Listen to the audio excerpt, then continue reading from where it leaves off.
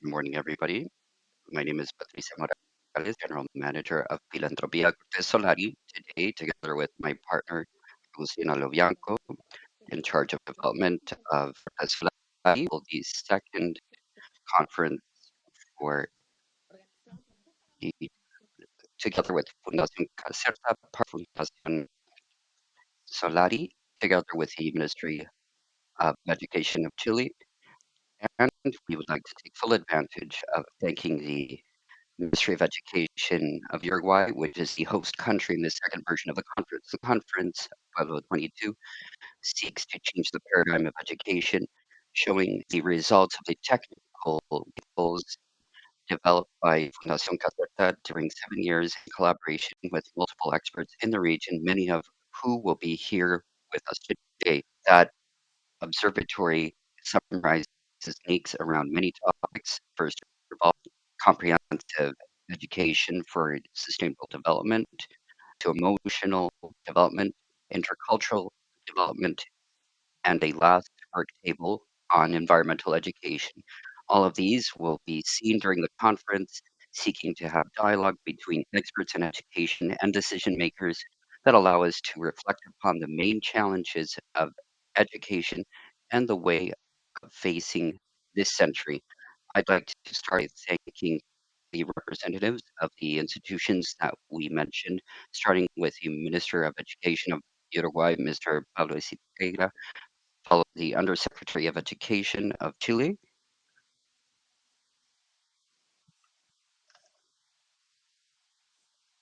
and it will be followed by Francisca Cortés Solari. And without further ado, I'd like to welcome the Minister of Education of Uruguay, Pablo Silveira.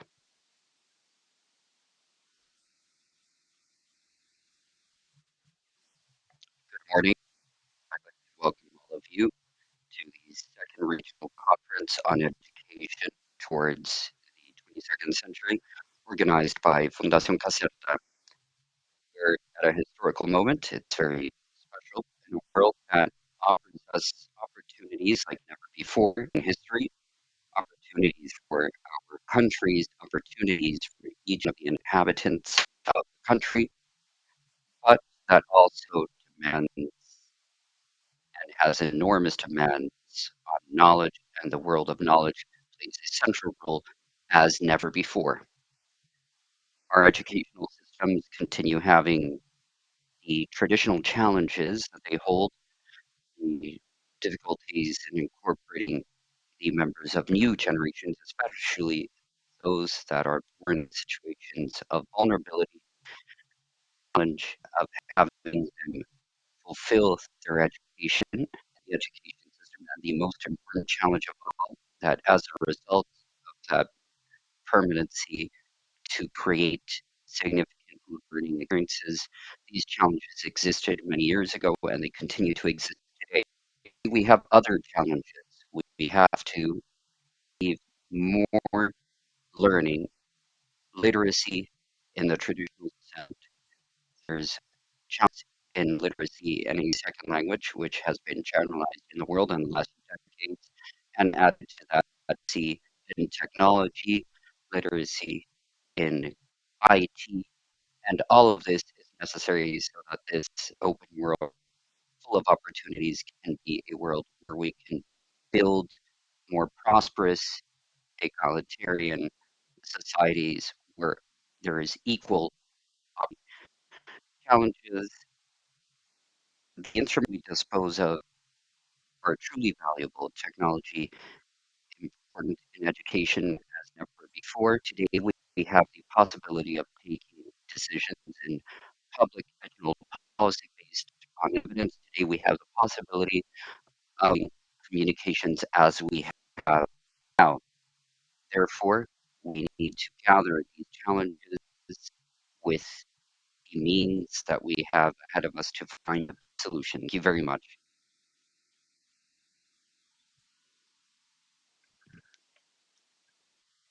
We like the words of the Minister of Education of Uruguay and also for focusing the changes we are seeing in society, especially in the fragmentation of information and the challenges seen in education. Now we would like to welcome the Secretary of the Ministry of Education, Mr. Toro, who is representing Chile. I'm Gabriel Bosque, Under Secretary of Education of Chile, and I want to greet everyone at the second regional conference on education when facing the 22nd century, which holds important challenges for the education systems in the region. Towards the 22nd century places its view in the future and the education to build.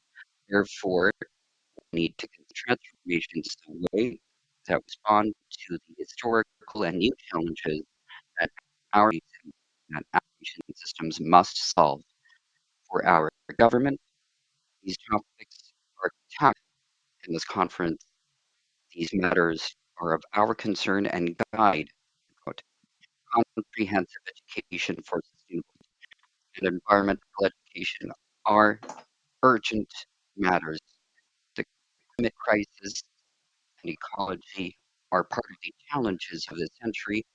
Therefore, it's necessary to build awareness around this to develop challenging practices to advance in fair ecological awareness in a society, and this must be seen in the education that we give to our students, not just conceptually, but also allowing for development of concrete initiatives. Socio-emotional development and education is truly important as well, specifically in the post-pandemic context. Schools must not just take care of academic education, it has to be a space to promote the development being of these students and that everybody is a part of the educational community. In Chile, we have tackled the issue of programs to support health of students in a direct way in the establishment, and our government has made efforts so that next year this program praised in its resources almost 40% to advance significantly in its coverage. Also think of the support that is given to the teachers in this matter and the rest of the personnel in these establishments. It would not be comprehensively covered if we just limit scope to the students. In intercultural education, we must take charge of the diversity that exists in our society. The region has had important migratory flows in the last few years, and we must have capacity to assimilate this situation to value diversity it gives us, as well as strengthening of our educational system in covering, transmitting, and developing knowledge and cultural diversity of the native peoples that are part of our countries. Education cannot just be an instrument for homogenization, rather, it must protect the present city in our territories. All of others must be tackled in the post-pandemic context. The effects that in the environmental aspect were held during the confinement are important, such as the circulation of students, the educational system, the recovery of assistance, the impact on learning and social emotional development of students. All of this requires and time for its recovery. That's why innovation must act addressing these concerns. We believe that the reactivation of the educational system is an opportunity to carry out the reforms that these schools and systems require. I hope that this space is taken advantage of and fruitful to respond to today's challenges and projecting towards the future with a focus on national communities, their needs, and their desires.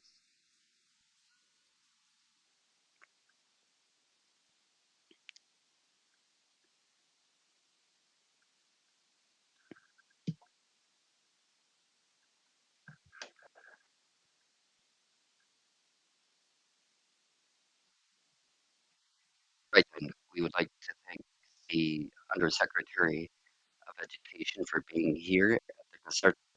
conference emphasized two elements: the dimensionality of education on the socio-emotional area and cultural, and to place an emphasis in the need of advancing towards integration that allows youth to face the challenges of climate change. Currently, we wish to welcome our Executive President of Fundación Caserta and Fundación Solari. Francisca is an entrepreneur, philanthropist, and advocate for nature, high philanthropy, which combined the private sector with public use, with transitional therapy education. She's been in education portability in Chile and the world, and Filantropia Cortes Solari promotes comprehensive education through science and conservation that was born with Fundación Caserta to serve comprehensive and in the year 2012, Fundación Caserta creates the Human Road Mappement, which is our theoretical guide for the programs and projects for comprehensive education. All the activity of Filang Solari. Francisca is also a highlighted leader at the national and international level and current representative of COSOP, which a group that represents women and gender for 2023. And also, she's been awarded many prizes for her leadership and highlighted in 2022 with the Green Cross Award for Sustainability, and also for a number of other awards, such as 100 most committed Latinos to climate change and influential women, among many other awards. We'd like to welcome Francisca Cortés Solari.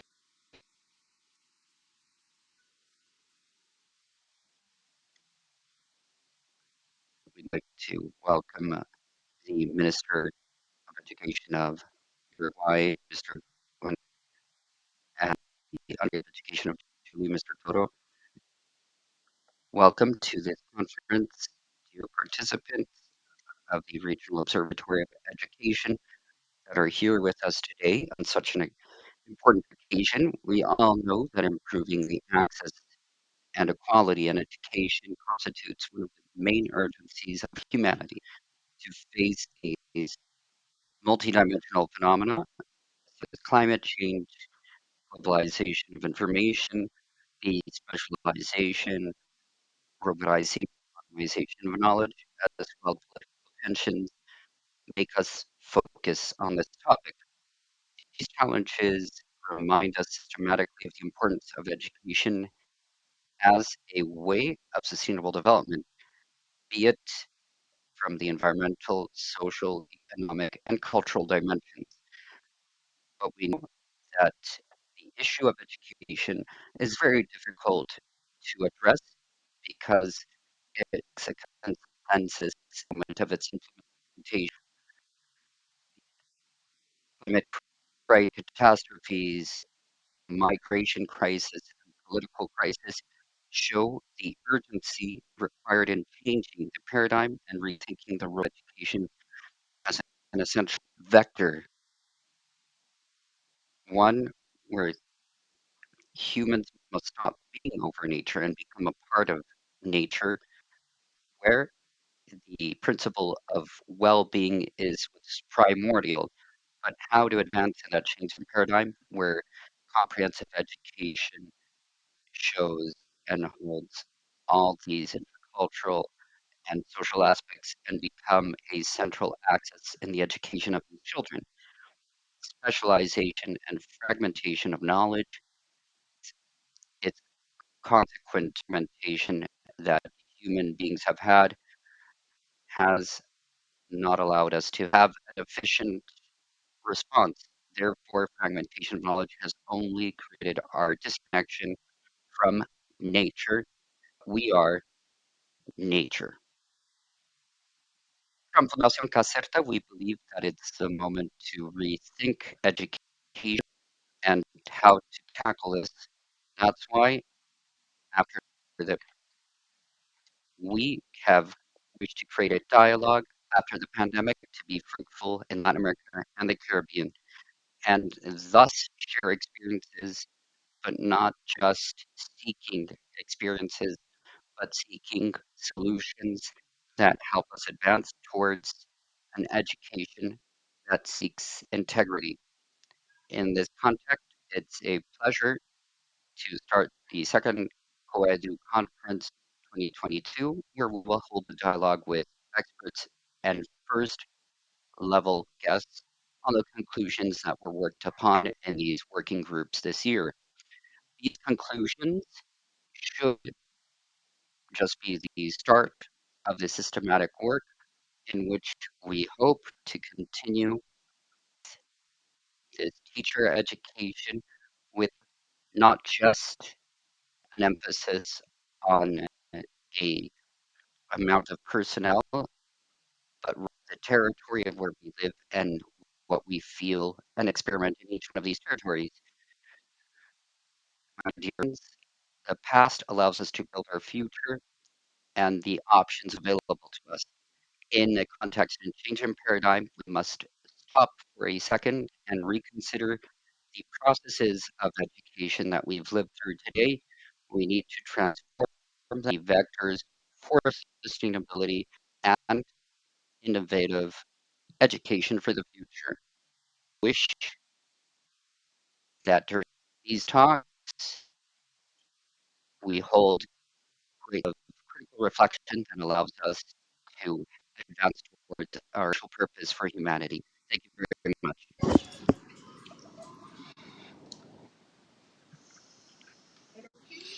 We thank the words of Francisca Cortés Solari from Fundación Caserta and would like to thank the enormous effort for the past 20 years for integral education, focusing on the consensualizing education, especially when sustainable development requires holistic view, which helps the environment and cultural factors. Now we would like to thank Marcela Renteria, who's the regional director of peace in Harvard University in Chile. She is the executive director of this office from the David Rockefeller Center for Latin American Studies from Harvard, and she co-founded this office, making this the first office abroad, which is covered by this university, and it works as a model for Harvard for teachers and students alike. She has ample experience with academic experiences as well as international with Harvard professors,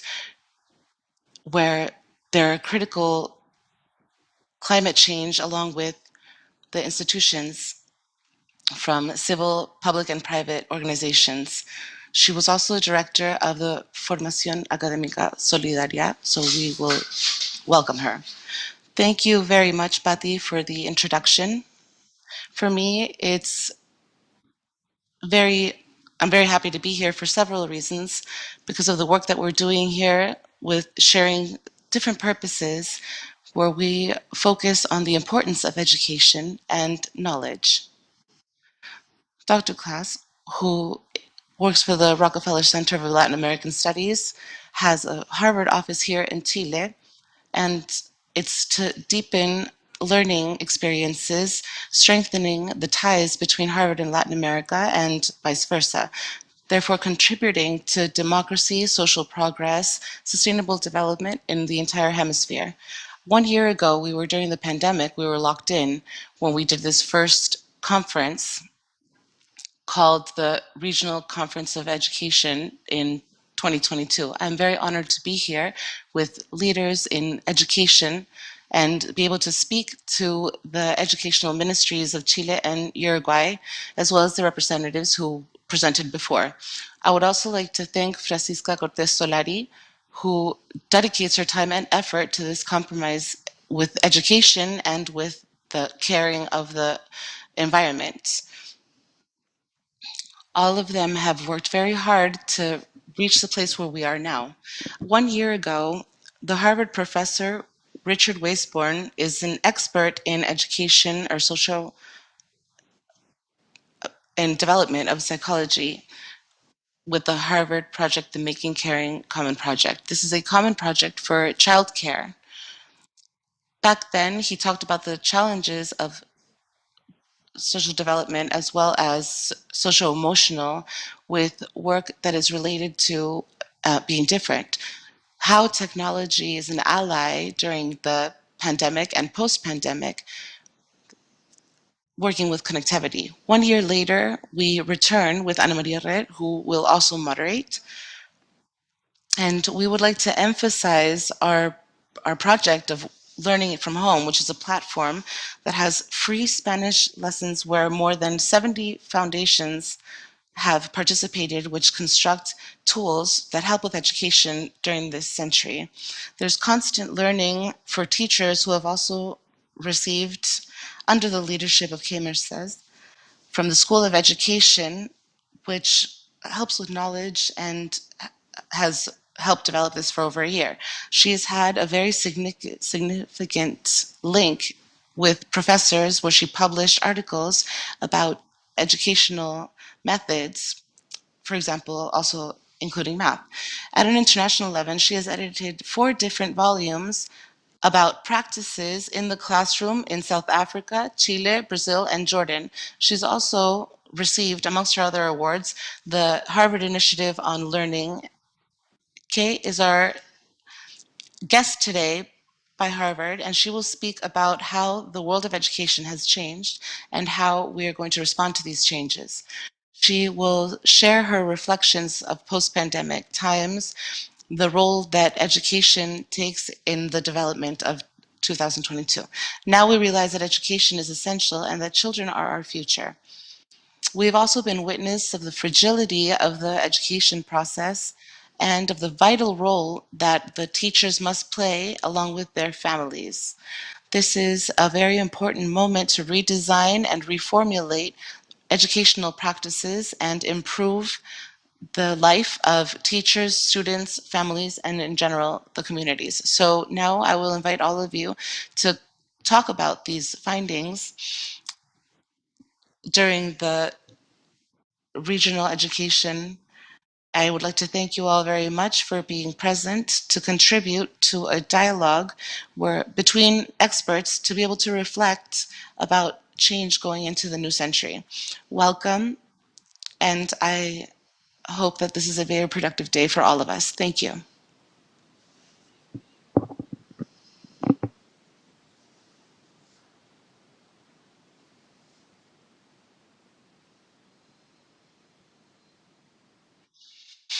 We thank these words from Marcela and, of course, the strategic alliance which we've had on the second consecutive year under Fundación Caserta and Harvard University, which allows us not only to exchange knowledge, but also share and create future knowledge. And again, thank all of you for the Learning from Home project, which has been essential during the pandemic and post pandemic. Now we're going to start with our presentations, and we're going to start with our executive president's presentation, Francisca Cortez Solari, who will speak about integral education and quality during these times. Good morning to everybody. Thank you very much for sharing with us today in this second regional conference for education in the 22nd year, 2022, where we seek to integrate ideas and learning experiences, also uh, including our knowledge and our regions in Latin America and the Caribbean. I would like to thank all of you for being here. What have been our learning experiences from the philanthropy Maria Cortez Solari during these 20 years of work that we have had in education? We are nature, and conservation is a personal and challenge with the survival of this planet. Culture is key to understand our origin, our belonging, and our identity. Science has given us proof to help us make decisions with more responsibility and consciousness. Education must be integral to transform the human being and that come back to their being. Spirituality and their values are fundamental for the community and societies that will be more happy and sustainable. What are the challenges or the current challenges that we have for this paradigm shift, and why are we speaking about this paradigm shift? The world is challenged by environmental, social, economic, and cultural factors which threaten our sustainability and our human condition, and along with this, the habitat which maintains us. These challenges require new abilities from the community in order to face the challenges of this new paradigm. We estimate that 100,000 additional people are going to be in a situation of poverty from here to 2013 due to climate change. Now we're going to speak about what are the challenges of education that we're seeing today. COVID-19 has provoked the largest problem in the educational system, affecting 1,600 students that belong to 190 countries in the world. UNESCO estimates that 30 million kids are about to drop out of school. Work has been very difficult, and 1% a year, or 8,200 teachers, have left classrooms in this country. So the question that we have to ask ourselves is, how do we face this challenge, the structural challenge that we are living today? With the understanding that we cannot separate education or what's happening in the world with the climate change, we see problems of drought, increase in temperature in the atmosphere, contamination in the oceans with plastic, and the entire agricultural issue, the melting of glaciers in Patagonia and Antarctica, millions of people with a pandemic such as COVID, but also different pandemics which have been arising nowadays, which are threatening us as humanity. The other thing that is very impactful is that 150 species are extinguished or becoming extinct in the world today. Then we have to understand and trying to articulate what our vision is and why we're speaking of this paradigm. We understand that at one point, this paradigm, which is more lineal, has fragmented the knowledge of humans. This is dividing science and spirit when science couldn't explain certain things that had to do with spirituality. Science looked for and also fragmented knowledge of the human beings and derived from a vision which is utilitarian of education and the formation process. It was operated under the supposition that this ends with the current human status. And in this sense, the last century, quality education has been understood under this prism. And René Descartes, who said, I think, therefore I am. So everything that was there at that point in time was doubted. Everything that I put out is being doubted. Now we can see the human being on the diagram on the left, and then we can see the model, which is on the diagram to the right, where we speak about the human is composed of four different dimensions, which are very important when it comes to education or transformation. We talk about body, emotion, and spirit. So, what is most urgent is that we're working in a lineal paradox, which is based on content, individualism, competition, and also maintaining uniformity in the consumers. And here we can see ego, human beings' ego, which is standing on top of everything, understanding that he is above the pyramid of the ecosystems. And the paradigm shift is passing from a circular paradigm where humans can integrate themselves as a part of this large integrational system. We also speak about ego when we are looking for development today, which helps individuality and looking at this in a collective manner, the importance of collaboration and conversation, and the link, the importance of looking at ourselves, diversity, self care, ecosystems, and also the search for happiness. What is the role of education in this paradigm shift? The General Education Law of Chile says to us that learning has to be permanent, There has to be a spiritual development in intellectual as well as physical. The values of knowledge and the ability, diversity, and multicultural factors, as well as peace, speak of the national identity of belonging in this territory. Also, conducting people to help them achieve a full life, responsible, tolerant, democratic, and being an active member of society. All of this in order to work and construct territorial development of our country. This is also a part of our inspiration in during all of these years. And we also ask ourselves, how do we implement this integral education so that we all seek for in this new paradigm? So now we're looking at the human development map and also the map of territorial conservation, which are the two maps that we have worked on during these past 20 years from Fundación Caserta and Fundación Meri. So here we're speaking about human development, which is what we have constructed and why. And then we're going to pass to the territory model. When we speak about the central development map, it's fundamental when we are creating these programs.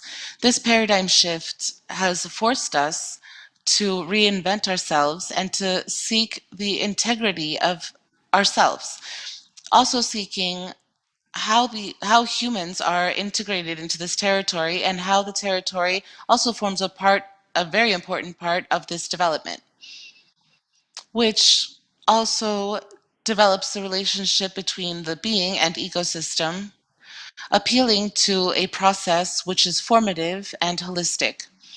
And at an educational level, this has helped us throughout the years to work from an individual work into a collective work to face a paradigm shift which is associated to climate change and the biodiversity crisis, politics, economics, and central. So we have to This develop a methodology to help improve our education with the program that we have done in the Caribbean and Latin America and also in Europe. and finally, And what we have to do is to continue with this and compare the programs to be able to see the results that are obtained when we are in these interventions with the activities that are different for the development of people. So here we're getting basically into this human being in this map of comprehensive education of the four dimensions, which has to do with body, emotion, mind, and spirit. The human beings are indivisible beings in these four dimensions, as we said before. In just one entity, they're able to reach fulfillment and development and happiness. When we talk about this comprehensiveness, this integration, as we see in the slide, we see the territory. Therefore, this human being is interacting with the territory. And it's not the same to be in a territory such as Chile and Mexico or Europe. In a European country, there's differences that are cultural and territorial, which are fundamental. On the other hand, we also must understand that human beings, us, and all of us that belong to this ecosystem, are linked as well with the universe, which means that we're factually linked between the territory, the universe, and human beings. And here we go into what the lines are and working in our educational programs. When we talk about the body, it's fundamental to talk from doing, the development of abilities, the development of corporal abilities, in emotions from feeling, the development of attitudes, and in mind from knowledge and the development of differentiation.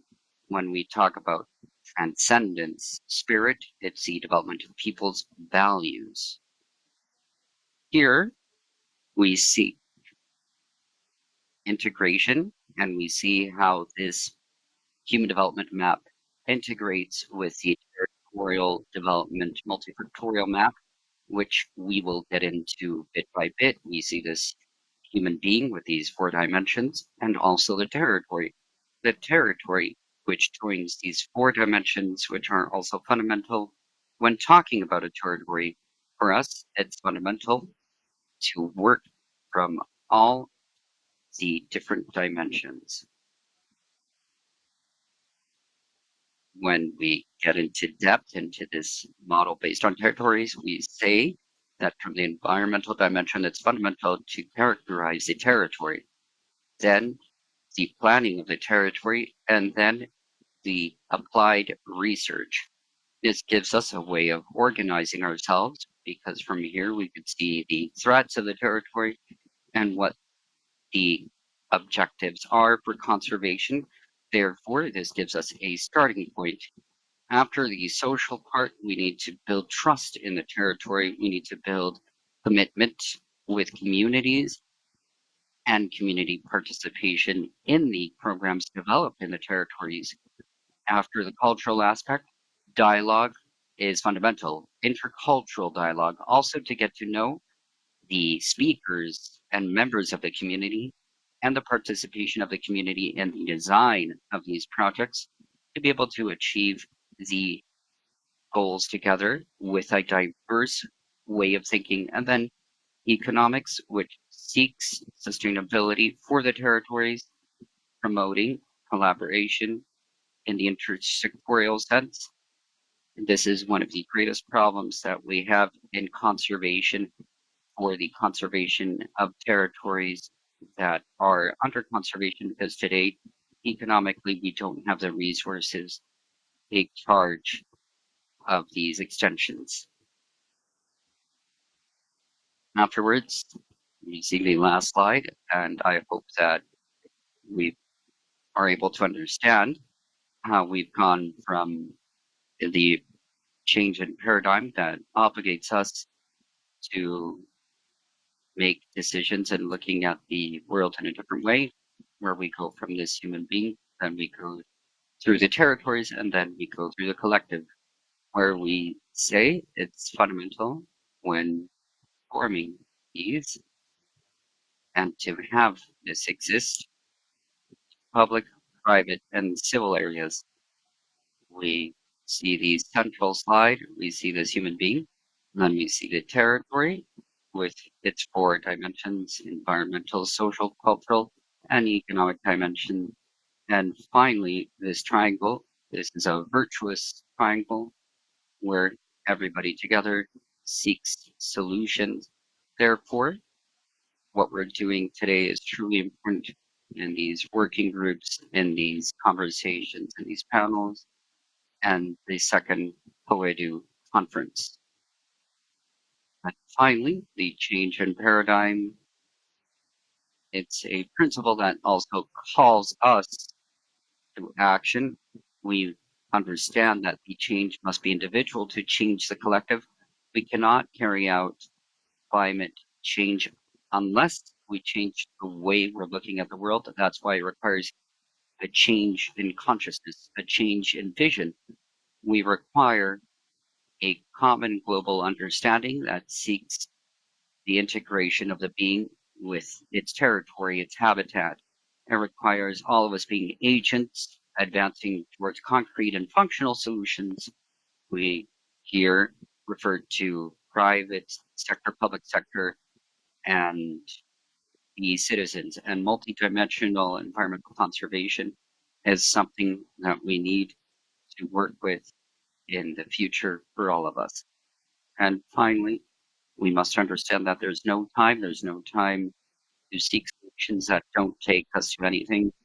We need quick solutions that are concise and that can be applied and to have the flexibility for change. And finally, it's time to be generous and to be reciprocal with Mother Earth.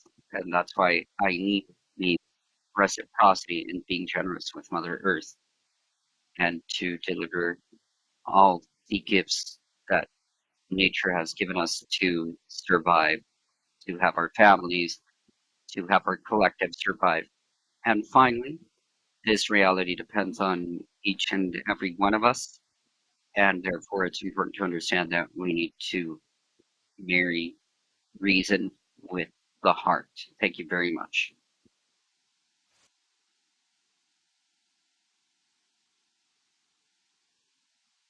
20 years at the service of comprehensive education, body,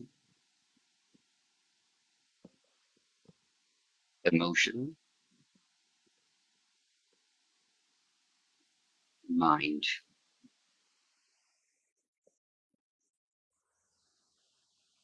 spirit. Nature is our natural laboratory. First, in our great classroom, we need to advance from ego to eco, from individual to collective, where sustainability is a reflection of personal and multidimensional growth. Join us.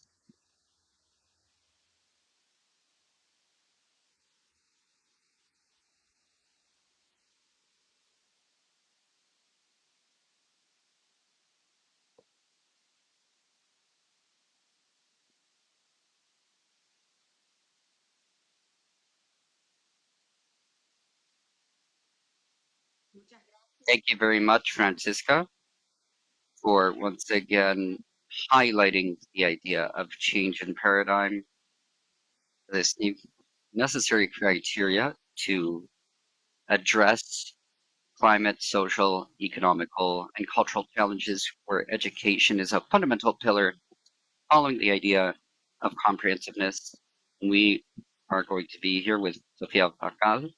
Sofia is an instructor in the Arte de Vivir España, psychologist of the University of Buenos Aires, Argentina, coach, business trainer, founder of Skills for Science, and today she's going to carry out an activity to have us center ourselves before comprehensive education panel. Thank you very much, Sophia, for being with us once again, right before the panel. Go ahead, Sophia. Good afternoon. My name is Sophia. Good morning. I'm an instructor of the Art of Living, where we teach breathing and meditation and mindfulness techniques. I hope you're having a wonderful experience in this version of Coeduca 2022. And on this occasion, we wanted to propose a space for critical reflection and for learning useful techniques in your day to day. I worked as a teacher for many years and in educational centers. Now I live in Spain, in the vast territories in the north of Spain, and I work as an educator in other areas. But what always caught my attention was learning about myself and how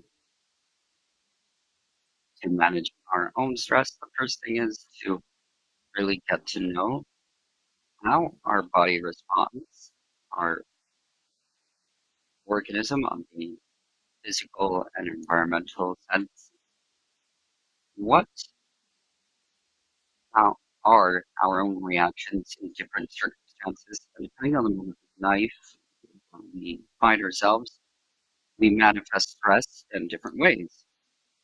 Sometimes we only associate it for something related to, for example, a panic attack, and we say, okay, I'm not in a panic attack. But sometimes it manifests different ways. So then,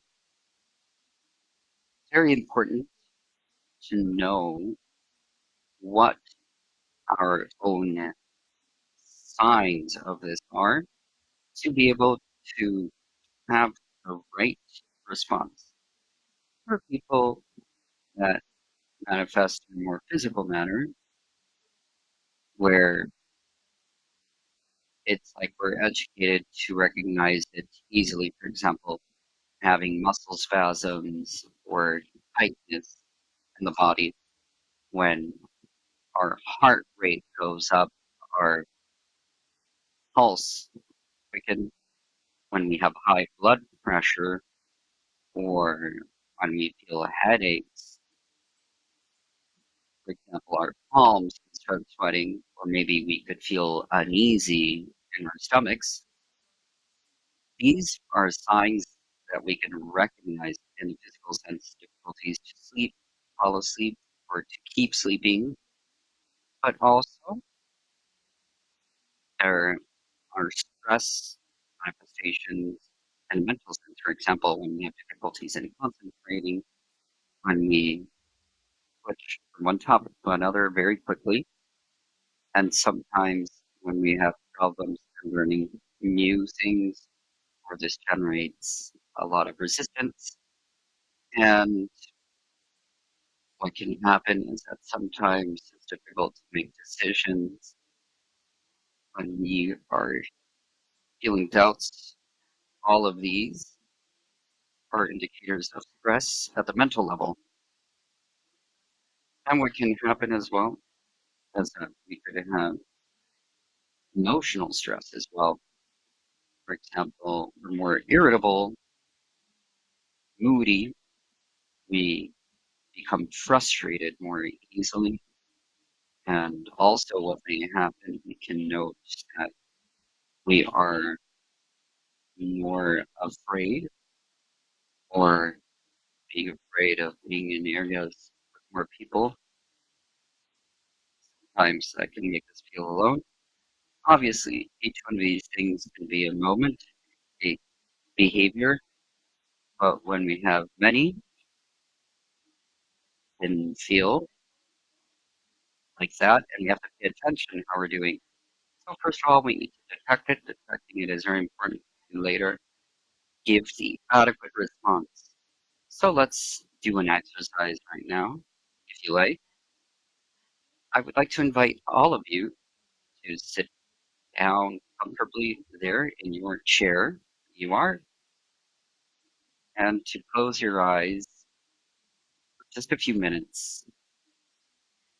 Inhale deeply. Inhale through your nose and exhale the air. Breathe out.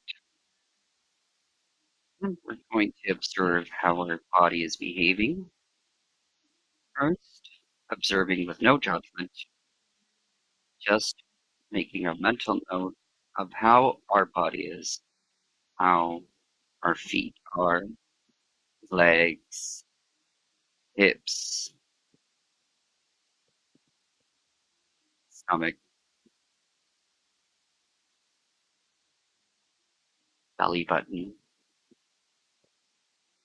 chest, hands, arms, shoulders, throat, face, and let's relax all our face muscles, inhaling deeply and exhaling, relaxing all your body.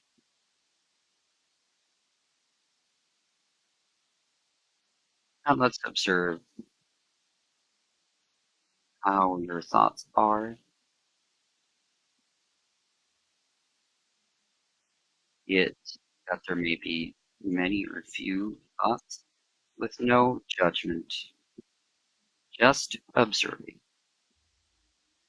be it negative thoughts or positive thoughts, just let them be.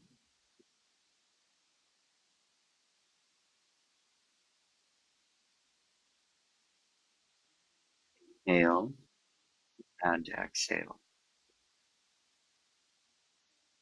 and observe if there's feelings, be it a pleasant feeling or an unpleasant feeling. Observe these.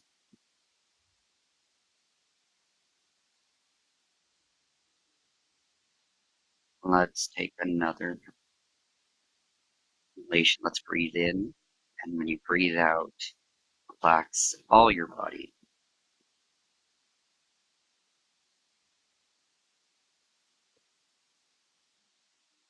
Once again, bring your awareness to your thoughts,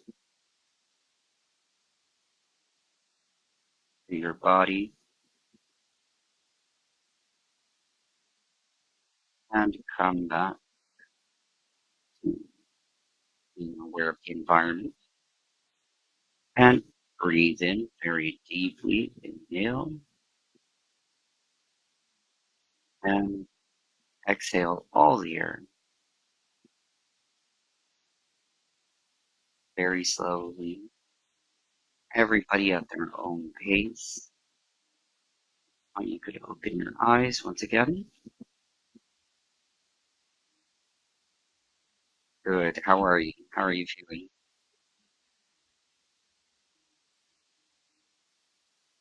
So this type of scan helps us to relax and to observe how we're doing. And according to how we're doing, it's a check that takes 2 3 minutes, and it's a mindfulness exercise that's very effective to be able to become aware and to achieve what we need. So if you see we have tension on the physical level, you could see yoga, you could see physical activity, you could do that. If you have too many thoughts, you could do a guided meditation. Meditate is 20 minutes, is 4 hours of deep rest. It's a very useful tool that helps us reach the the end of this day with the greatest amount of energy, just like in the morning. Thank you very much for having shared this space with me today, and I can see you at artofliving.es. Thank you very much.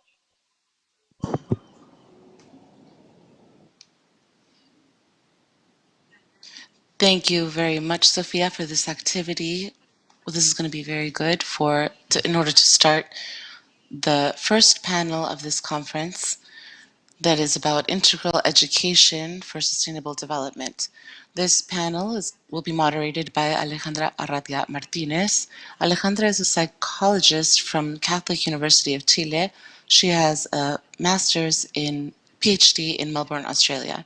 She was the national coordinator for curriculums and evaluation for the Ministry of Education from 2014 until 2018. And currently, she is the executive director of the Education Foundation 2020. Welcome, Alejandra. I would like to thank you before you present to all of the panelists of this meeting. So thank you very much and welcome, panelists. Alejandra, now you can present, and I wish you an excellent conversation. Thank you very much, Agustina. To everybody who has been or participated during this first hour of our meeting, I'd like to thank everybody for thanking me and inviting us from Education 2020 to participate in this panel. Francisca had a very interesting presentation about the new focus on challenges that we are facing right now, and it completely joins us. And aside from Educación 2020, it's very significant and consistent to what we are working with. We work with more than 150 schools in Honduras, Nicaragua, and Chile, so I'm very happy to be able to collaborate. First, I would like to welcome the panelists. We actually have a very important panel, and I'm very happy to have you here. I'm here from Mexico. Hi, no, Edlinda is from Mexico, and she's the director of sustainable development in Mexico.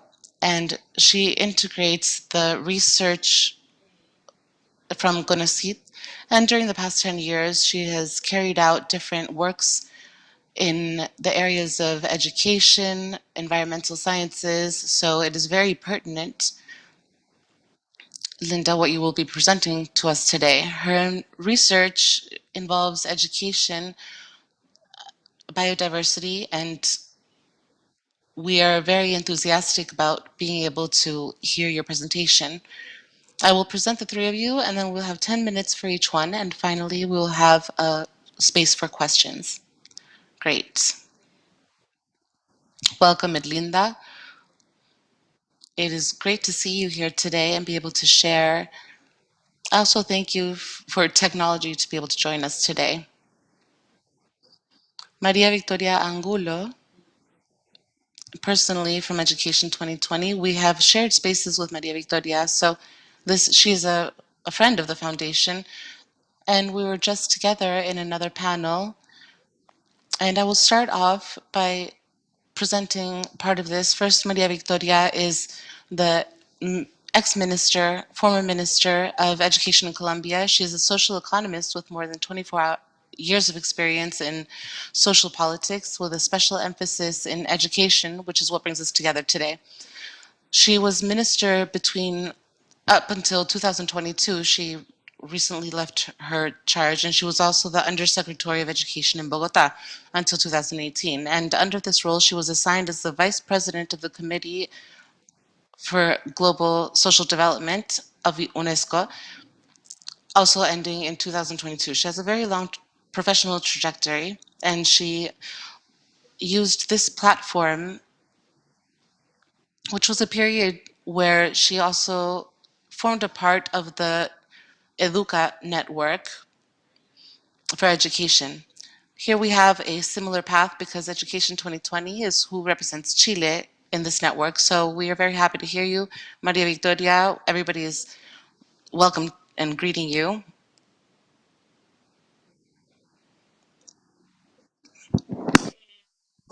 And finally, Juan Davila Verdin, who is the founder of Future Ed. Is that well pronounced, Juan? Great.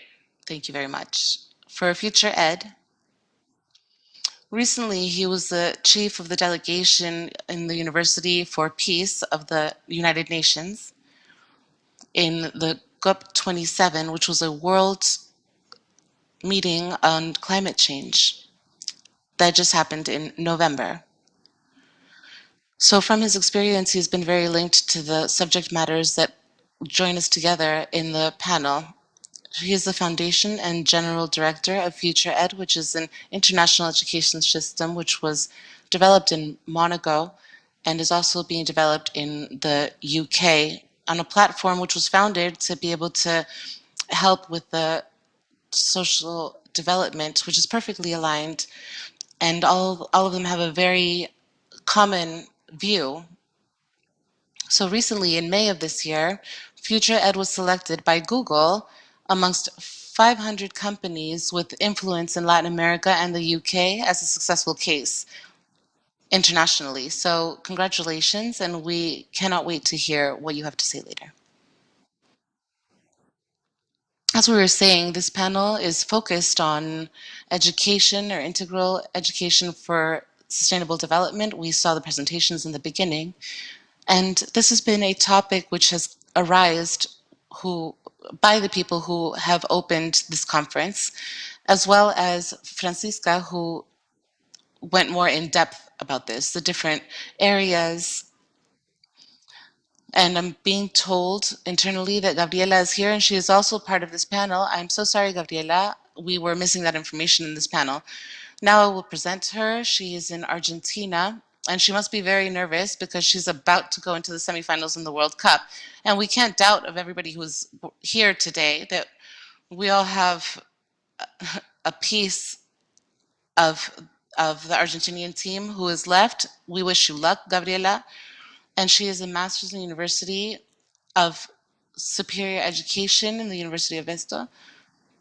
She is an expert of planning and cooperation matters in the development of education, science, and culture. She also has a degree in psychology. So, Gabriela, thank you very much for being here. She's also been focused on education as a fundamental human right. And this is something that we at Education 2020 would like to invoke to not leave anybody behind, how the necessity or the need to change the paradigm in education. She is also a university teacher in different Argentinian universities. She has very much experience in the academic world, and she has taken executive charges within the universities and also in the Ministry of Education in Argentina. I'm so sorry, Gabriela, that I skipped you. I wasn't sure why I couldn't see you, but now the four of us are here in this panel, and we are ready to begin.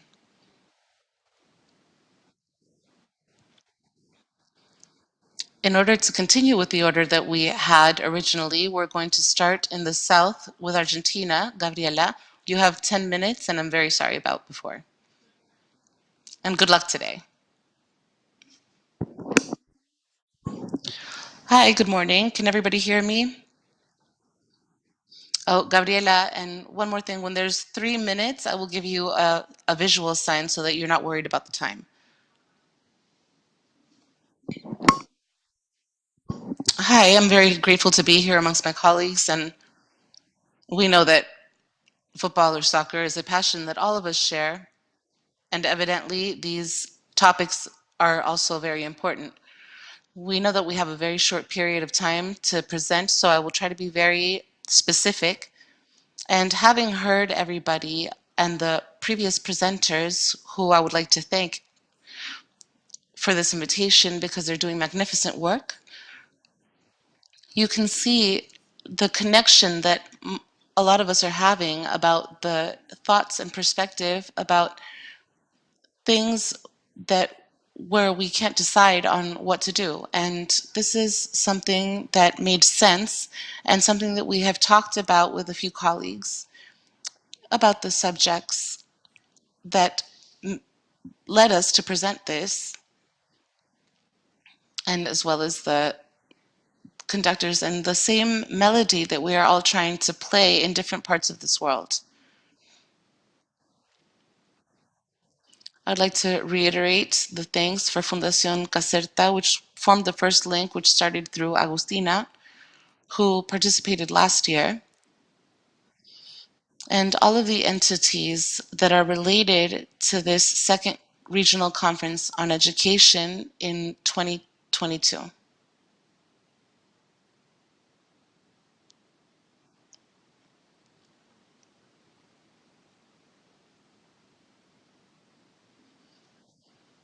Sorry, is this okay?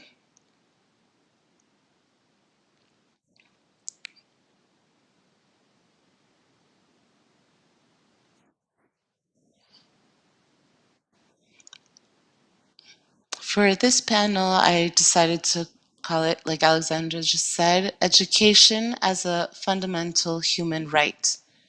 We must innovate to not leave anybody behind. This is something that has been repeated specifically with UNESCO and with a lot of institutions that regard environmental, educational, and health. But today we'll be speaking about education. So aside from my specific words that I prepared for this panel, I would like to highlight the works that have been done in collaboration for the observation document. There was a lot of compilation and which was led by Fundación Caserta for Sustainable Development by an excellent team from Caserta Foundation, which was directed by Carolina Morbos, amongst others, and where we had the opportunity to share and get to know colleagues in different countries. Here we have formed part of the table for education for sustainable development. Among them is Linda, my colleague, who will continue after me. This is very important to mention because a large part of being able to go in depth about these issues is a very rich opportunity to be able to share with colleagues from different countries. So, what does integral education mean for the future? What does it mean to position ourselves in this event today, which is taking us into the 22nd century? The most important thing is to understand the contribution for the generation from an educational standpoint, which is focused on the development of the potential of human development from a holistic point of view. We had to make an effort to be able to select these most important topics because it is a very broad topic, but for that you will have the documents for the integrational topic as well as social emotional as living people. And we would like to repeat that education for economic development or social development, we must never forget it because this situation is understanding education and where we are positioned regarding the right of every boy and girl to access the same, which is not nowhere near being able to accomplish this goal. So I made the 2030 agenda, and we have to quote the Great Umbrella in order to specify the 193 countries which got together and agreed upon. I found a spiritual intelligence where I will prove scientific research from the University of Oxford, where we can also discuss what is being said here and give a qualification jump of how emotional and intellectual topics are integrated. And we just spoke about mind, body, spirit, and emotion. And within this, there's a definition on the same wavelength. The idea of a paradigm shift is also, which sounds a little outdated, but the revolution of paradigms, which was mentioned before, always makes us see a group that resists this step and how the archetype and the construction of this new paradigm, which helps for the same. So this is very synthetic in this presentation. It's going to be in this area. Also the interdisciplinary part in the sense that compartmentalization cannot be produced as a way of teaching. This brings us to talk about education under leaving behind the competencies if the technological revolution, which was also mentioned, follows the speed, data will be quickly accessible, that the importance of education will be in seeing how we combine these data, why we have them, and who are the producers of that. That type of intelligence and that type of preparation is the one that we're going to have to concentrate on in the next decade, according to what I understand. Also, we've talked about the environmental focus in education, and we must not leave out the great role of teachers in the pandemic who we cannot thank enough, just like the health system and what they did in these last 2 years, especially those that have always worked in that. Without them, there's no possible change.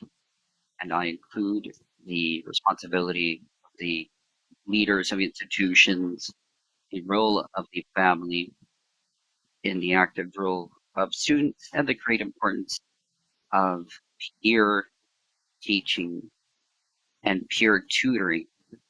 This has an effect in teaching, which helps generations and what other colleagues are not advanced in some subjects and what they can do for the rest. This is something that I really highlight in teaching and teaching as an experience. This obligates us to recall the Declaration of the UN, the Universal Declaration of Human Rights. Please notice how important point number 2 is. When there's and official recognition of education as a human right, and it's that education will have the objective of full development of human beings and the strengthening of respect and freedoms, of the fundamental freedoms, to favor the understanding, tolerance, and friendship between nations and different groups and religions, maintain peace. We talk about values of acquiring knowledge. I want to highlight this, and this is from halfway through last century, and we mustn't leave out the 2030 agenda. I know my colleague Linda will go into depth of this, which is something we all must keep in mind, focusing on objective goal number 4, which is education with quality, where we talk about education as a fundamental right, words like inclusion, quality, opportunity appear. We've been mentioning this for years. And goal 4.7, we recall other concepts which are more ample, more related to this comprehensive digital education panel. Here, we see that from here to 2030, we must assure that all students acquire theoretical practical knowledge that's necessary to promote sustainable development, among other things, through the education on sustainable development and sustainable lifestyles, human rights, gender equality, promotion of a culture of peace, nonviolence, world citizenship, and the valuing of cultural diversity and cultural contribution and development.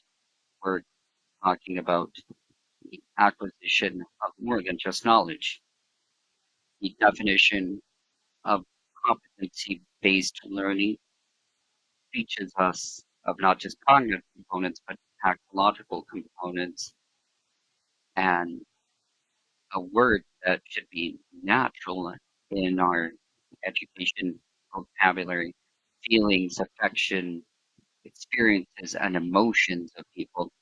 Therefore, we're talking about getting to know, understanding, and acting and being. Let's not forget being.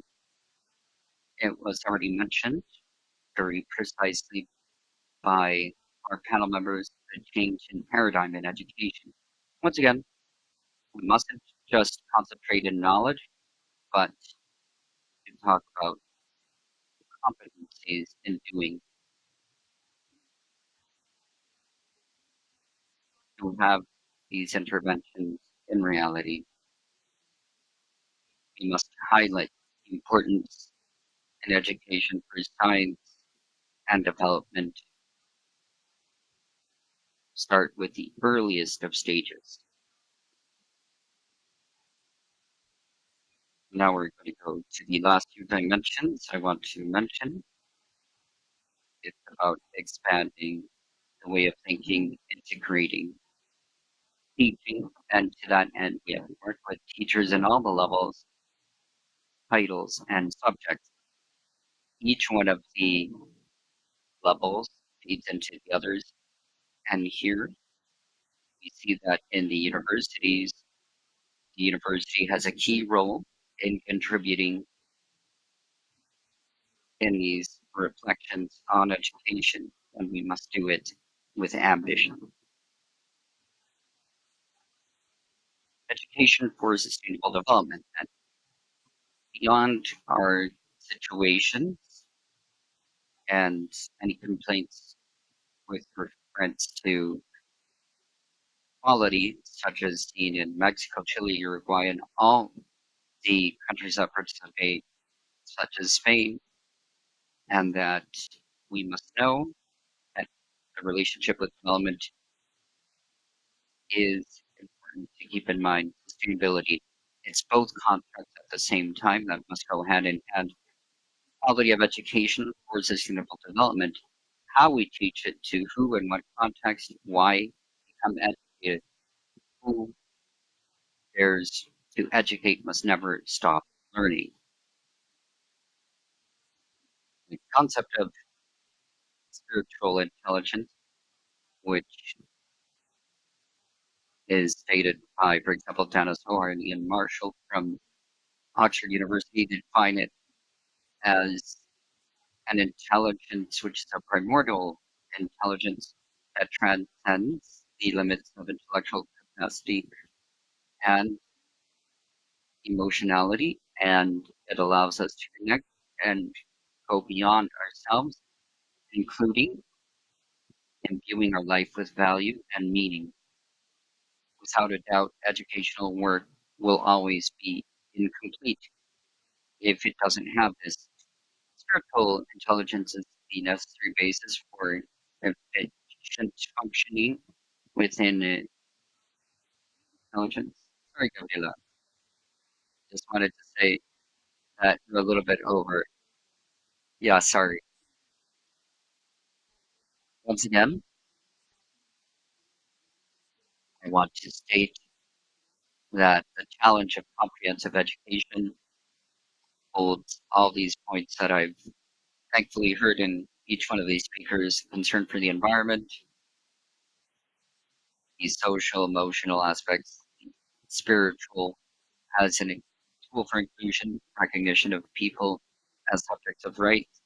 I'd like to reiterate that education is a universal right, so we need to sensitize and train the academic community, not just in global competencies, but also neurodiversity, something that includes all of those that connect every neurodivergence, be it on the autism spectrum or others, that they should be included in educational institutions, and we have to look at them with comprehensive points of view.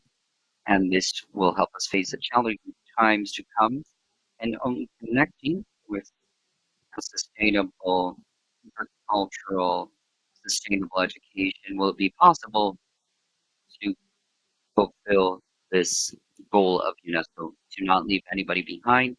Thank you very much for your attention, and I'm sorry if you've been seeing my screen. Thank you very much, Gabriela.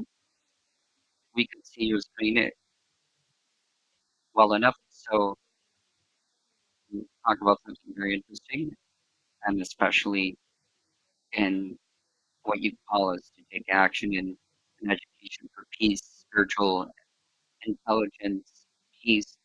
It's very comprehensive, especially looking at the role of all the stakeholders and the need to join the what and the how we work in the schools, how we have all of these students be key players in their education. Now we're going to go from the south to the north. Linda, good afternoon there. I think it's 8:20 there.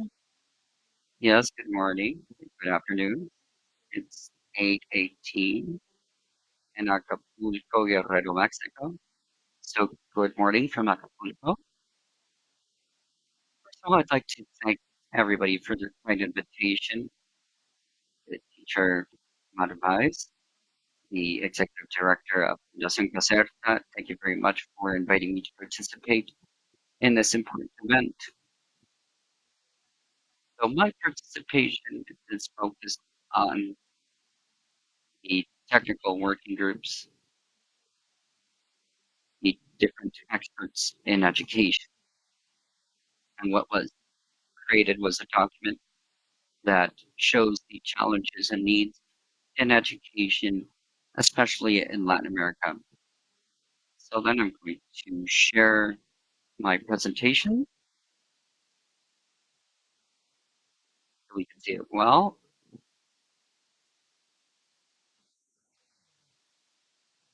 It's loading. Okay.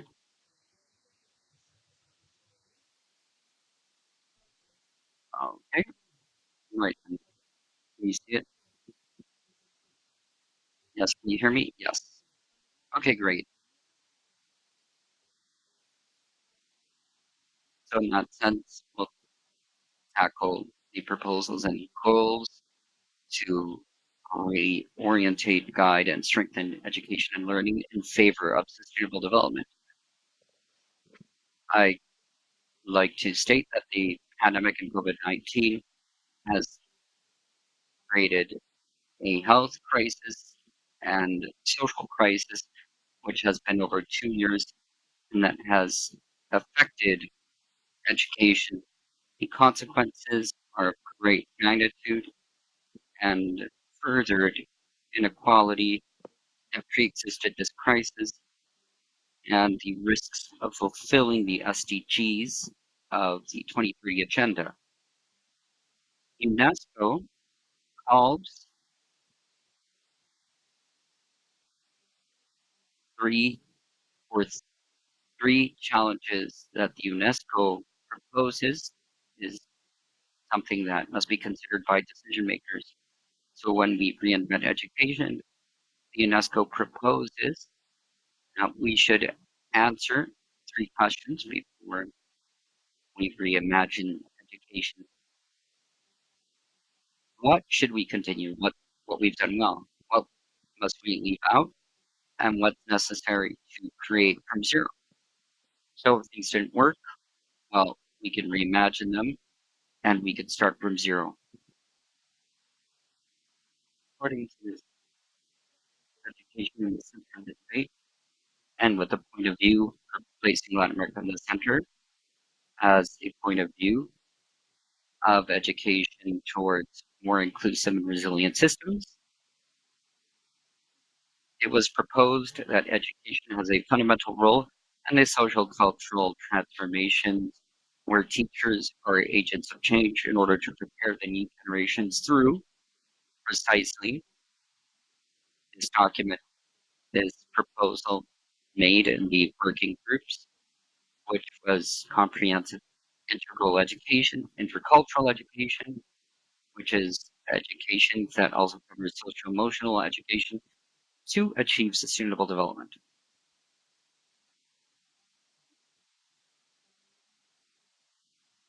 Great proposal with a comprehensive focus. It's fundamental that this contribute to the generation of a pedagogical model focused on human development from a holistic point of view that helps co-achieve objective number 4 of the SDGs, goal 4.7, indicator 4.71.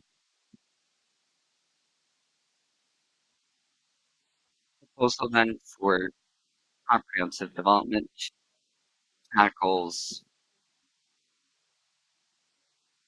a flexible curriculum as a key strategy, territoriality in education, creating an educational community as a fundamental pillar for education, the building of knowledge, and the creation of educational ecosystems that create social cultural spaces, among others.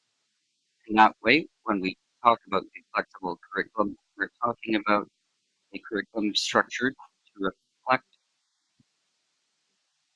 and to be flexible in pedagogical practices that's able to address civic, cultural, environmental, social dimensions, achieving a balance among the different demands imposed by the multiple stakeholders of the education systems.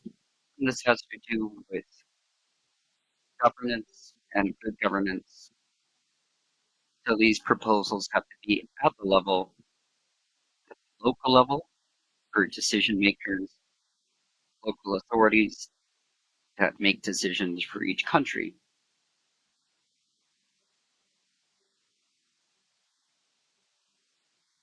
Thus, we would speak and talk about reimagining this of when we should consider a position for a flexible curriculum. We don't just consider flexible curriculums, but also within the proposal, we must adopt positions that include the particularities of each territory in the processes of teaching and learning. And these, in the pedagogical practice, must be contextualized in order to promote the meanings that transcend the students themselves. That means that they're relevant to the student. And also, it's important to consider the space where the institution is found, because each one of these contexts will give pertinence to students and specifically with their learning experience and the story that they live through every day. So it's very important to consider territoriality. That's very important. Likewise, it's important to create a community of learning, and these learning experiences, um, the nucleus, the academia, where we see educators, etc., and families play an important role in the education of each student. In this sense, they need to intervene. It's they have the capacity of strengthening the processes for learning and driving them through the school communities. The participation of multiple stakeholders in education is fundamental for the processes of teaching and learning. The education ecosystems generate social cultural spaces are very important as well. Here, they help with their artistic, intellectual creativity and sports, and we mustn't leave out the education under civic parameters and values that society requires. Just as a conclusion, then we would say that the COVID-19 pandemic exposed the fragility of education and exacerbated, let's say, the pre-existing inequalities. Nevertheless, it also gave way to unprecedented change, the development of a great level of innovation at all levels, creating a series of opportunities in education around the world.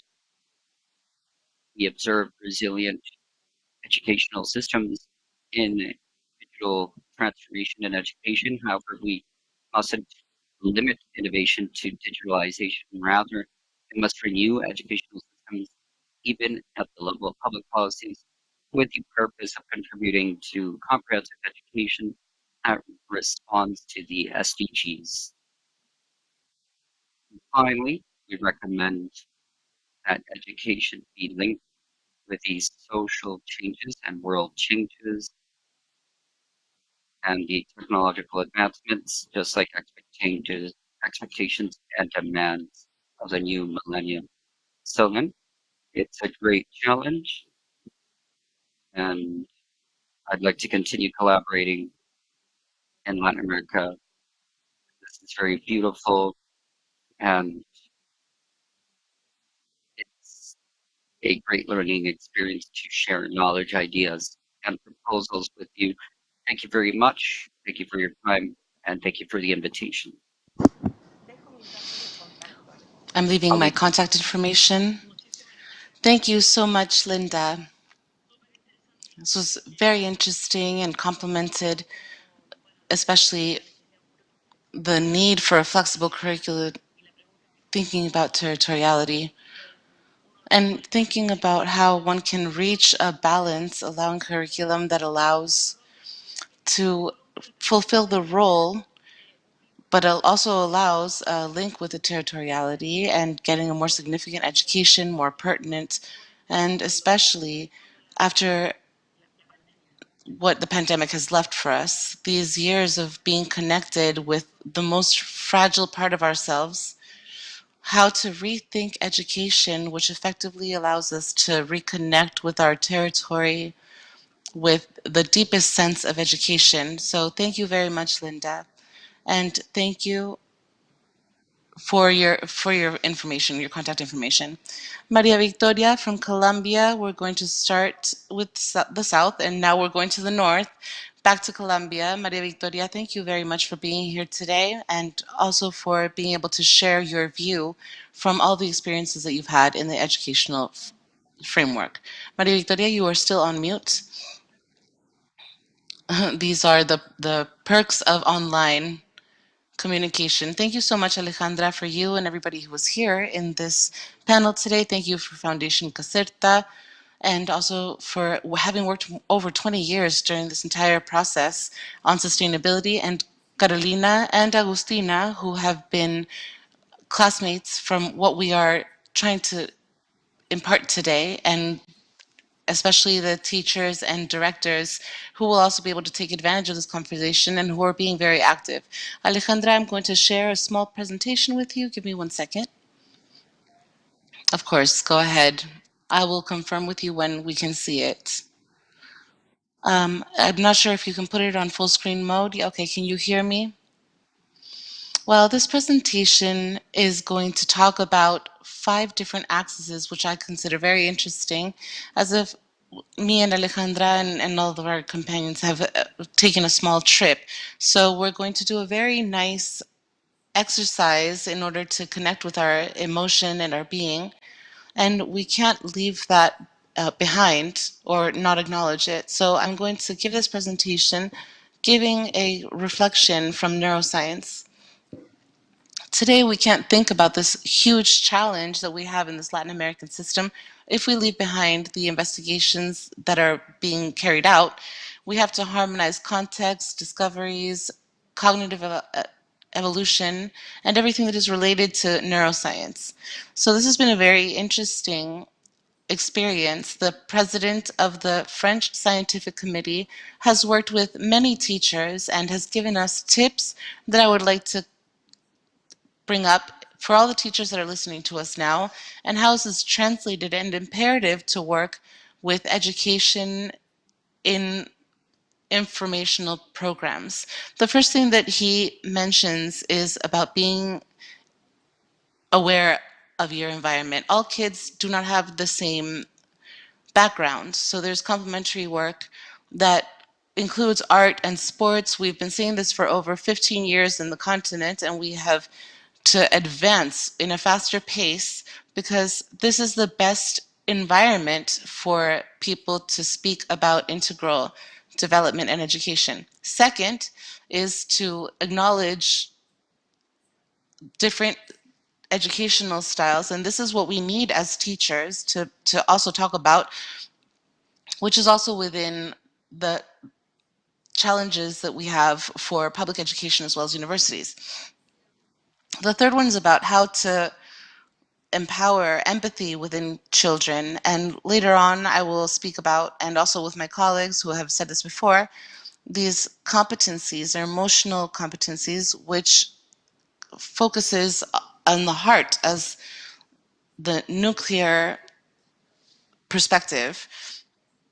So now we're listening to Andrea Slater, where what concerned him the most was the low self-esteem and the learning capacities as a consequence of the pandemic. We can see this by grades, age, sex, and the contexts are very different, but we can't lose focus on this. We need to reestablish learning from our mistakes and giving good feedback. So this is when teachers in these tutor networks to learn together and to be able to connect the feedback. So where do we start here? We start here with early childhood. We've spoken about many things today, but we cannot focus on integral education if we don't focus on Latin American systems for quality of the systems in early childhood, care, company, and the promotion of achievements. So this scheme focusing on early childhood, if you asked me 15 years ago, they have to be able to transcend and be able to talk about the concept of well-being. So the next slide, we talked about this from a neuroscientific perspective. How do we materialize this learning? We heard many presentations where they said that we haven't been able to achieve our reading point. So this also helps with literacy. So if we have literacy, then it becomes a more broad spectrum. What do we find here in Latin America is written and writing programs from the Ministry of Culture and also the elementary and middle school level. So we're talking about literacy and digital literacy where it was related to different environments, conventionally and unconventionally. So today we're speaking about a library or a digital library where we can also read out loud by parents and complementary reading in class and teacher networks. And something that has become much more common in Latin America post pandemic. So, what we need to do in early childhood, before 8 years of age, we need to see how each one of the children are doing if we want the situation to change. So, if we do the same thing over and over again, the situation won't change. And I believe that this trajectory that I'm presenting to you starts off by acknowledging what we've done before and the potential of teachers, as well as getting involved in change and introducing new elements in this process. So now we're going to go to the next slide. We went from learning about the learning curve and becoming a part of of this and also go into detail with other learning situations such as language that talks about pertinency and the workspace, um, the cognitive and uncognitive things in Latin America. But this has become more honest, and we found with teachers that we have to prioritize learning, and complementing them is even better. By prioritizing, what do I mean? Reading, math, sciences, focusing on robotics, and this has to be an obsession for everybody.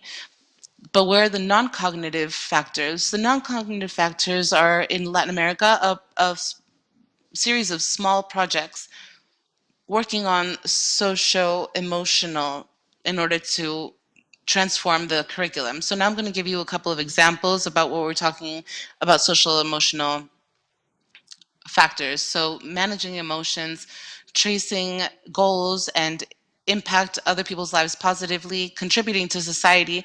And if we look at this in a matrix, thinking about a microcurriculum, which could be used by teachers who are working on reading, math, and sciences, we're talking about the emotional, rational, and development is a huge task because this involves curricular activities, learning constantly for teachers, and also that social emotional is not 1 hour of class, it is actually transversal in the entire learning process and evaluation so that we don't just stay on the theory. So here we're talking about emotional maturity. It's beautiful. It connects us with our history. And if it doesn't transcend into other people, then we need to talk about quality, and we wouldn't be able to take this leap that would help make the opportunities equal for these young people. So what I'm also speaking about in this slide, I would like to speak about high school and early childhood, the entire transition, and also focusing on high school and also innovation factors that speak about employability, going in depth with different preferences, but especially with young people who are scared, uneasy, they are passionate about anti-corruption and the environment, and we have to give them the stage about violence or other types of meetings, and they leader the conversation in development in Latin America. But this also speaks about the educational system. So how is this made possible? In UNESCO, the future of education and the future of education. So I will read very briefly in order to maintain our time. So here we have to talk about educational sectors, civil society, and also high school education. So first, we would like to focus on the diagnosis of the impact of this pandemic and focus on constructing on what's already been built, but also including new factors to speed up learning. So in early childhood needs to be a prime focus. We're not talking about schools, we're talking about territories and cities that are involved with learning. Innovation and hybrid learning will work for them and also to invest in them in Latin America to close that gap, which was very visible during the pandemic. So, public services, internet, the quality of environmental educational factors, if we leave this aside, then we're not going to be able to have this stage to be able to complete all of these reforms. So, this also speaks about the teachers, how to identify them, how to go with them, and how to introduce all of these factors within teaching, mental health policies for everybody within the community, focusing on what's important is to be connected with your mind and your soul to be able to finish this process. And something that hasn't been spoken about, and because we have such little time, I'm almost done, Alejandra, is the role of the universities and further education. It shouldn't just be papers and research, which is their research and which is their focus. We have to open the door to these schools because the future of education depends on the broad variety of topics that we've talked about in such short time.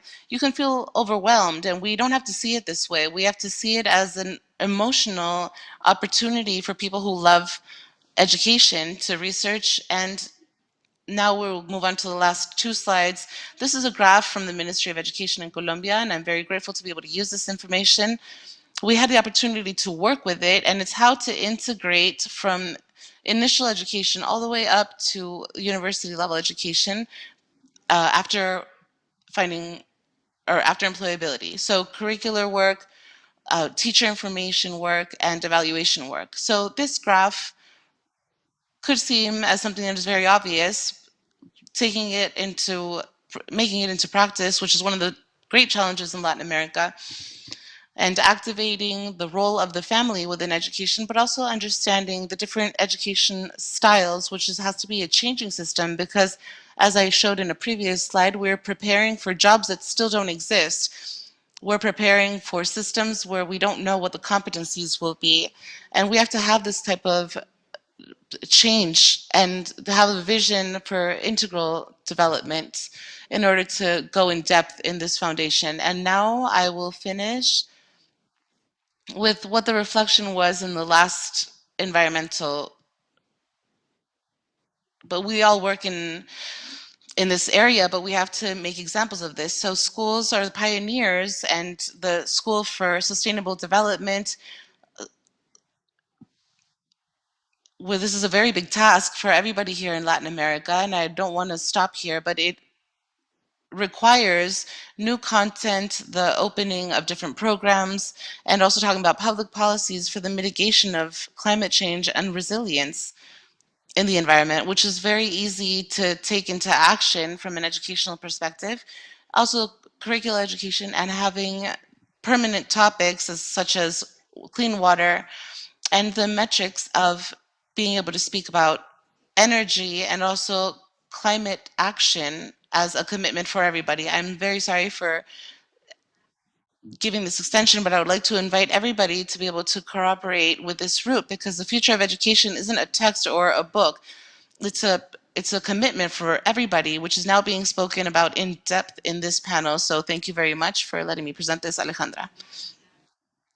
Thank you very much, Maria Victoria, for being able to share this presentation and this view with us, which is very interesting because it's very nice to see how things are being built in with the different presentations.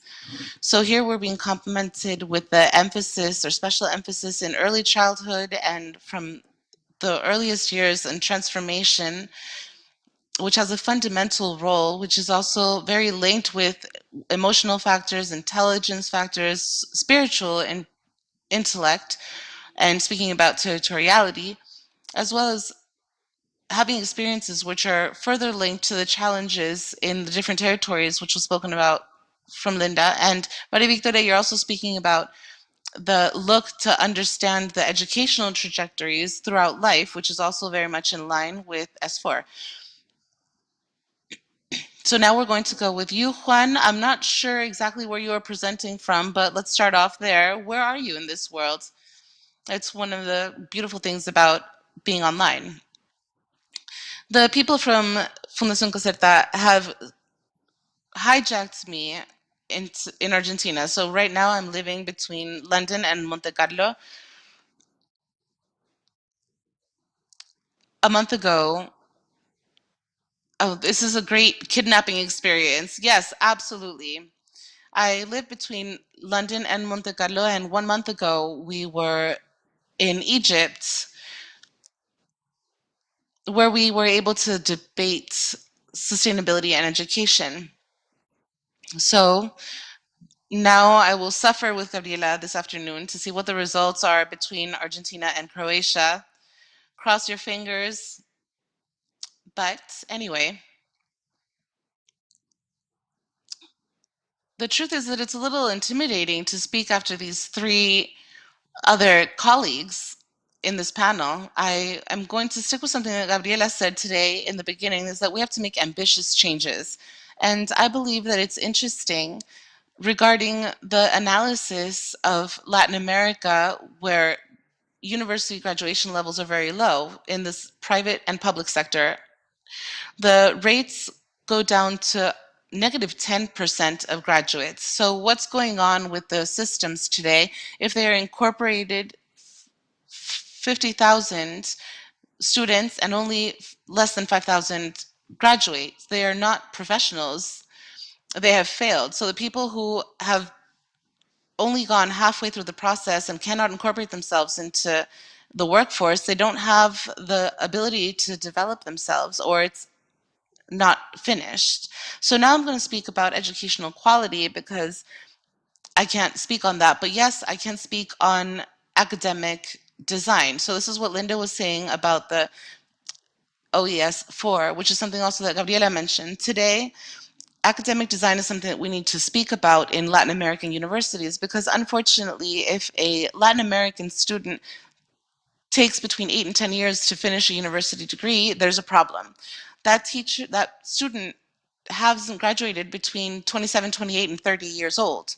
So in other regions, including development factors that are fundamental, such as Africa, Mozambique, Kenya, Angola, and also in Asia, we can speak about India, Bhutan, and Bangladesh.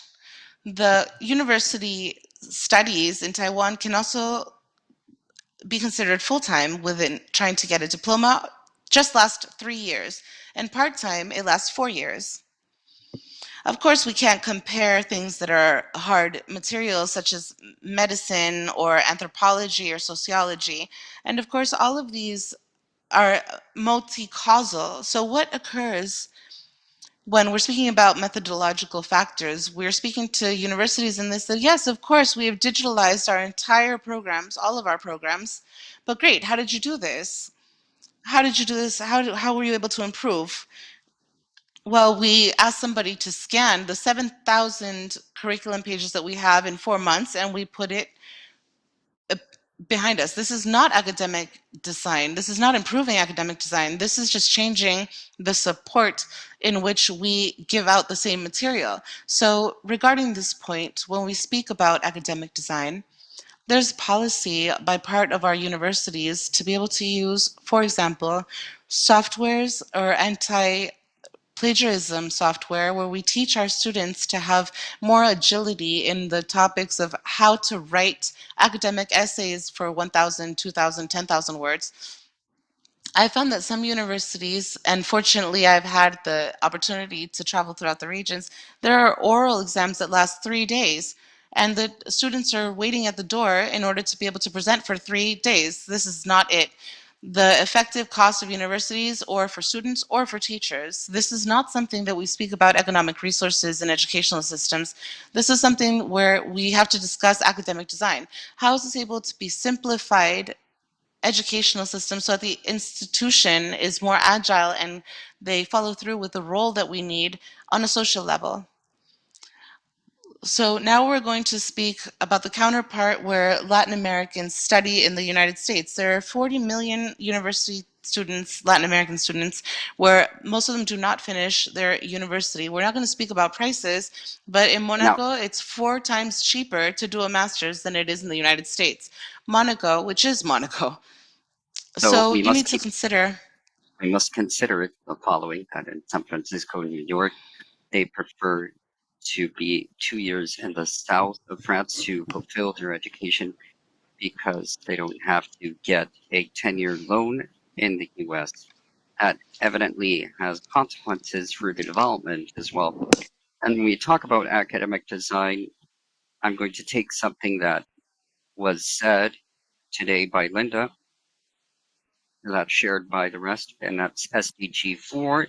SDG 4, on the basis of how involved our institutions, higher education institutions are in creating sustainable careers, because Isidora, 8 years is not sustainable for the economic model of a country and for decision making. Everything that I'm saying is compared in numbers. We analyzed the information in 14 Latin American countries and the local, regional, and national levels. And what we did was we analyzed the composition of parliaments, of who makes decisions, and we discovered that between 30 to 50% in parliaments have no academic education. So when we see statistics or when we apply decisions that have to do with taking care of the environment, we don't know what we're talking about. And people, even though people may say everybody has to be represented in the parliament, that's fine. And I agree. But if we don't have enough scientists, if we don't have enough professionals, and the only way that youth find in protesting is to go to the public sector, then SDG Goal 4 is at the end of the list. What's more, I'll even say something that's very seeable, that's very seen in Glasgow in COP26 during every day of the 2 weeks of COP. They assign each day as subject finance, youth, etc. There's no day assigned to education. You could check it yourself. The only organizations that have been pushing an agenda of education for sustainability have been us from Future, people from Fundación Caserta, Fundación Mary Cortes Solari, Prince Albert of Monaco Foundation, and other organizations which are 5 to 7, and I have fingers to spare. It's still not in the world calendar of COP. On the other hand, the UN organized this year for the first time ever, in the previous week in the General Assembly, an event in education, the first one dedicated to SDG 4. However, it's still a panel. They still share each organization's recipe, but they don't focus on the how. Everybody knows that a change is necessary, but what they don't agree on is how. In this, I'd like to highlight something that's interesting. There's very good statistics on the educational situation in elementary and secondary education. We've heard Maria Victoria and the work in Colombia, and that's something that's noteworthy. It's something that in higher education must be recognized, just like Costa Rica. Costa Rica is the country that has the most universities in the region, be it public or private, per inhabitant. But it's not just about having universities. If the amount of universities we have continue to perpetuate the same academic design problems that already exist, what we require is a new university revolution that allows us to redesign our careers in a sustainable fashion. We need to work architecture in a sustainable manner, accounting in a sustainable manner, education and sciences, as Maria Victoria mentioned, in a sustainable way, medicine in a sustainable way. All our resources have to be considered in an effective way, not just in saving resources and improving administration. And to wrap up, when I talk to many universities, they always say is, sure, we're lacking the budget to do all of this. Now, what I say, you don't need budget to apply certain things. It's a matter of intelligence. And within the institutions, Some political agendas, unfortunately, have cut that off. And why do I say this? It's because in many countries, the budgets are given according to the amount of students they have, not the amount of graduates they have. So when we talk about a change in paradigm, we must also understand the algorithms that we're using to evaluate the quality of the institutions, the work of the students, the work of the teachers. Teachers need to be stimulated because if you read a university and teachers say, we've been doing this for so many years, why do we have to teach? What's the benefit? From the university, they answer these issues because for many years they're in, they see the bureaucratic part, but not the classroom. In educational communities today, what we see is that due to redesign and other issues, we see how to analyze through artificial intelligence for the integration into the markets the trajectory of kids until the end of their education. And the project in this Latin America has a privileged place because we can do all the changes in one. We don't need to do them step by step.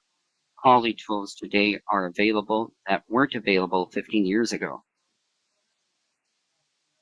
In that, the Ministry of Education, in partnership with educational institutions and the private sector, are the ones that can generate this. When we launched Future Ed 2 years ago, we launched it as part as the International University of Monaco's project. And as you know, Monaco is a country that's 2 square kilometers. And other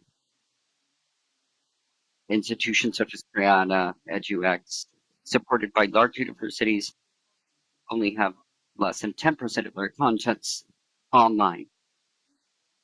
So as you could see, even those has grown during the pandemic, I must say, there's still courses that are introductory, basic courses that students don't fully use or incorporate. So what we started to work on in the platform is the whole platform in English and Spanish completely open to the 17 SDGs. And just to have an idea, we started with a small perspective that will sign a agreement with the university. In a few years, we signed 45 agreements. The need of joining together public and private sector in the academic redesign, not just the digitalization of content, because the virtual experience will change the experience of the classroom. What we must create are hybrid spaces, spaces where students can have a part of their education online, a part in person, and to mesh that with learning styles. And this is an exercise that does not require money, just knowing how to better distribute the resources that already exist, that the personnel has been trained throughout many years. Thank you for your time. I hope I haven't scared many people with all this data and information that I shared, but I believe it's a way of summarizing the work that my colleagues have been mentioning, especially Linda, Gabriela, Maria Victoria, in a concrete way, and how we see it from the private sector that when we don't find skilled labor, when we don't find the support among the government institutions, academic institutions, and the private sector, this is what happens. Thank you very much. Thank you very much, Juan. Very interesting. It's a very interesting point of view, especially with the education for university students, university education, which connects to the other presentations and how you advance through educational formation. I must say that I think what you just commented on is very impressive, that there's no education day. There's no space to talk about education. I feel that it's something that concerns us in the panel and how that's giving a clear signal about how we have a need to understand the role that education plays to face that. So we have 2 minutes left for Q&A. We're running against time. We haven't had any questions arrive through the chat, but I wanted to open to the people that are listening to us in various parts of the world. If there are any questions, comments, and if not, I'm going to give you each a minute. And I don't know if we have time for that, Patricia. I don't know if you could help us or if somebody can help us with a Q&A or if we have 1 minute for closing. And if not, we'll thank everybody. Gabriela, Linda, Maria Victoria, and Juan. It's 3 minutes to wrap up. Okay, wonderful. So then,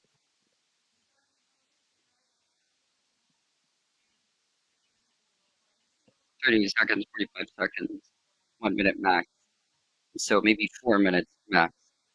Just a closing message.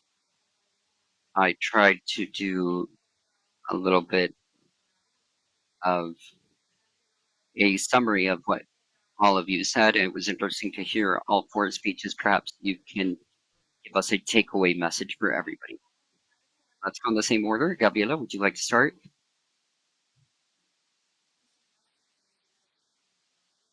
Well, congratulations to my colleagues. Thank you very much. I've learned a lot from that. And I identify with one because the world is more than just university education. I say that the university is obligated to the rest of the system, and in our country, teachers are educated in university. And Maria Victoria talked about teacher education. So who's going to carry out the reforms that we made if people continue to be educated in the same way? And during the crisis, I just wanted to summarize the results, the learning outcomes. Our study plan here in Argentina, we have a huge workload, which they have 2 degrees in that same time. So it's a struggle to reform the curriculum in the institution because there's a structure made up of teaching subjects, bases, mandatory subjects, electives, quarterly subjects. So if we don't focus on these graduates that Maria Victoria mentioned, I'm sure that in the future we would have jobs that today don't exist. So we need to focus on them relearning and forgetting things that we taught them before. Our education is tied to a world that's disappearing and that corresponds to another model of working in the world level. So we're invited to take that challenge and to really promote the educational recognition. So that's what I share with my colleagues. Thank you very much for the invitation. Thank you very much. And we have very short amount of time. So Catherine arrived and is the next speaker. Linda, do you want to close the panel? I'd like to be very specific, and I'd like to say that to achieve these objectives and here, the citizens, well, the competencies are key, especially in a complex world. As we know, it's difficult to become aware of that environment and surrounding, and we must take awareness of it, especially in the ecosystemic aspect that we commented on, and they must connect with their roots. And here, this has to include anyone, everyone, and from the individual to the collective, we must focus. we must consider everything that was said before. The spirit, the mind, the body is important, and to have that be developed in students. And once again, I'd like to thank everybody for their invitation. Thank you very much, everybody. Wonderful talk. Great, wonderful talk, Linda. A huge warm greeting to you in Mexico. Thank you, Alejandra. I'd like to thank all the panel members. It's been a learning experience, and I believe it's very exciting to work in education. I would wrap up by mentioning a quote from the First Lady of the previous president. I worked with education in body and soul. It really embodies what Fundación Caserta wishes to talk about. The socio-emotional thing should be first in line in everybody's agenda, especially with all the contract. It's not worthwhile starting from zero. We have experiences of countries that have tried to do that. And the second message, I don't know if everybody was able to read the book of the 50 best teachers in Global Teacher Prize. Out of 50 Latin American teachers that are proud of working from socio-emotional aspects, inclusion, robotics, etc. And when we mention this, the content in two languages, well, it would be Spanish and Portuguese. It's there, but we have isolated experiences. So it's thanks to Fundación Caserta that we're able to implement these projects because it allowed us to transform this quickly in the classroom. And finally, I focus on governments. There's many things missing, for example, in education, such as electricity, running water, and it seems many people forgot we can't leave out the pending tasks for children. It's fundamental. Otherwise, everything will be left behind. And I'd like to wrap up that the curricular articulation, be it form or post-project education, and it has to be the most important areas in the next few days. And I am at the service of those who are working on it. Thank you, Maria Victoria. Juan, to help you. I'm going to ask you for help in the time. I'm not going to add much more, just align with what Maria Victoria mentioned in this. We mentioned SDG 17, alliances for development. Here we have to work in alliance in these spaces. It's fundamental to push forward and to evangelize. So thank you very much for the opportunity, Alejandra, and thank you, Fundación Cortés Salari and Fundación Caseta. Thank you very much. Thank you very much. Thank you. Well, then we close this panel, and I just want to thank Fundación Caserta, Fundación Cortés Salari, and the Office of Harvard in Latin America, and Casa that has made this possible, and all the panel members that have given us very important information. So thank you very much, and we will see each other next time. And now we'll give the floor to Patricia, I believe. Yes, that's right. Thank you to everybody here in the panel who have replanted education. And we would like to tell everybody thank you, Maria Victoria, Linda, Gabriela, and Juan, one more time. We're going to continue with our program and would also like to address the questions that are being posted on social media as the day goes on. And for now, we're going to welcome Katrine Merced. She is a teacher retired from Harvard Graduate School of Education after a career as a math teacher in high school and middle school. She changed her focus to teaching teachers, becoming a member of the Harvard Graduate School of Education, directing teachers' education systems, and also the scholarship people at Harvard and Harvard College. On an international level, about Chile, South Africa, Brazil, and Jordan, we're speaking about different territories, so there's a different comparability level. And Merced won an award thanks to her education system in Harvard and Beta Kappa in 2018 for her excellence in teaching, as well as her PhD in teaching, also a degree of pure mathematics from Cornell and also from Boston College, and also a master's in the second area of Harvard. It's a very honor to have you here. We're going to give you the floor. Welcome. Muchísimas gracias.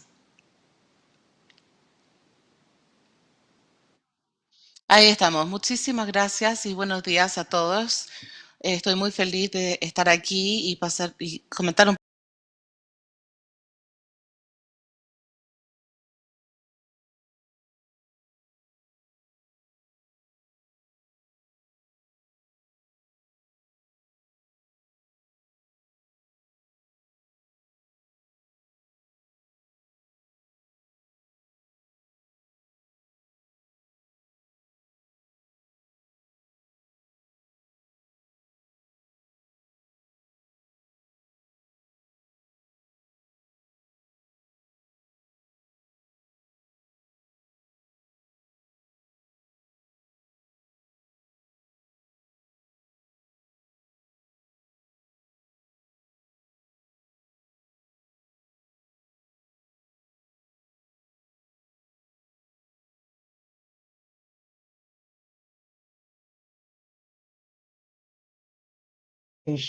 to our children.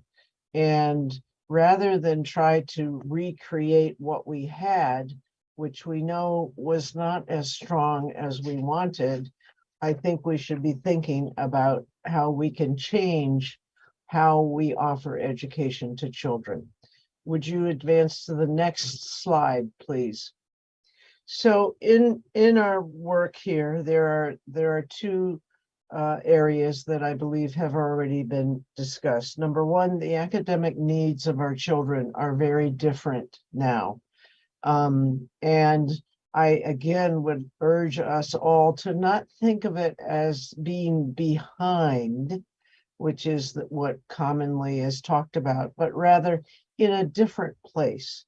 And therefore, I'd rather use the word that we will reform, we will replace, we will redo in a new way to arrive at a new reality. So number one, our academic needs are different. And number two, our social emotional stressors on all people involved in education are greater. In the next slide, please. Looking quickly at the World Bank report of 2022, 2 years of COVID have really set back and really stopped the education for so many children in Latin America, as well as here in the United States. And the worst sort of way of thinking about this is that they really have lost almost a decade. It's also true that the learning losses, if we project them forward, could result in a 12% lifetime earnings loss. But that's all based on doing the same. And I very much want us to think about doing differently. Also, as we look across the entire K to 12 continua of children in school, the children who were harmed the most are the early grades, are the younger children, and the children from the lower socioeconomic classes. Whether it was an issue of connectivity, they could not even access any education, whether it was their first experience in school, which was done on screen. All of these factors really severely impacted the youngest children and the children who are the lowest. And therefore, I think we should really be thinking about them in particular with regard to the academic needs. As you all know, in the next slide, you can see the variation in how schools were open, all the way from Peru over to Nicaragua. There are many differences. I did circle Chile. as an example, that was stayed open in some pretty predominantly important ways, but nonetheless, this was a disruption. In the next slide, you will see that there are also tremendous variation in this opening of the schools. In the case of the youngest ones, we find that something like 61% of the children are exhibiting social emotional challenges, and really they're not as they would normally be in our regular cultural awareness. Since June 2022, I think it's important for all of us to remind ourselves that many children here in the United States, and I'm sure is true for you in Latin America, have lost a parent or a caregiver. And if you just think about that for a moment, that is devastating.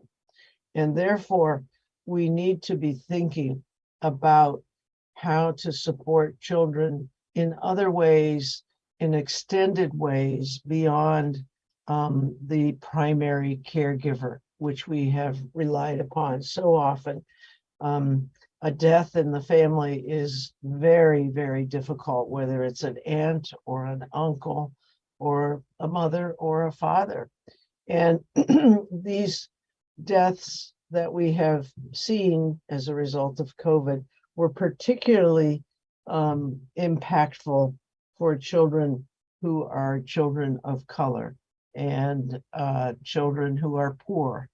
And therefore, again, I say we need to be thinking differently about how we support them in their social emotional well-being. In the next slide, you will see an example just from Argentina, the high school students who are expressing uncertainty, depressed, scared, distressed. And what's really, I think, important to notice here is that it increased as the time went on. And it really wasn't until late October, late 2021, when schools began to reconnect with children, that this sense of being depressed, of being upset, started to lessen. As you all know, if you're worried about something else, if you are worried about, uncertain about your friends, about your family, thinking about learning multiplication facts, which is part of my work in mathematics, it's nearly impossible. So, so the question in the next slide is, how will we respond? And I have a few very specific ideas for you. But as we think about the ideas, we need to think in the following ways in terms of changes that we might propose. The first is the current structure of schools cannot easily make up these losses. And therefore, I want to urge us to broaden our definition of where students learn. They do learn in schools, and schools are terribly important to us, but we need to think more broadly now. We need to think in new ways, which is why COVID in many ways offers us an opportunity to do things differently. The second fact that we must keep in mind is that many students left school and they have not returned. They either have become accustomed to not going to school, they have taken jobs to help their families, and schooling is no longer central to their experience because they went through 2.5 years where it was not part of their daily routine. So we have many children who are not in school today, and we need to think about that. And finally, I think we need to keep in our mind that new networks and new partnerships must be built. We need to again think in new, refreshing ways about what we do next. In the next slide, I just stress for you that schools and teachers need new partnerships. They need new ways of thinking to rebuild. So let us look at 4 steps that I have put together for you. The next slide. The steps that I think should be considered is step number 1 is get the children back into school. We cannot hope that they will learn if they are not in some form of learning, some form of formal education. Therefore, I think we should offer different formats, different groupings, and different hours. Possibly, we have in our thinking that schools are Monday through Friday from 8 in the morning until 3 in the afternoon. It doesn't have to be that way. And we can think in new ways about how to offer formal education. We can offer tutoring programs. There's a significant amount of research that shows that consistent, high dosage, frequent tutoring is very helpful in allowing students to learn. And so we could offer tutoring programs, we could offer things after school, we could offer things on the weekend. And again, I realize this is very disruptive to our normal thinking about schooling, but I'm calling you to think creatively and in new ways about how we deliver education. So first and foremost, we have to find new ways to get children to schools or to their learning environments. Step number 2 is perhaps surprising to some of you, but I feel very strongly that we should focus on children from age 3 until age 9. This is a most critical period for learning. From a great deal of research, we know that a child is developing their cognitive skills, their social emotional skills in this period. And if the child misses this period, or if this period from age 3 to grade 3 or age 9 is delivered in the same way as we always have, we will miss a tremendous opportunity. And we know, for example, from quite strong research, that a child who is not able to read at age 9 or grade 3 has very poor outcomes later in life. Their graduation rates are later, their dropout rates are higher, their health is worse. And so curiously, we have identified this factor of the ability to read, and that means having learned to read by age 9. After age 9, we read to learn. And let me say that again, because it's a little confusing, but up until the age of 9, we are learning to read. And after the age of 9, we are reading to learn. So it's absolutely critical that we make sure that all of our students by age 9 are fluent readers.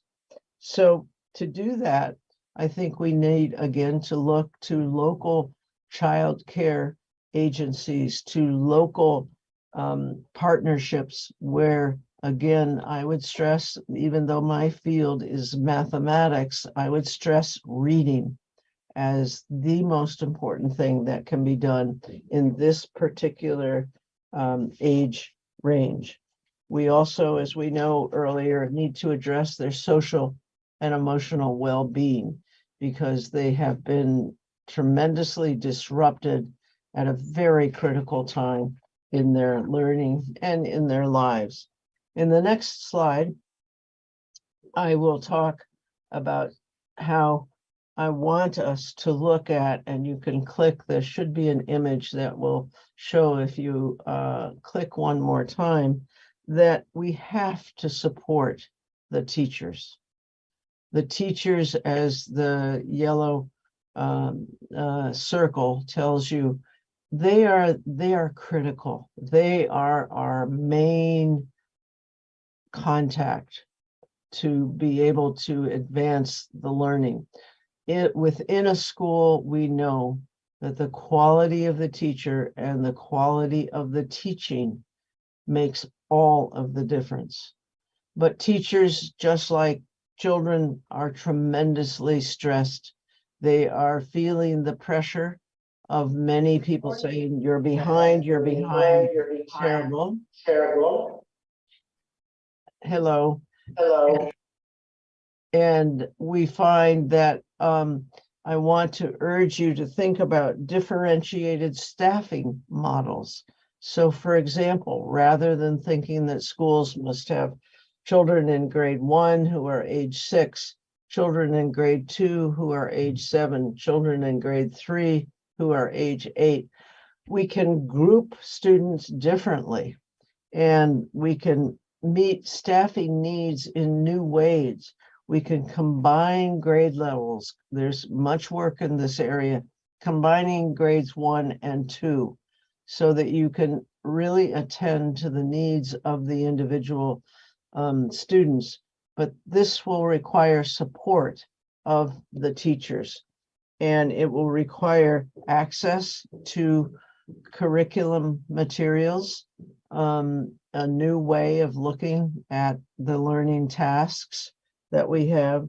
Obviously, we need to increase pay because so many individuals find the teaching task so demanding now that they're not coming to us to enter the profession. And we need, once again, to think about the social emotional support of the teachers. They have been impacted in many ways that influences how they teach.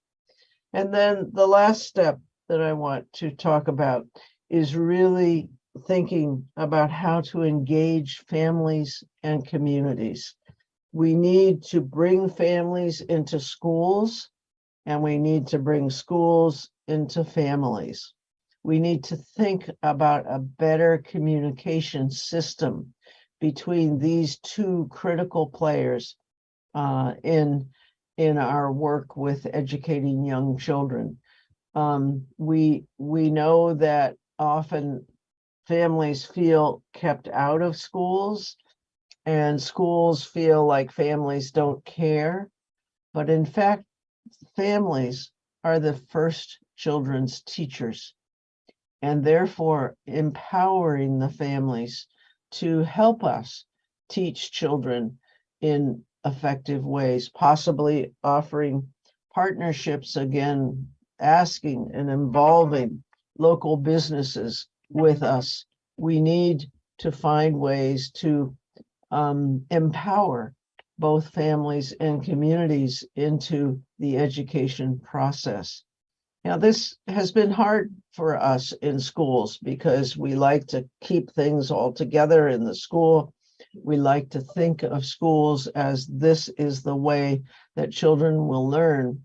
But in fact, we can no longer keep that boundary around schooling. We need to expand it and to share it. And therefore, we need programs for families. Perhaps you need a literacy program so that you can help families learn how to teach and to support their children in their learning and in their reading.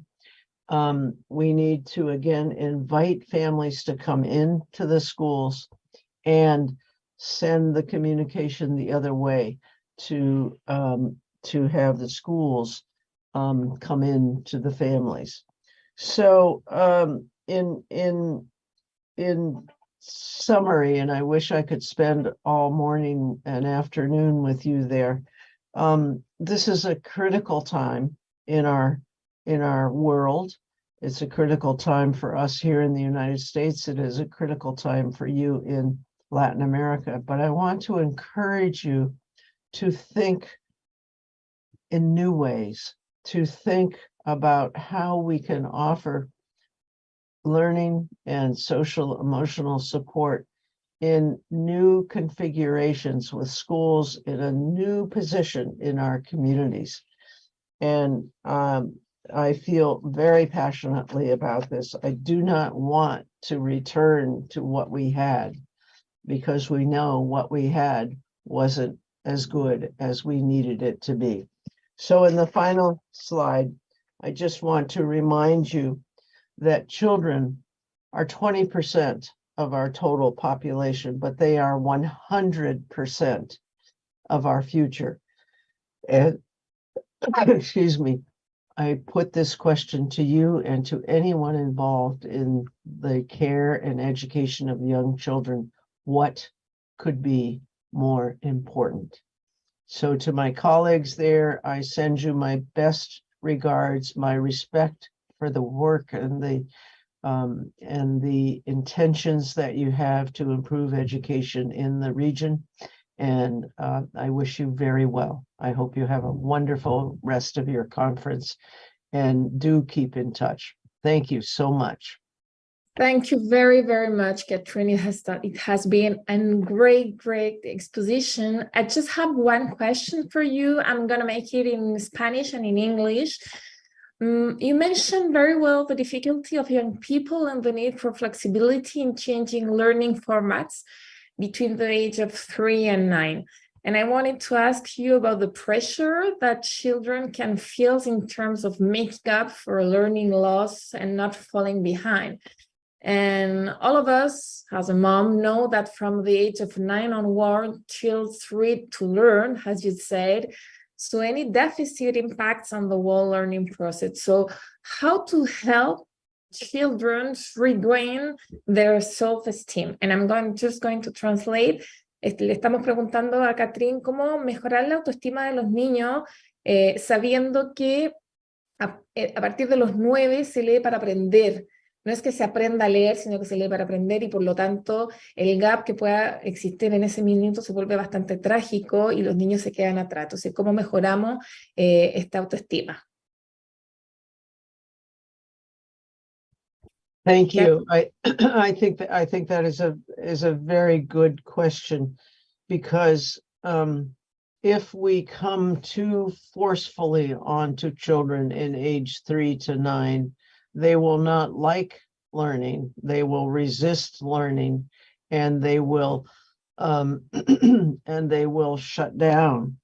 And therefore, any interaction that we have with children, especially those that are age 3 to age 6, should be based in activities that are interesting, that are new, that are learning by doing.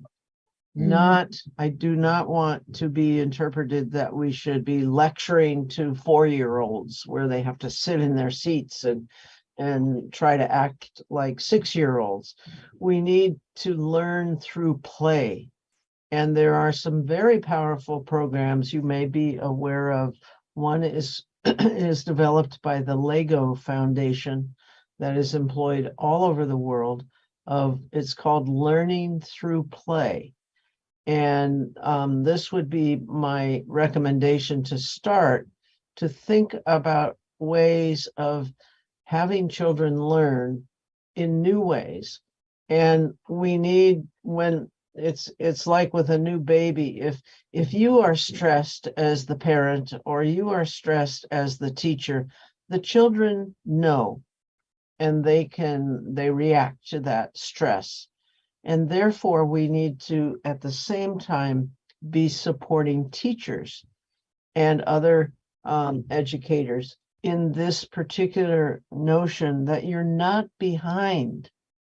That is such a negative feeling. Oh, you're behind, you're terrible, you're awful. No, the reality is that you are in a different place, and we will all grow together. And I have every confidence, if we think about education both in the traditional ways that we have delivered it, but also in these new ways of organizing schools, of supporting teachers, of engaging communities and families, we will gain what we need to know. So I hope that kind of answered your question. Yes, absolutely, Catherine. Thank you very much. It was an honor to have you here. So thank you again.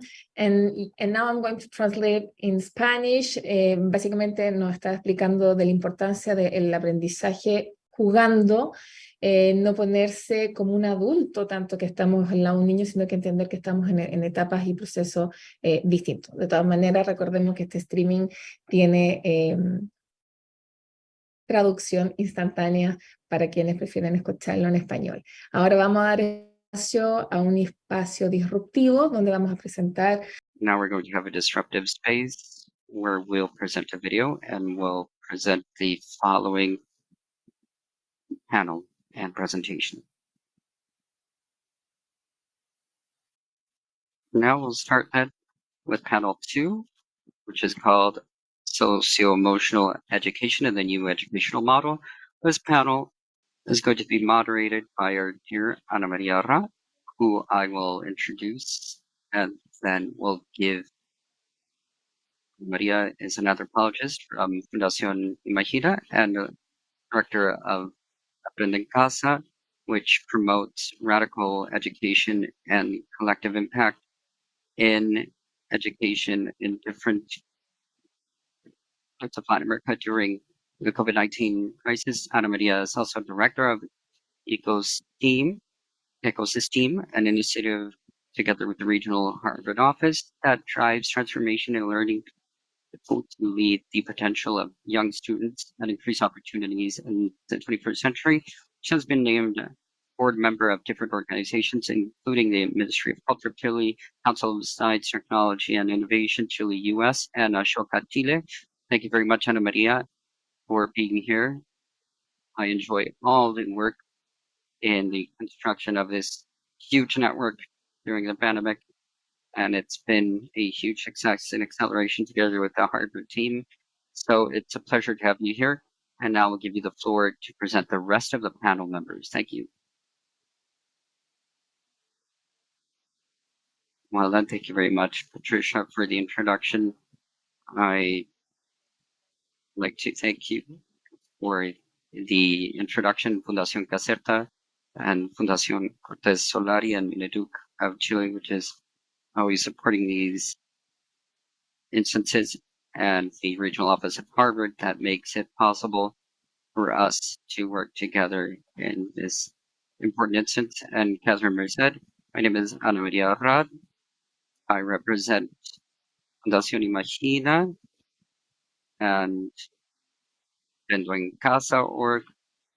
In here, we share a lot with the Caserta Foundation, not just the point of view, but also the desire of education behind instances such as this conference and also all the work that's been performed throughout the year.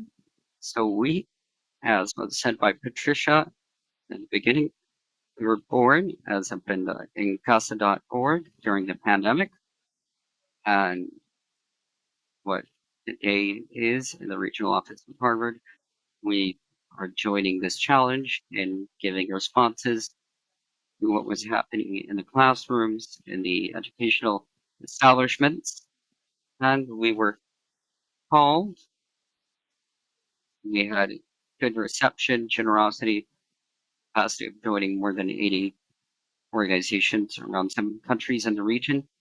And what we mainly seek, just like this type of instance, is collaboration in the permanent sense to find new initiatives of what we're seeing in education to democratize learning among organizations.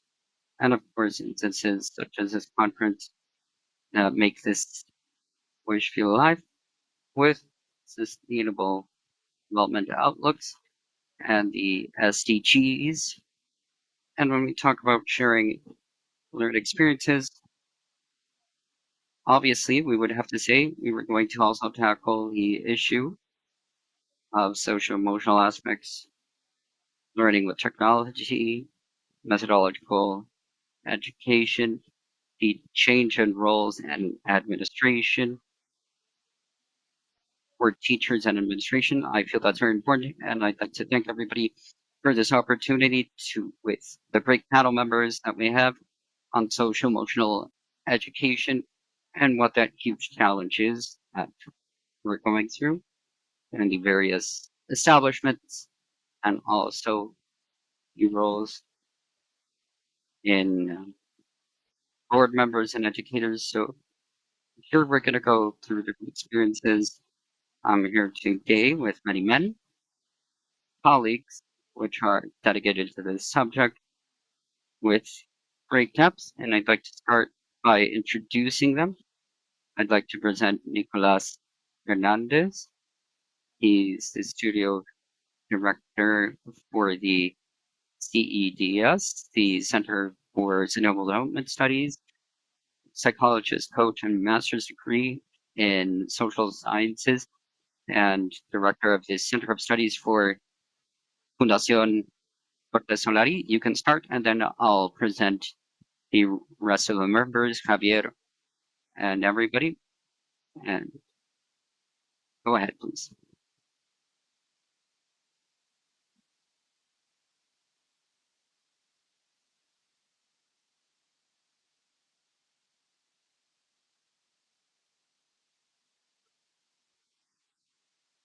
You're silenced.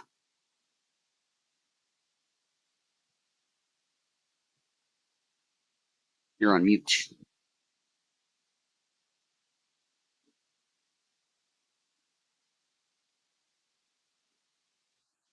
Okay, there we go. You can hear me, right? Yes?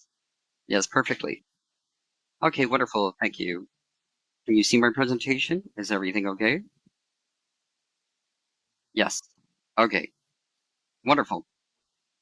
Well then, first of all, I'd like to thank everybody here and those of you that have been able to come, to all the presenters that have come to share their presentations today. And the panel on comprehensive education was very, very good, very interesting, especially with sustainable development and the speeches by our president, Francisca Cortés Solari, and the presentation now of what we saw from Catherine was great. It was very funny because she connected with topics that we're going to see, and we're going to see mentions of Kay's presentation. So this observatory for us is very special because this conference is special because it's the first time that we have continuity. There's continuity with last year, where this continuity is given through a space of work, which was the observatory, which was turned into a book that we're going to launch this week. And it's a space for collaboration with working groups divided in three, with one in comprehensive education for sustainable development, one on interculturality, and the last one in social emotional aspects. So these work tables concluded in this document that we're going to see today. And just to mention, each document has 3 chapters. Challenge for education, which differences in education today, cases for proposals and education, and specifically now we're going to talk about the social emotional panel. Within the social emotional panel, we saw the effects of the pandemic, the reconceptualization of the school world, the role of students, and the conceptualization of roles. In the case of studies, the social emotional models were about different cases. For example, the Fundación Abajo and Marshall Rosenberg's model.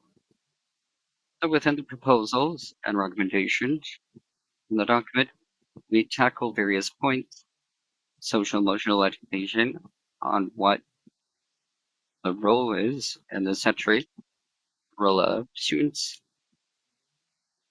the role of teachers.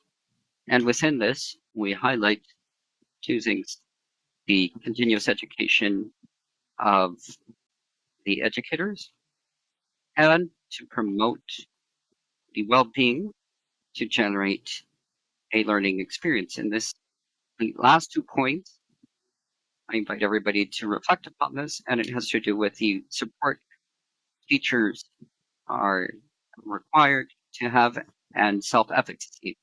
We're going to talk about self-efficacy, which has to do with step 3 that Kay mentioned, and how we can help teachers in this difficult moment where we're talking about the climate crisis, the health crisis in the pandemic, and this whole restructuring.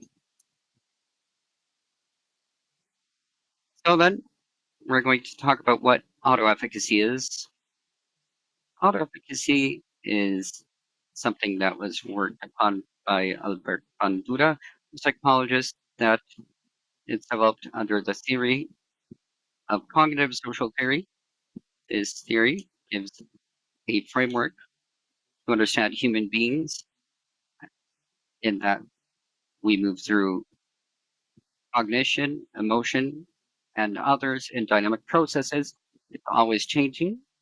And it said that humans create their realities actively, they influence in their environment, and they're not actively building the role.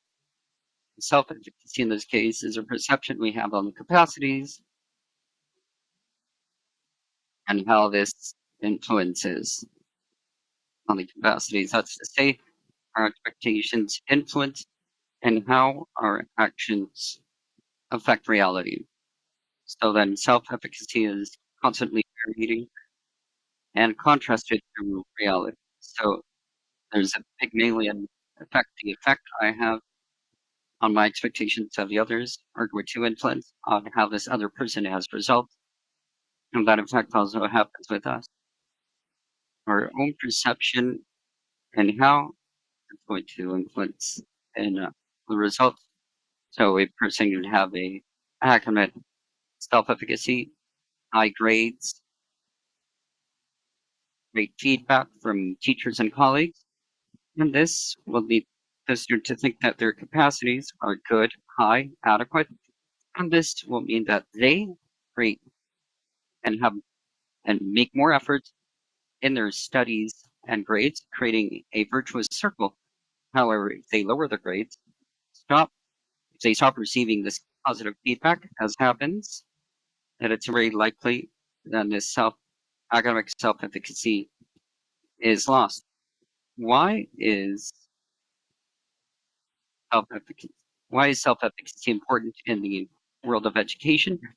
Because self-efficacy predicts a good academic performance in children, and it's a belief that influences in our sense of responsibility and taking charge of our learning.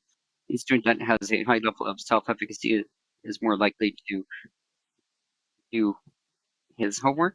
So it doesn't just predict success or failure, but it also influences in the motivation.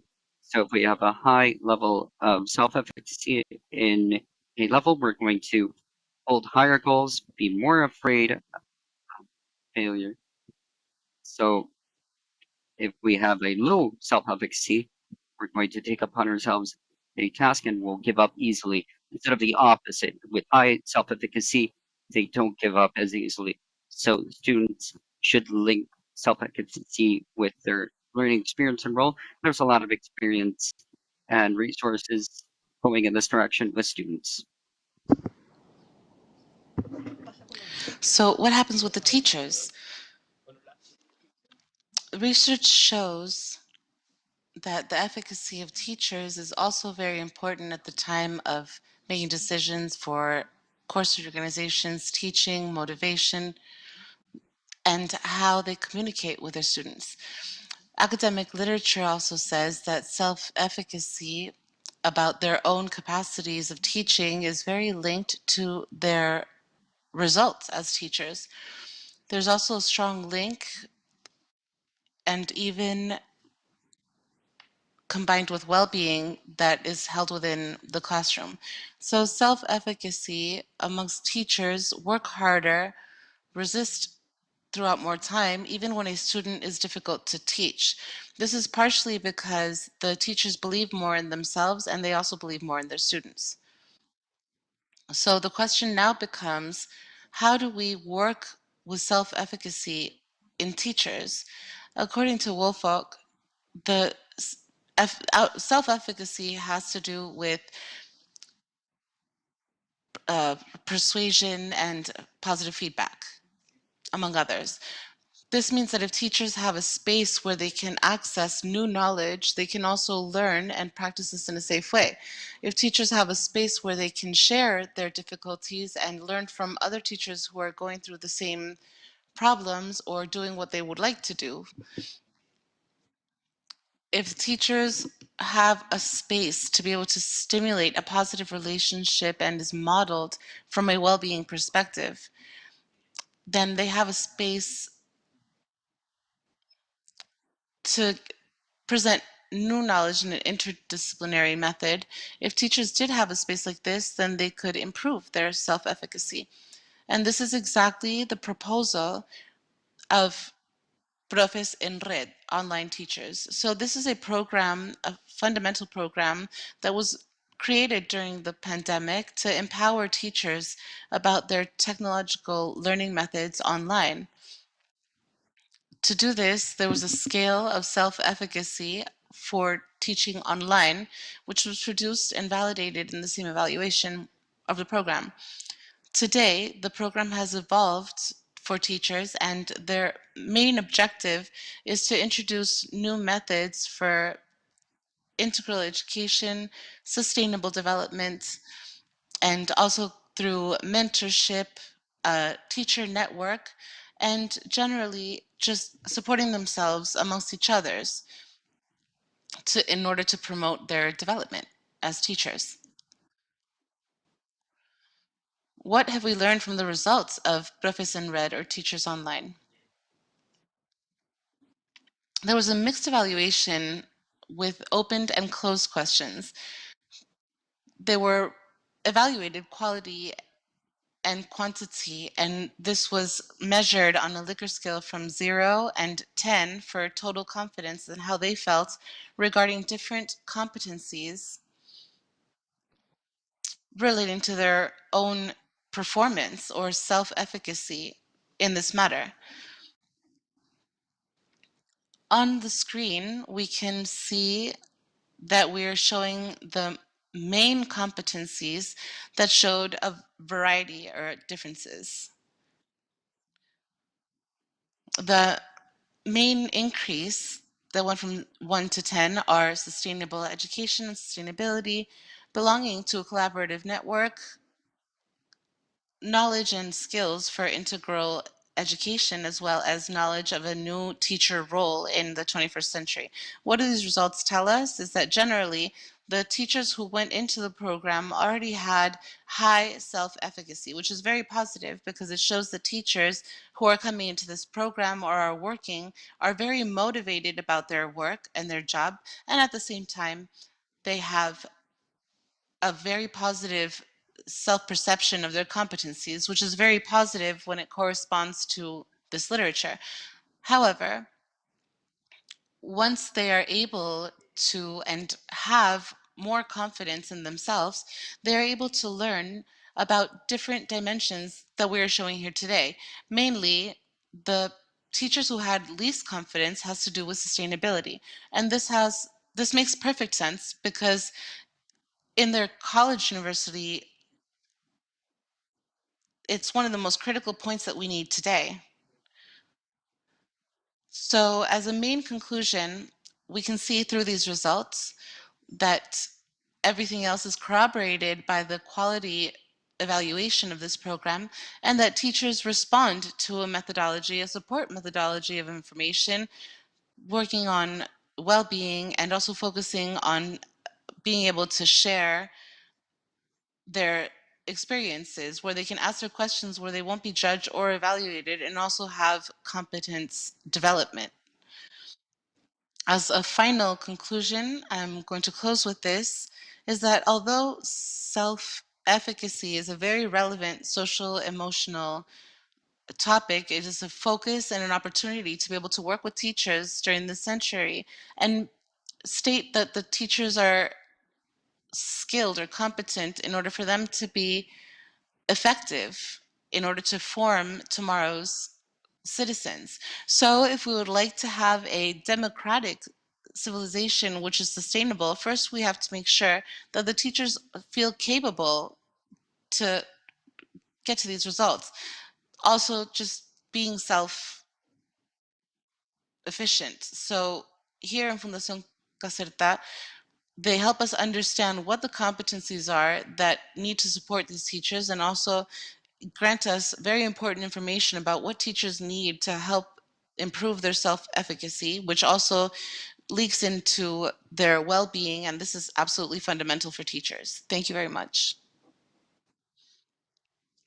Thank you, Nicolas, for presenting this today, and also congratulations for proving this evidence, which is very necessary in order to focus and look at the work that you do, especially online. It's also interesting to see how the theory goes into practice, especially in Latin America, which I think is fabulous. And it also puts into perspective the need that teachers have in order for them to live out these situations related to their students. So, for example, when we ask the students to learn with and from others, of course, teachers need to go through the same process. And it's also very important, the concept of self-efficacy, which is also new. So we thank you very much for presenting this today, and congratulations on this piece of work. Now I would like to invite Javier Torres. Javier is an academic and he's a researcher, director of Masters in School Wellbeing.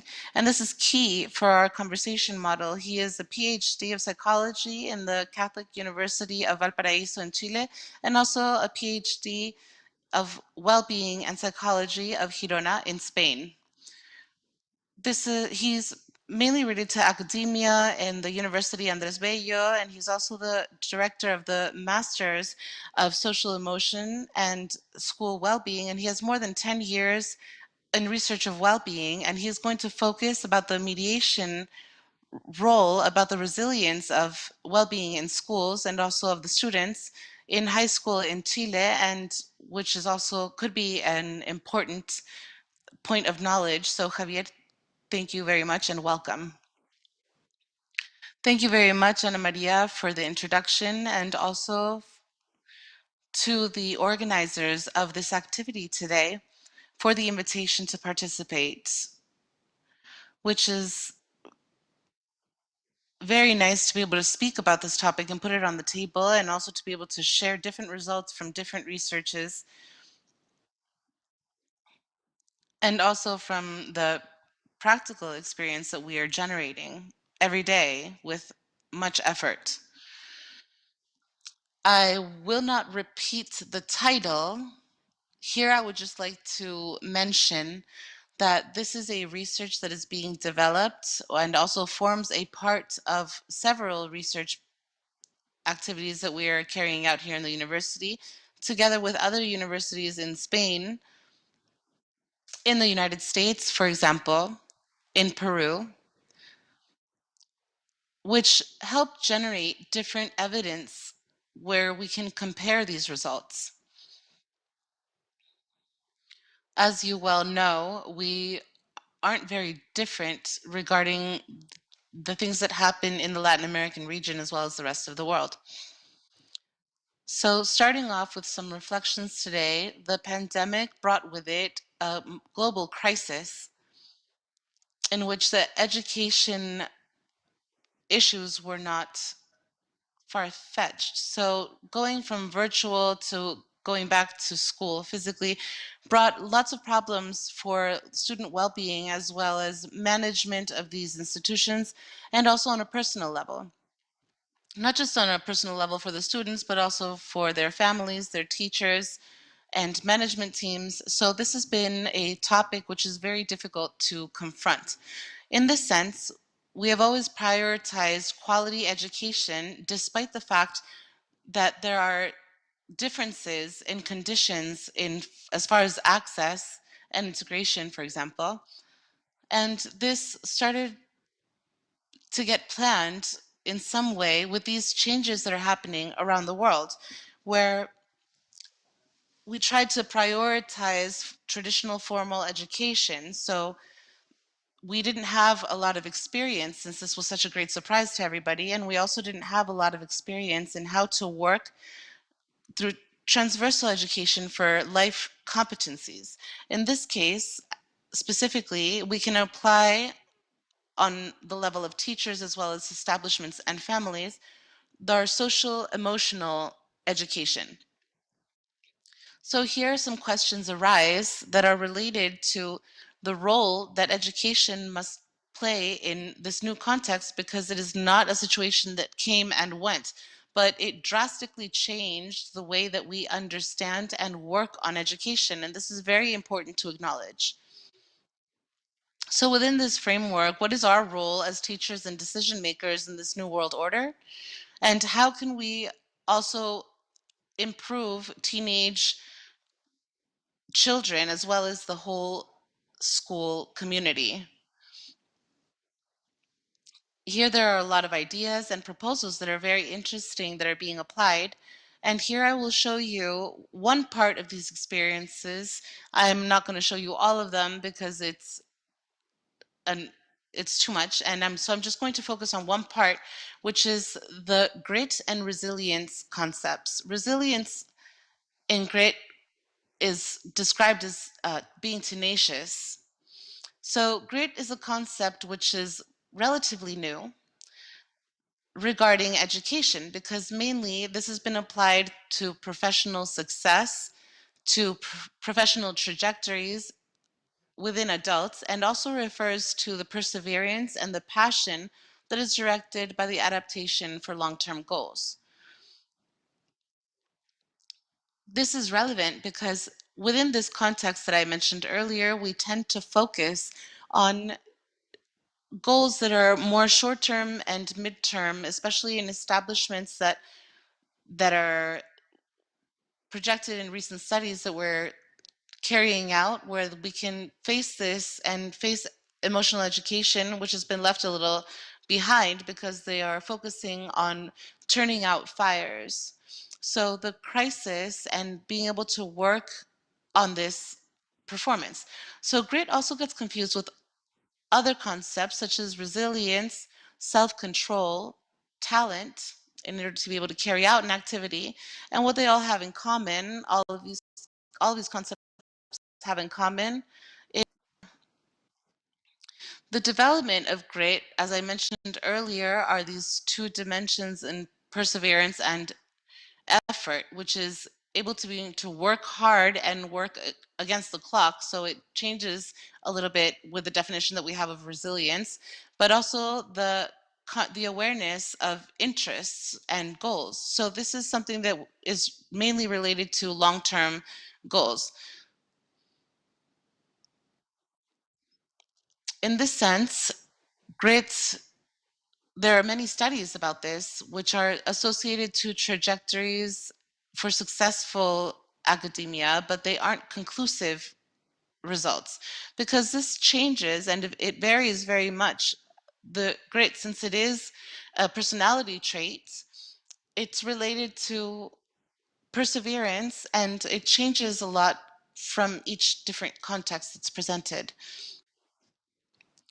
As I mentioned before, grit mainly studied in the academic environment. It's usually taught in university, directly related to work-related issues, and also high school students and teachers.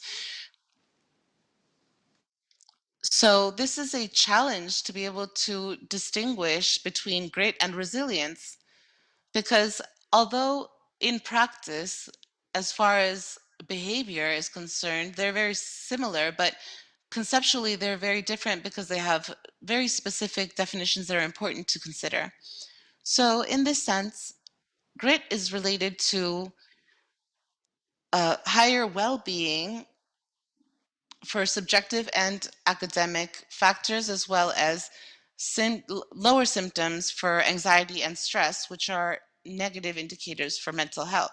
In this particular study, I decided in this presentation not to put out the model that we did so we don't scare anybody with so many numbers and different arrows. So I will just share with you the main results where we see,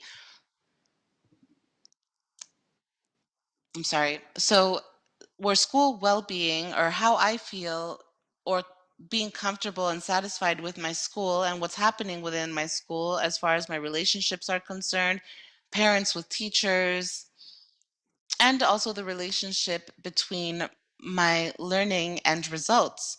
Academic results have positive feedback for well-being. So this mainly involves having a good school experience, whereas positive feedback, which isn't new to anybody. We have seen this in several examples, and research proves this fact.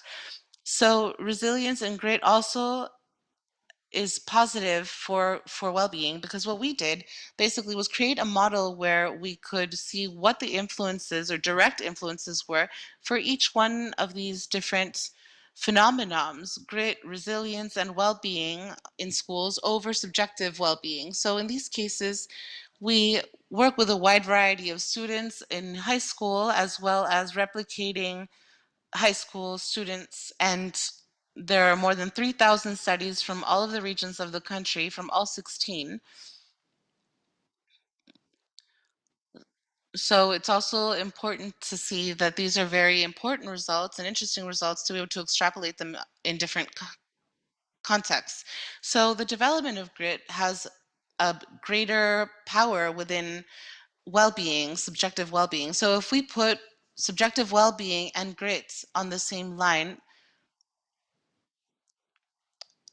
resilience and grit. Resilience does not impact significantly the subjective well-being, but that would be grit, where this is more important, especially in perseverance, more than consistency for high school students. This is important to note. Why? Because this also tells us where we can start working and what we're able to achieve. Resilience, so as it is a related topic, it helps us explain the difference between subjective well-being and school well-being. So what are the new challenges based on these results? First of all, it's the role that we have as teachers to be able to integrate the values and life competencies, specifically regarding grit, which it isn't a socio-emotional factor, but make teachers facilitators within this context to recognize the multicultural factors that are in our country as well as the region, but also to be able to analyze the specific impact of educational trajectories. So it is important to generate this type of support and to be able to promote the autonomy for students so that they themselves can be agents of change. Thank you very, very much. If you have any questions, my email is down on the bottom, and I also appreciate and thank you for allowing me to participate.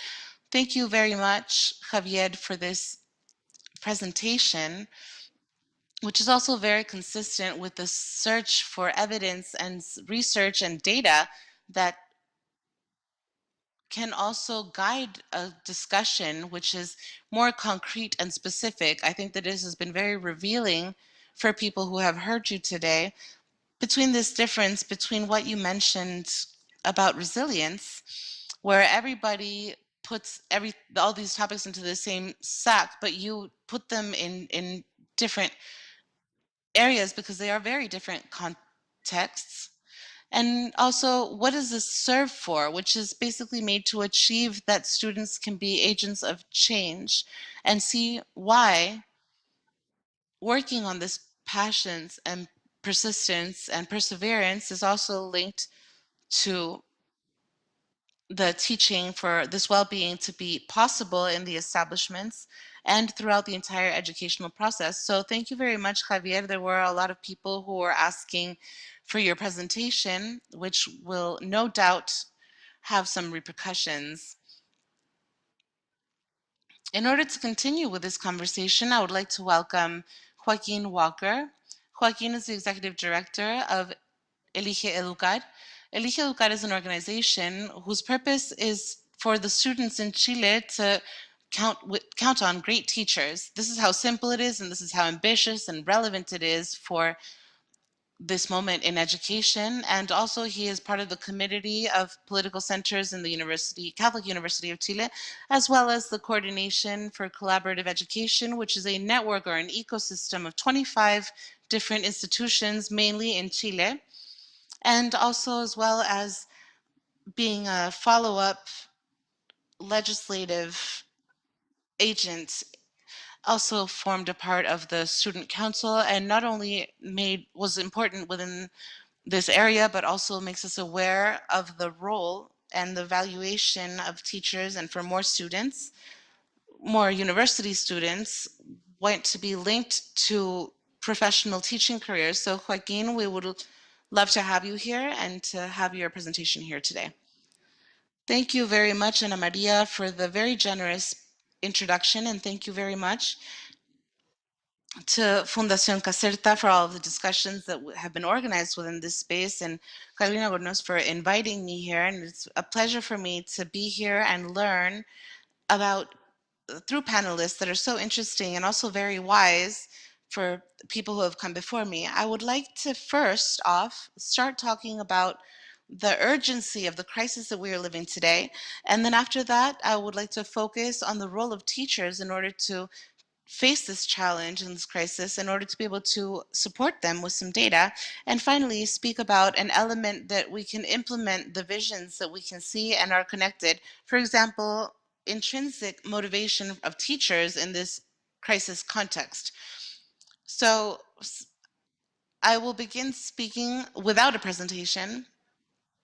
And I would like to start off by speaking of the educational earthquake. So Chile, which is it's very easy to make this analogy because Chile has many earthquakes, and so this has made tremors within the education of students, and it has baffled them and made them uneasy. And we see data about this crisis or this earthquake, and if we have seen it as a literal earthquake, we have seen the schools shake and form cracks in the brain and the heart of people. So we need to call upon this as an urgent situation and a road that we can take for this educational process. Catherine also mentioned a couple of minutes ago that it is essential to support the teachers who are involved, and they are the key of quality education.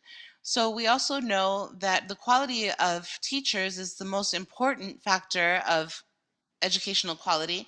However, we have seen that they have also been affected. We have put the focus on the students, which is obviously the main objective of teaching, but we also have to look at the teachers, because if the teachers are within the right conditions and they're doing well, then it is possible to help students learn better.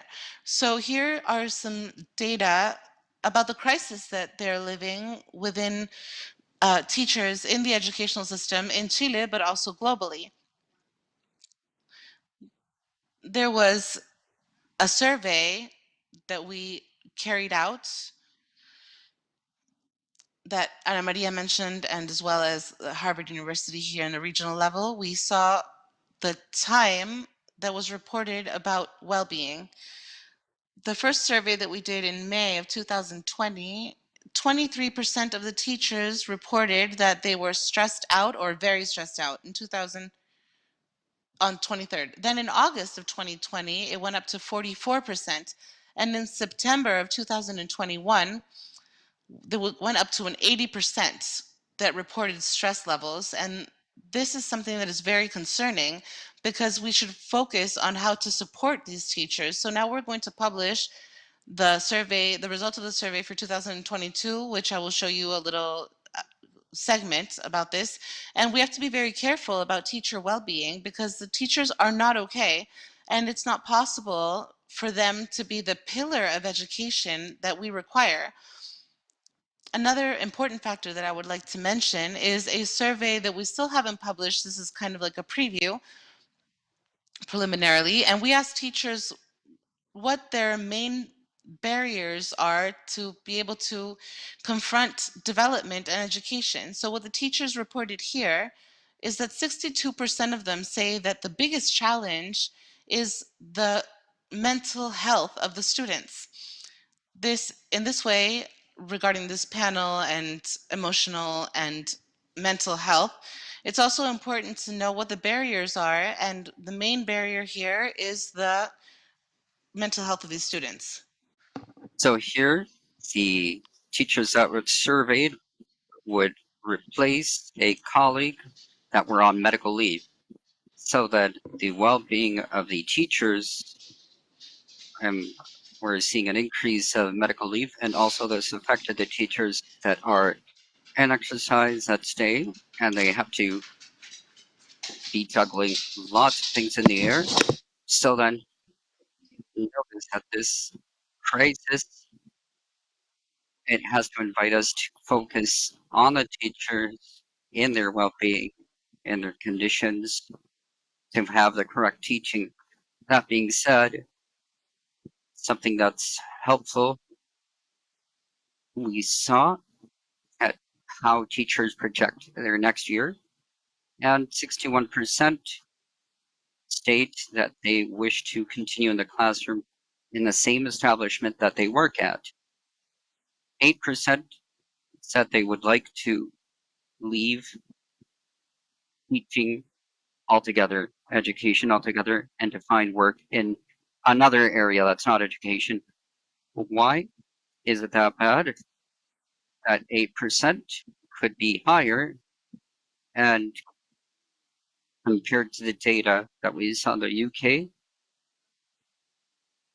and 59%,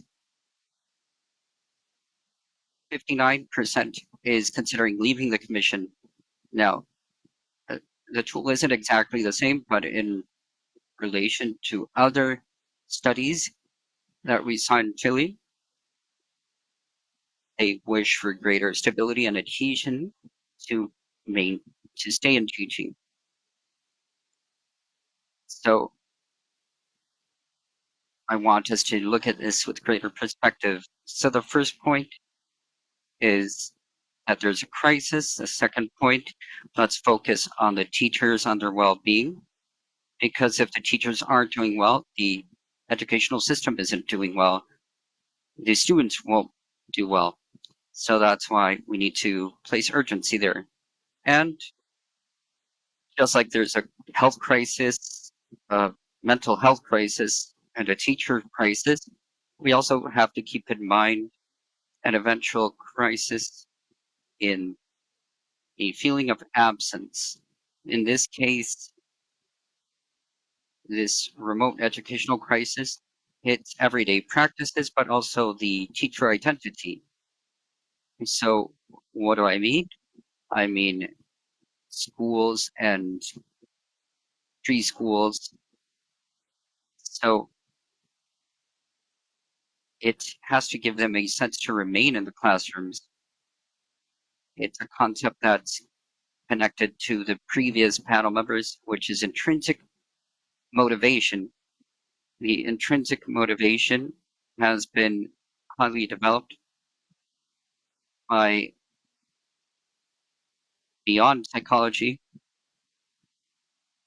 in labor psychology and personal psychology. Daniel Pink is the one that really talks about this concept a lot. And I would say intrinsic motivation has three key elements, which are constant learning, autonomy, and the sense of purpose. And then Sphere education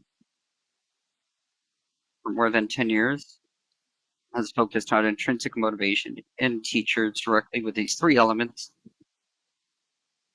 with significant results in an improvement in teachers and their assistants to classes retention rate and the engagement of students in the classroom.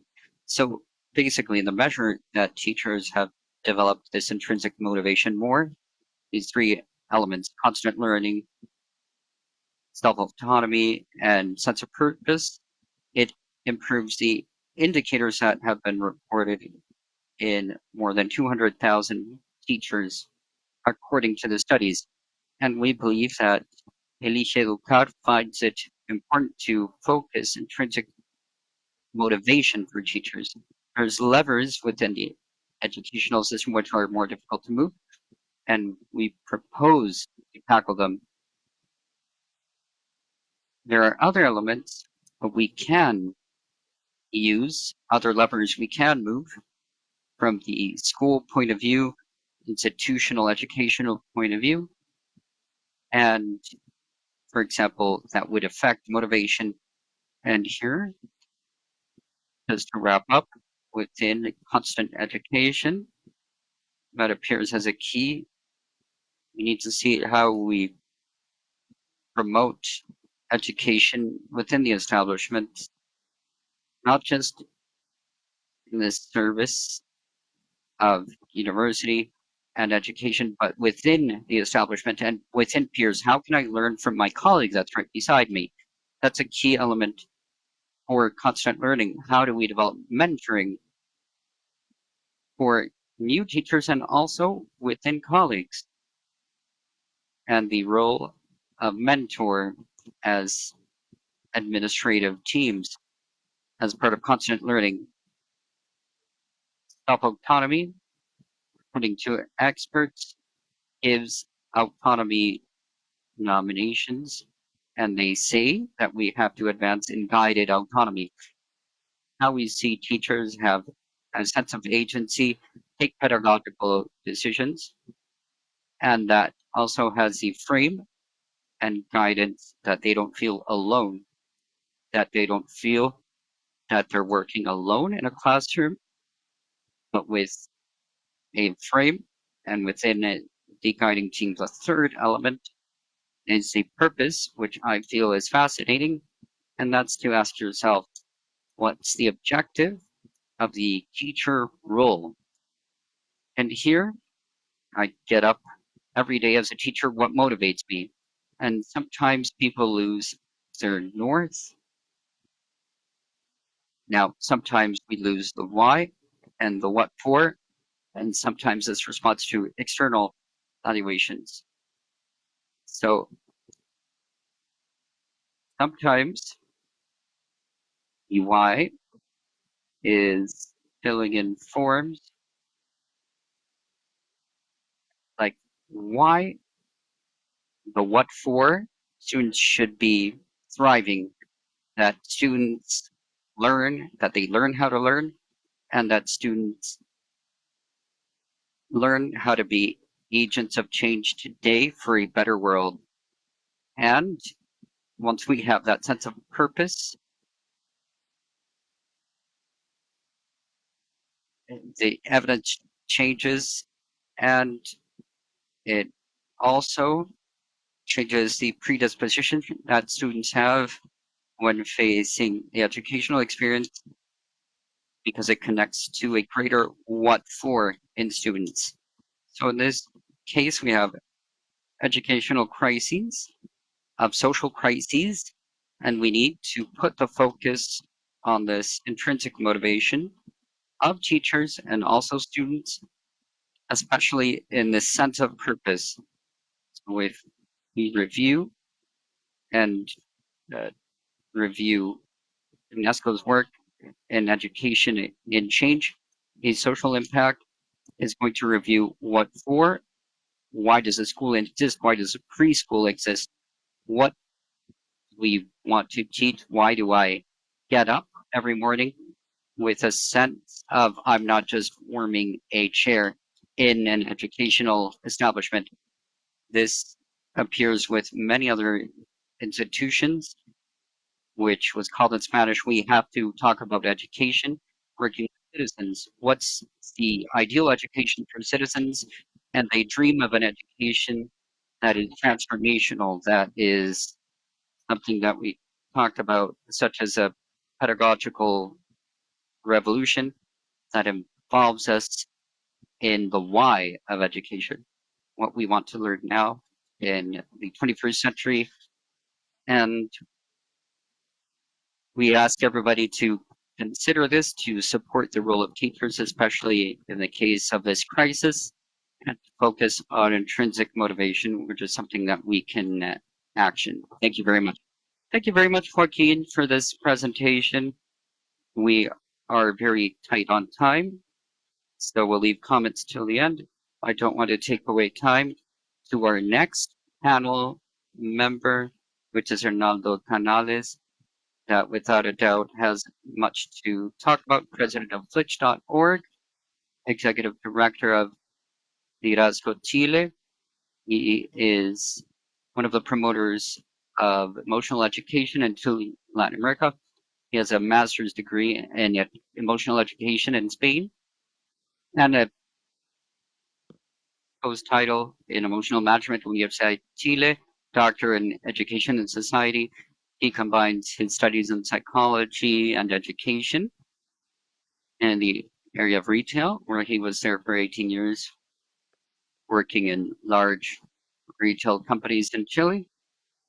So it's important in how he has formed this vision he has with respect to emotional education. He's written books, and we're awaiting his next short stories. So, Arnaldo, welcome, and without a doubt, you will contribute to this to this panel with your vision. Thank you. Thank you very much. I'd like to thank Joaquin, and Javier, and Ana Maria. Thank you for leading the panel. And there's many topics you can listen and you could talk probably 10 hours for those of us that like to talk a lot. This time has to be very short in the sense I wanted to take some of the ideas of the topics that we're touching upon, which personally I believe is transcendental. I'm a person that is a product of emotional education. Why will an engineer talk about emotional education? Why do we promote the law? There's many whys, and sometimes we invalidate certain spaces. My mother was an alcoholic. I lived in an area that suffered through delinquency and drug addiction, and I was saved by the scouts. I came into an institution at 9 years old where everything is emotional education. And as Steve Jobs says, there's so many connection points at 44. I reinvented myself, and emotional education is, in the end, the main part of our purpose, and it's part of this Liderazgo Chile institution. But beyond doing this or making this reference as part of my history, I just want to share a few slides about the main idea of this. And I'll add to Joaquin's words, which there's probably one of the moral purposes of teachers. What will we do in the schools without human development? There's no social development, and this is really the great problem we have to face, not just in Chile, but in Latin America. The suicide level, femicide, violence in Bolivia, Peru, and many parts of the world, where we have to have a localist point of view with reference to education and how this is interacting with other points in being seen from the emotional links and relationships where we all are citizens of the world without a doubt. We have more than enough information when we talk about the whys. It's important to incorporate emotional violence. There's many points of research. This isn't always seen. Sometimes we have to convince an educational institution of incorporating emotional education. Many understand the importance, but they don't see the depth of it. In Chile, 1,900 people committed suicide, and almost 30% are youth between 15 to 22 years old. And behind every person that takes their own life, there is an emotion, which is despair. I have no response with the problems that I'm facing. I don't find support in my family and teachers. There is an empty toolbox. There's no stimulation in inspiration emotions, nor can I understand sadness as a valuable emotion and that my parents accept and validate me. When we talk about a valid point of view, we have to triangulate. We can't depend 100% of the role of teachers, which is important. I believe that it's the heart of education, as Miguel Angel Santo Guerra. It's the only immortal profession in our life because it's the only profession that transcends in us when we leave this world. It's the knowledge that we bequeath to others. So education of peers is primordial, and it's so sad that many of us have incorporated micro machismos, which is the way we were brought up. So there's many topics that we could talk about, but please notice that we are a life cycle and we educate ourselves for what? We have education, but there's no social evolution. And with no social evolution, there's no human development. Unfortunately, today, leadership styles have most of the professionals that come into the work arena. Fear is the most inserted emotion. We can mention Google with their Aristotle's project. And when we're at the company, they call it soft skills, but it's not developed in school nor university. And this should be part of the huge umbrella that incorporates not just the recognized areas, commonly such as sports, culture, but human rights, environment, emotions, among many other topics that should be incorporated, not just in a sense existentialist point of view. In a there's two people, for example, that work in student well-being in a huge 40,000 student university. Now, when we talk about emotional education to understand the models that are clearly visibilized, such as the different models, we work on 3 dimensions which are relevant. I just want to highlight them just to reinforce this. Emotional competencies. I always work with myself. It doesn't have to do with the students or children. It's the way we become aware systematically of our emotional world. On average, an adult doesn't recognize more than 4 emotions, and people should recognize at least 35 in the more than 500 emotions that exist in the world of emotions by Rafael Izquierdo. So this is a very ample world, and without a doubt, we have to incorporate it since we're gregarious entities to communities. And here, there's many elements that educators. We have many talks in schools and event centers when we talk about active listening, assertivity, empathy, problem solving, teamwork. But the mental construct is so set, it's difficult to unlearn that. So we need to, in one way or another, as Javier mentioned, relate to the subjectiveness, how we incorporate in orbiting imbalance so that we, as teachers, as society, incorporate in the emotional world in the balance and the emotional linkages with others. And here we have the spaces and we have happier people. When we talk about methodologies, we have implemented with many mistakes trying to find the model that has to do with the idiosyncrasy of our country. Obviously, if we look for instruments, we'll find instruments in the University of Barcelona and others, and we need to talk about how we're going to incorporate these elements. And this has to do with social emotional aspects, the physical aspect.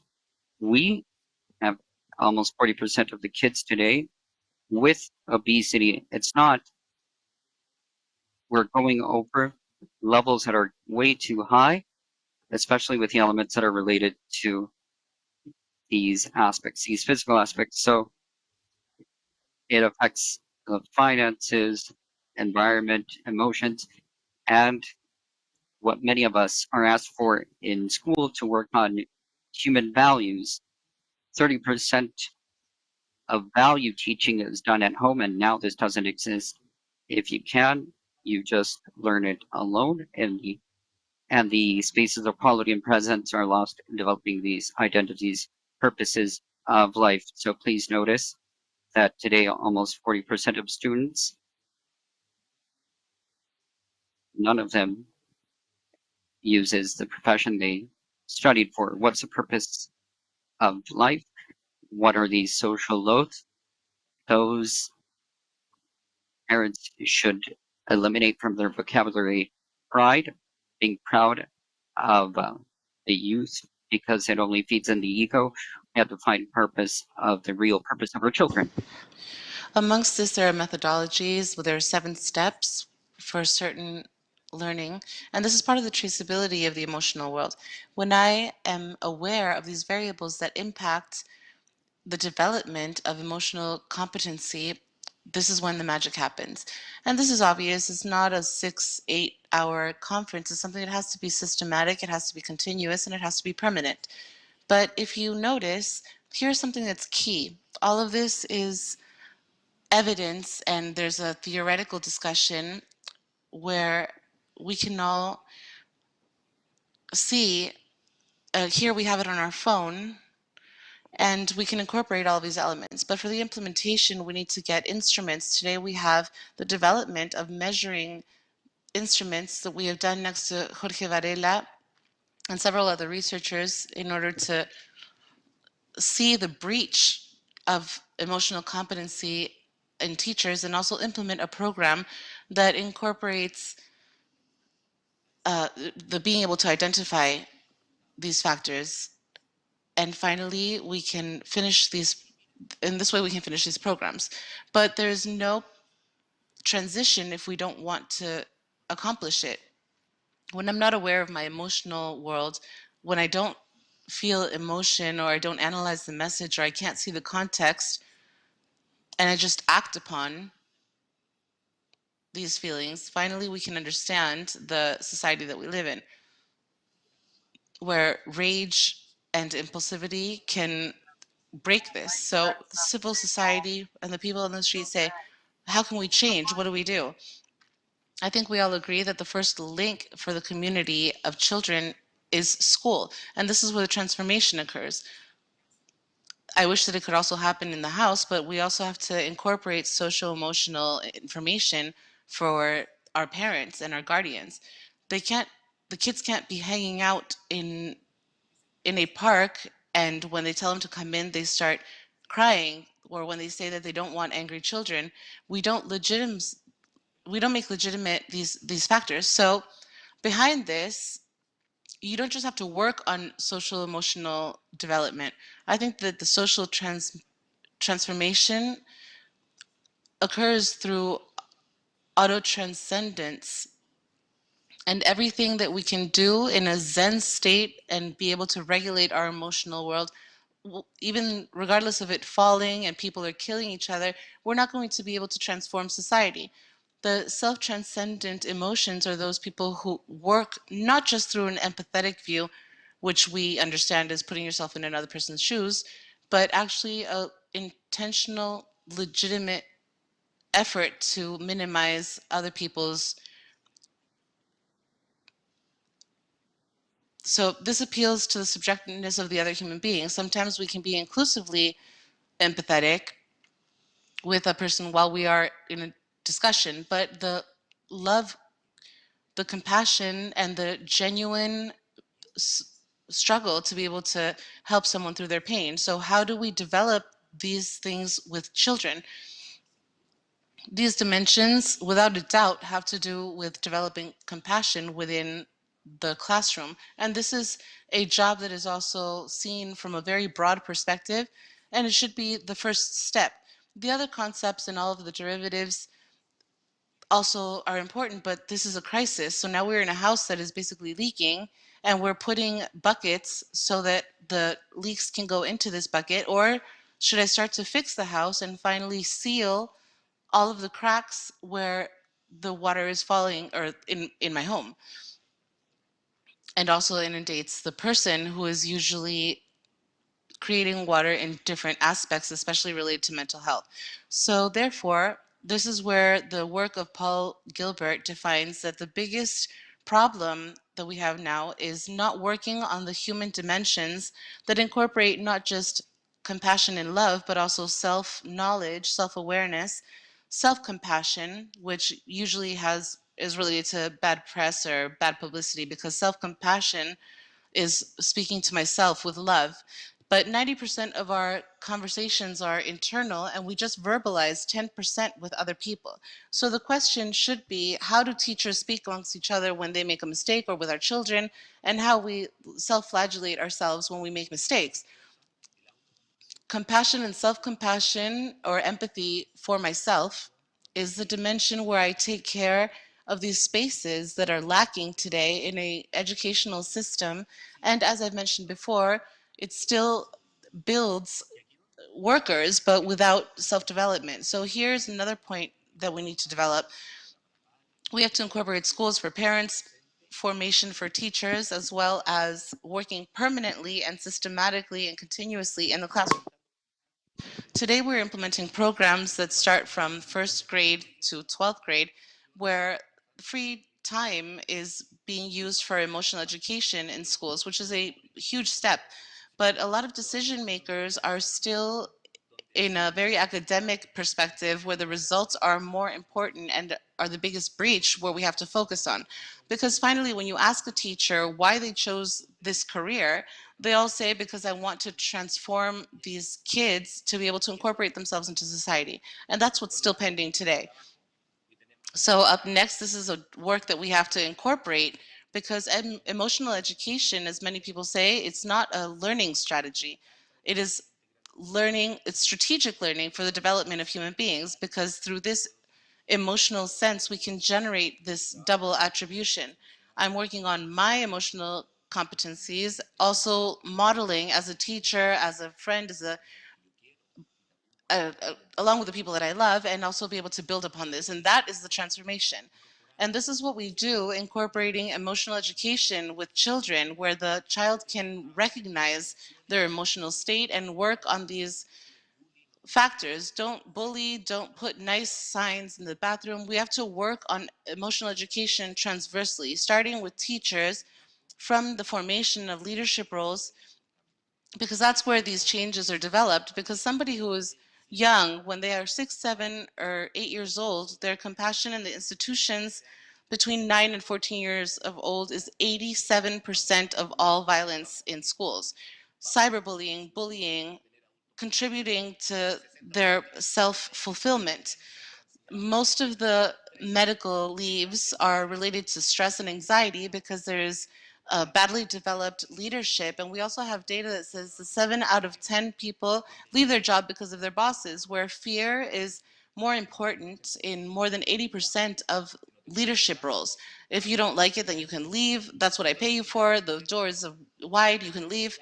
So finally, private companies end up supporting skills and competencies that don't come from the educational world. And this is very important to acknowledge, because then we're going to rebuild leadership and also a better society. And that today is what the task is that we should focus on. And also, as the other panelists mentioned, the space that you need to find in order to become more sensitive. Education, emotional education, isn't just a transplant. Unlearning is very difficult. We can divorce our spouse, we can break up with our girlfriends, but separating from ourselves is much more difficult. So if we trick each other, then maybe we would be able to achieve this. But at some point, we're going to realize that if we don't change and if we don't transform, then I don't develop this social evolution. And finally, I'm just going to impact very severely my state as a human being. So this is also something that we do in the foundation, incorporating, as Ana Maria mentioned in her presentation, a law of emotional education, which we're now promoting in Colombia and also working on in Peru, seeking that the United Nations help public policies and member states for focusing on emotional education. This is where I will conclude my point. The formation of teachers, it's not possible for a teacher to graduate and not have any aspect of social emotional development. They need to model and manage children, and the teacher doesn't know how to achieve this. And this is what is key. We have to incorporate this at university level. So thank you very much for the space. Changing society depends on everybody. Here's my contact if you need any help, and I would be happy to collaborate.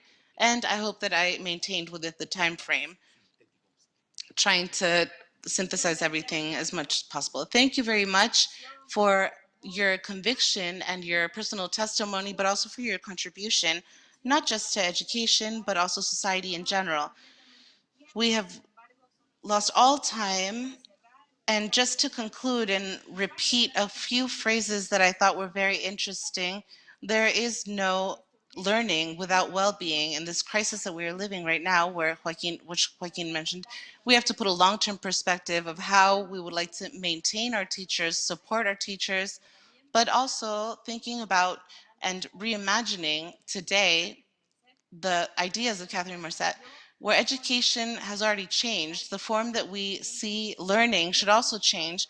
And this is a space that is very interesting, that opens up the opportunity to look at the role that social emotional development could be plentiful for society. So I would like to thank Nicolas, Javier, Joaquin, Arnaldo for all of their incredible contributions. And from Aprendo en Casa, Learning from Home, we'd like to thank Fundación Caserta and especially Carolina and Agustina for giving us the space to be able to discuss these topics. And our time is up. On Zoom, it passes by very quickly. So this is where we're going to close. And I hope that everybody thinks that this was a very good conversation. Thank you very much. Thank you, Ana Maria, for moderating this wonderful panel. Thank you to the panel members which participated and highlighting not just the documents and the research done on a regional level in education by Fundación Caserta in collaboration with lots of academic institutions in the region, but also for highlighting this topic, which is so important, where emotional education is very important. So I would like to thank all of the teachers that are getting online and leaving their messages, Alejandra Allende, Sandra, Silvana Varon, all of these teachers who are very committed to their work to modify the souls and the spirits of these children. So thank you all very much for becoming a part of this process, this transformation process. Now we're going to go to a next segment where we have pointed out a video from Willow Baker. She is the director of the Education Program for Peace, and this is an innovative workshop with videos that help people discover and find their personal peace, speaking of social emotional education. So these workshops are available in over 80 countries and 40 languages. They have been implemented in different spaces, such as rehabilitation centers, correction centers, and obviously in schools. The program gives the participants the opportunity to focus and reflect about their own humanity and also the resources and internal resources like hope and dignity. So without further ado, I would like to leave you with this inspirational reflection from Willow Baker.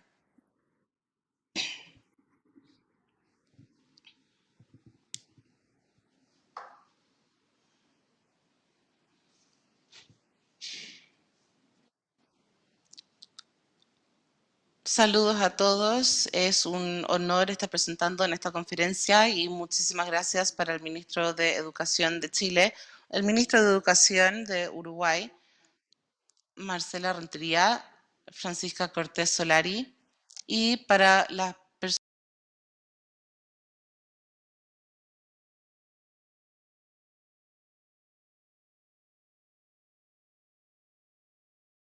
participated in last year's regional conference, you've already heard the founder of the program, Prem Rawat, speak about education and the Peace Education Program. Let's start with a short video that presents the course to high school students.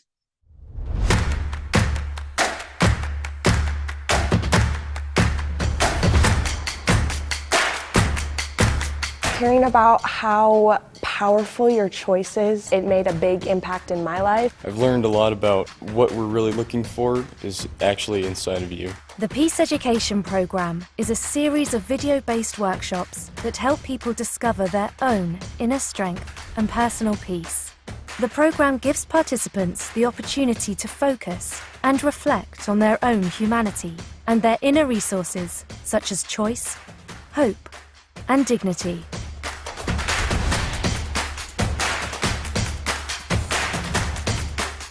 The course materials are drawn from speaker and author Prem Rawat's international addresses and contain a variety of video types on 10 themes. Whether or not there is world peace, at least you need to make peace with yourself.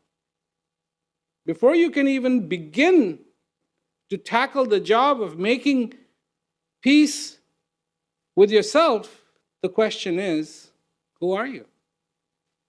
What are you? Accompanying print material and a variety of interactive activities, making the workshops fun and engaging.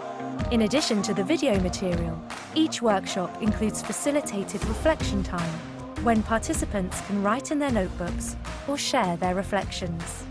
Prem Rawat actually encourages us to see something that is within us, to see the gifts that we have. So it really strikes me in the heart, and I should really practice appreciation, appreciate what I have, what I am, and why I'm living. The Uni Horizonte University Foundation of Bogota studied the impact of the Peace Education Programme on 96 students. Participants reported significant increases in their awareness of their inner resources. On average, awareness went from 55% to 97%.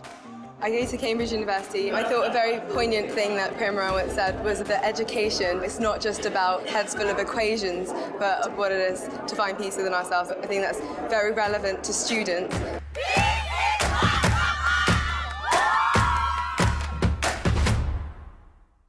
That ending was a little wild. Students really enjoy seeing the enthusiasm of other students.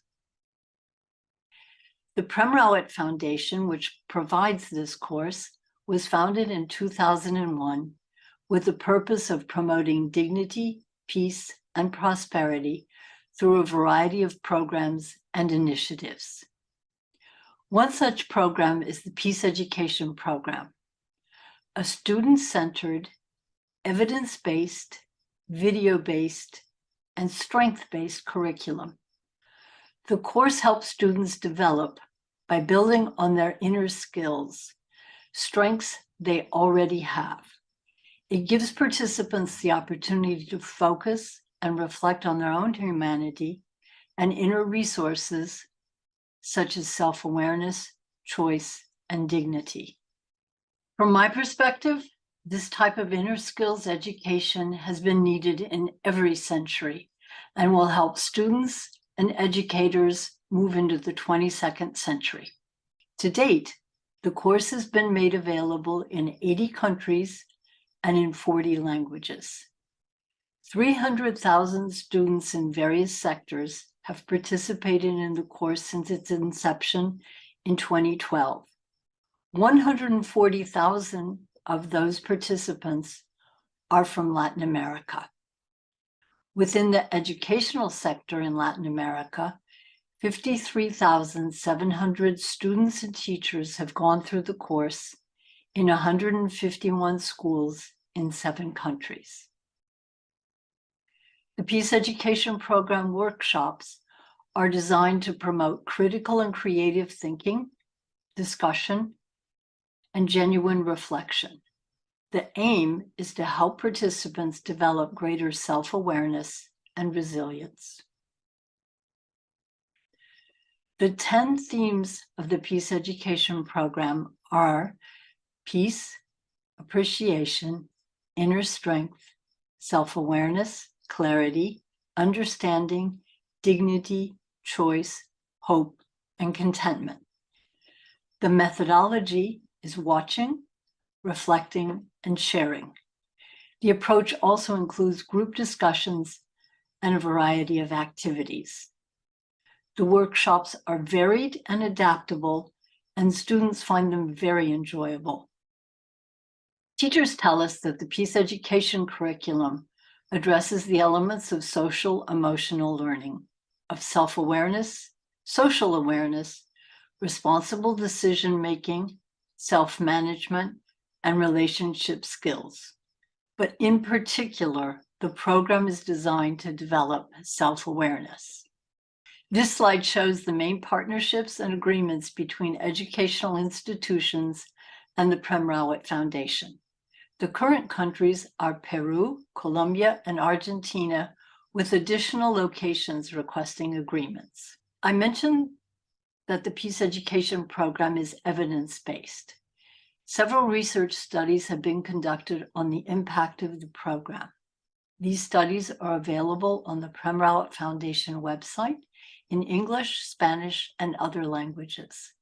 The results of the one done by Uni Horizonte Foundation in Bogota was described in the video we saw earlier. Another study was conducted this year with students from the US, the UK, and New Zealand. Both quantitatively and qualitatively, students in the study strongly endorsed the course, with 100% reporting that the program had helped them in their lives, and 82% recommending the course to others. Teachers from the study reported that the program complemented other learning activities, improved academic performance, student attitudes, and self-awareness. And another study that was completed in October this year with 5,276 incarcerated individuals in prisons in Brazil. 99.7% reported the program had helped them with benefits including reducing anxiety, improved self-understanding, and better appreciation for the value of life. Teachers and students credit the program with a wide variety of outcomes. The main objective remains students' self-awareness. Rather than defining or describing peace or any of the themes of the course, it empowers students to come to their own understanding. That was the brief introduction to the Peace Education program. Next year in 2023, we will be speaking at more educational conferences and providing professional development. If you'd like to explore more about the Peace Education program, you can visit our website, tprf.org, available in English, Spanish, Brazilian Portuguese, and other languages, or write to the help desk, pep@tprf.org. The QR code indicated here will take you directly to the Peace Education program page of the website in Spanish. We hope to be able to tell you more next year about how the Peace Education program is helping students and teachers discover and know themselves. I can say that I really wish I had had this course when I was a student, and I especially wish I'd had this course when I was a teacher, both for myself and for the students I was teaching.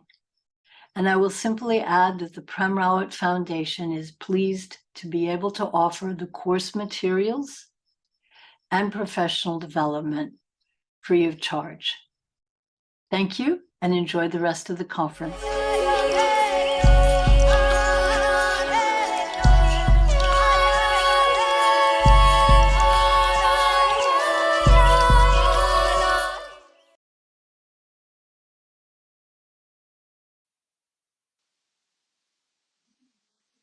Thank you very much, Willow, for this wonderful presentation and for introducing us to this great educational program for peace.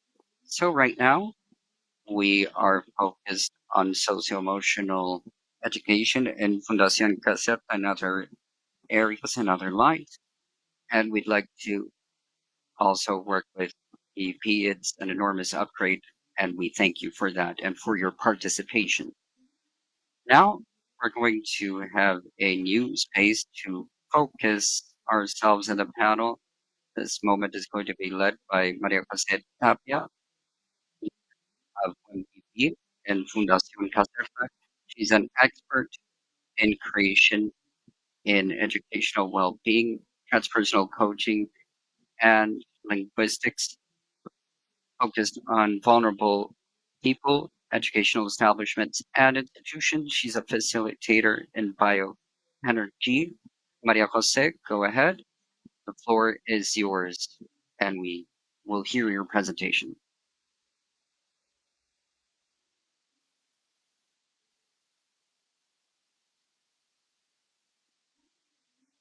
Welcome, everybody. Welcome to this space of well-being. I'm Maria Jose, Director of WebVivir, Well-Being Area, Fundación Caserta, and we'd like to invite you to share this practice.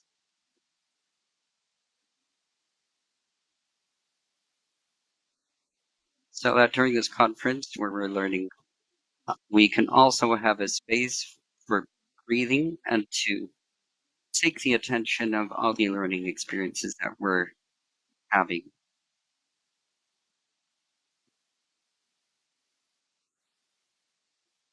To this end, I'd like everybody to close their eyes very gently.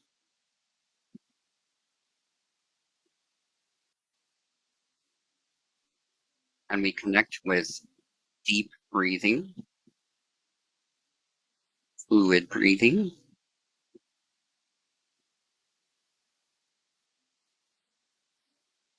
conscious and aware and natural breathing.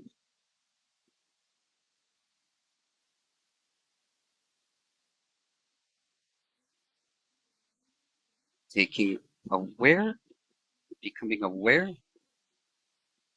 of the air that comes into our body and that leaves our body.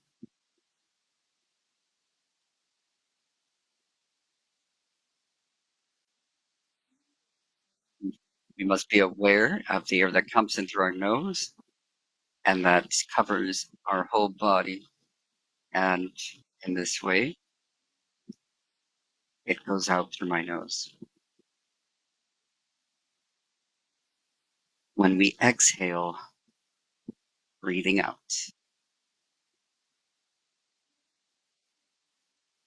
And now I'm going to invite everybody to observe the movements and how it feels in your chest. How is that movement in your chest? How is that movement when you inhale, when you exhale? How does it feel?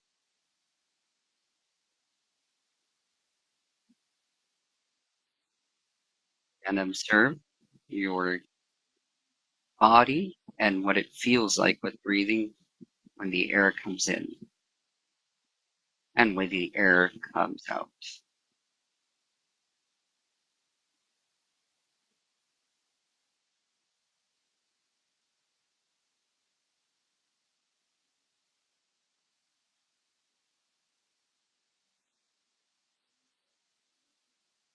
And you can have your breathing just feel natural, just let it be natural. And observe all the feelings that inhabit your body. Observe your thoughts as well. Without judging them, let them just appear and go by, just like clouds go by in the sky.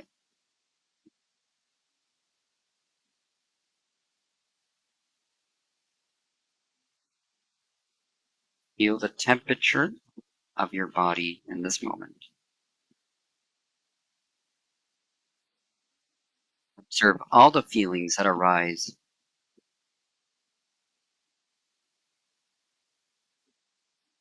Observe how your body feels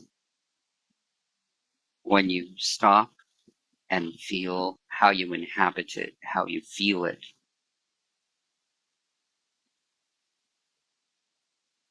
Observe how it feels to be present in the moment, how it feels to be at ease.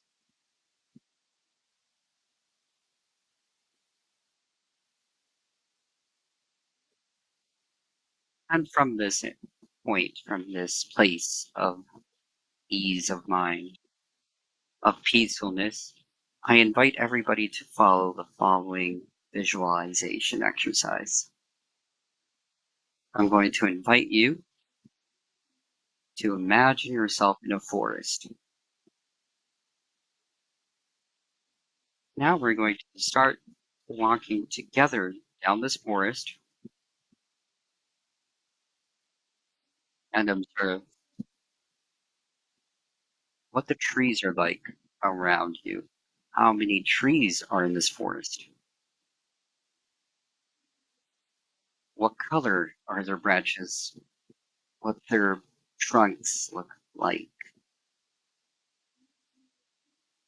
How do you feel inside this forest? How do you feel? And breathe. Breathe in and connect with your own nature. Letting this forest imbue you with all these wonderful feelings and sensations that we feel when we're surrounded by nature. Breathe in deeply. If you want, you can open up your arms, feeling the sense of fulfillment.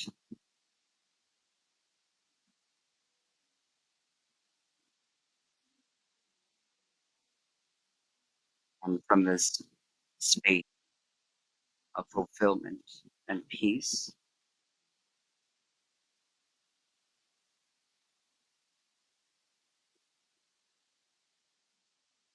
imagine yourself sitting down.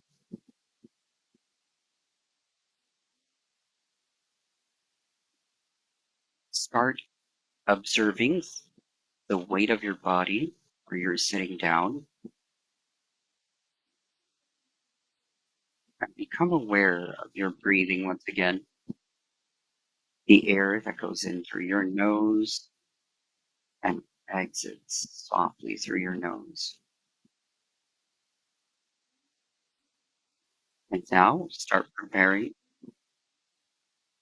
to breathe in. And when you feel ready, I invite you to slowly open your eyes.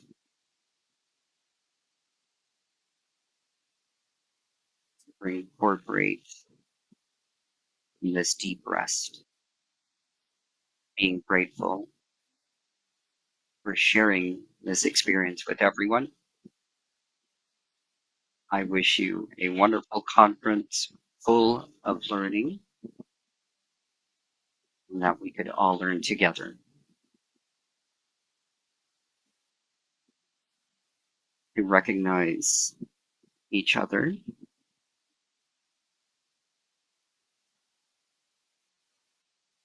live and walk together to a new education in the 21st century. Thank you very much for sharing this space. I hope you have a wonderful conference and a wonderful day. Take care.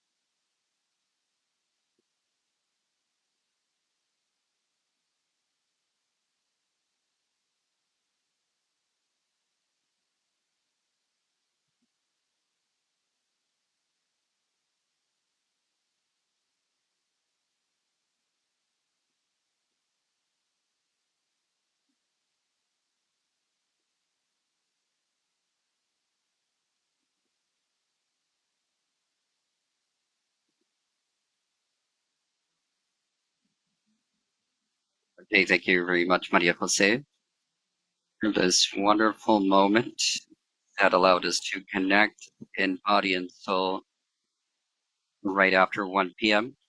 And so now we can kick off the third panel on intercultural education, which is part of the topic that we've been working on from Fundación Caserta, from Fundación Cortés Solari for over 20 years, how we understand living together, coexisting with people of various intercultural backgrounds. So I'd like to introduce my colleague, Agustina Lobianco, and thanking her for the co-presentation of this conference.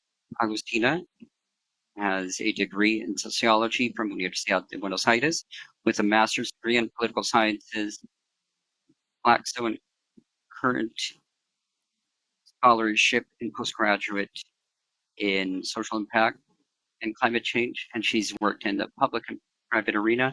She's worked as 4 years as the Director of Development of Philanthropia Cortés Solari, where she seeks to scale and amplify the impact of the emblematic projects of this institution, starting from the linkage outreach. Agustina, welcome. The floor is yours. Thank you very much, Patricia. Thank you very much for the kind introduction. And for me, it's a pleasure to moderate this panel on intercultural education. It's a panel whose topic is dear to my heart. I'm very interested in it, and we've worked a lot on this topic in the observatory from Caserta. Now I'm going to introduce these speakers who are going to be here with us today. Lucy Ann, please turn on your cameras as we mention you. Lucy, Carolina, and Pablo, thank you very much. Lucy Ann Rapnel is an anthropologist from Universidad Católica of Peru, where she also has a degree in education, a master's degree in education from Bath University, UK. She worked in the design and co-direction of the bilingual teachers program in the Peruvian Amazon, developed by the Pedagogical Loreto program and the Confederation of Indigenous Peoples, IDCEP. Later, she worked as a teacher in the National San Marcos University program in the Regional Indigenous Peoples program for the Central Jungle. It's so interesting, Lucy, that you shared in panels of the observatory. Thank you for sharing your experience with the rest of the audience. Thank you for that. And now I'll present Carolina Albornoz. Carolina is coordinator and panel member of the Regional Observatory of Education for the 21st Century, director of Fundación Caserta, educator and intercultural mentor, strategic coach and engineer in human resources, also facilitator and high performance and learning with Igala and TAC. In the last 20 years, she has directed many educational projects in the Chilean and Bolivian mountain ranges, rural zones, urban zones, promoting comprehensive and intercultural education based on respect, trust, and dialogue. Welcome, Carolina. And finally, Pablo Castillo. Pablo, it's a pleasure to have met you before, so it's a pleasure to have you here as well.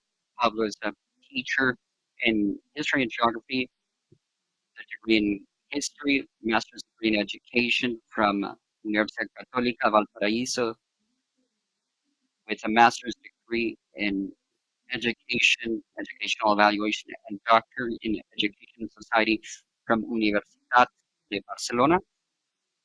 His research lines are teacher education and the improvement of schools. Currently, he's a teacher of the Department of Education of the Faculty of Humanities of Universidad de Santiago de Chile and director of the master's degree program in education with mention in educational leadership and management. Welcome, Pablo. So I'm going to give the floor to Lucy first. Lucy, go ahead with your presentation, and then we'll have a Q&A session. Go ahead, please. Thank you very much. Now I'm going to share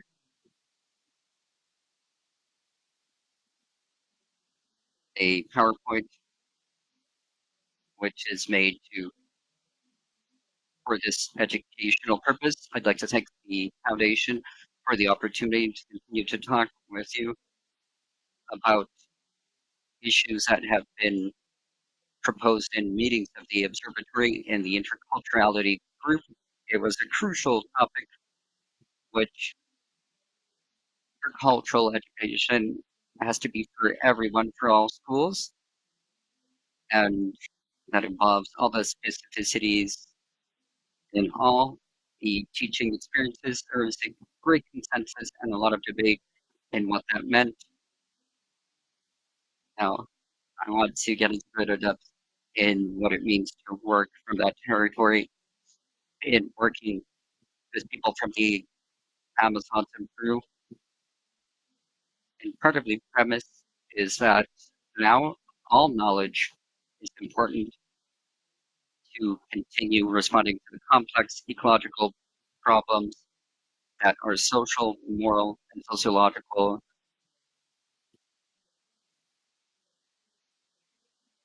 Now, this is a topic of bilingual interculturality, and the idea here, we work with students, and we have pictures of various Amazonic ecosystems where the native peoples have learned, got to know, and work with throughout thousands of years. These are the spaces where they develop their teaching and learning experiences. And why is it important? Why is it important to start in these territories? As the observation was, it allows to continue the motivation, which is connecting to their context and what is significant to them. And it doesn't do what they used to do in traditional education in order to take them to a closed area which had nothing to do with their actual issues.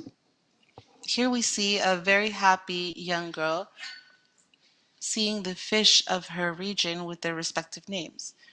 Also, it allows the students to be able to connect with things that they do in original indigenous areas and to be guardians for biodiversity throughout thousands of years and to value their importance for current life situations. They have to start knowing and be of value, not because my ancestors knew these things, but this is the response that most of my students tell me. Why is this important? Because this way is how our ancestors have taught us, but it is also important to see how we can associate this to life. So it's very important to highlight, as well as how. We've been working in the Peruvian Amazon from processes that are oriented in different cultural circumstances. Why? Because we wanted to overcome the folklore vision of these indigenous peoples, which is very oriented to their dress, their food, and their dance. All three of these are very important, but you can't leave aside other knowledge that are also very important, which have to do with nature, with satisfying needs, etc. And furthermore, we would like to overcome the hierarchy of science as the best way to learn. So here we have a dialogue of horizontal lines and also to be able to recognize the existence of different learnings, but also the different ways that people actually learn. Why? Because the first years that we started implementing intercultural education in the Peruvian Amazon, we realized that these masters were working with learning of indigenous peoples, but also dipping into education. So, for example, acknowledging and identifying their chakras and also the purposes of yoga. And of course, this isn't something that you can just learn. It's something that you can learn through talking with older people. And these people can teach you the importance and telling you how many varieties there are.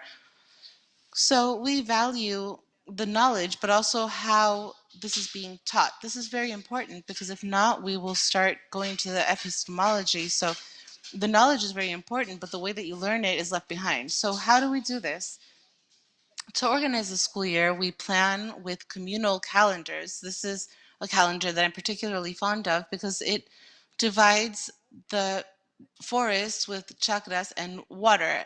And this indicates all of the activities that are being developed throughout the year based on this calendar, which has its own matrix of knowledge, which is annexed by the master who identifies what is going to occur or be taught during each month of the year. So what do? They do social productive activities. We have two different types of projects that are social productive.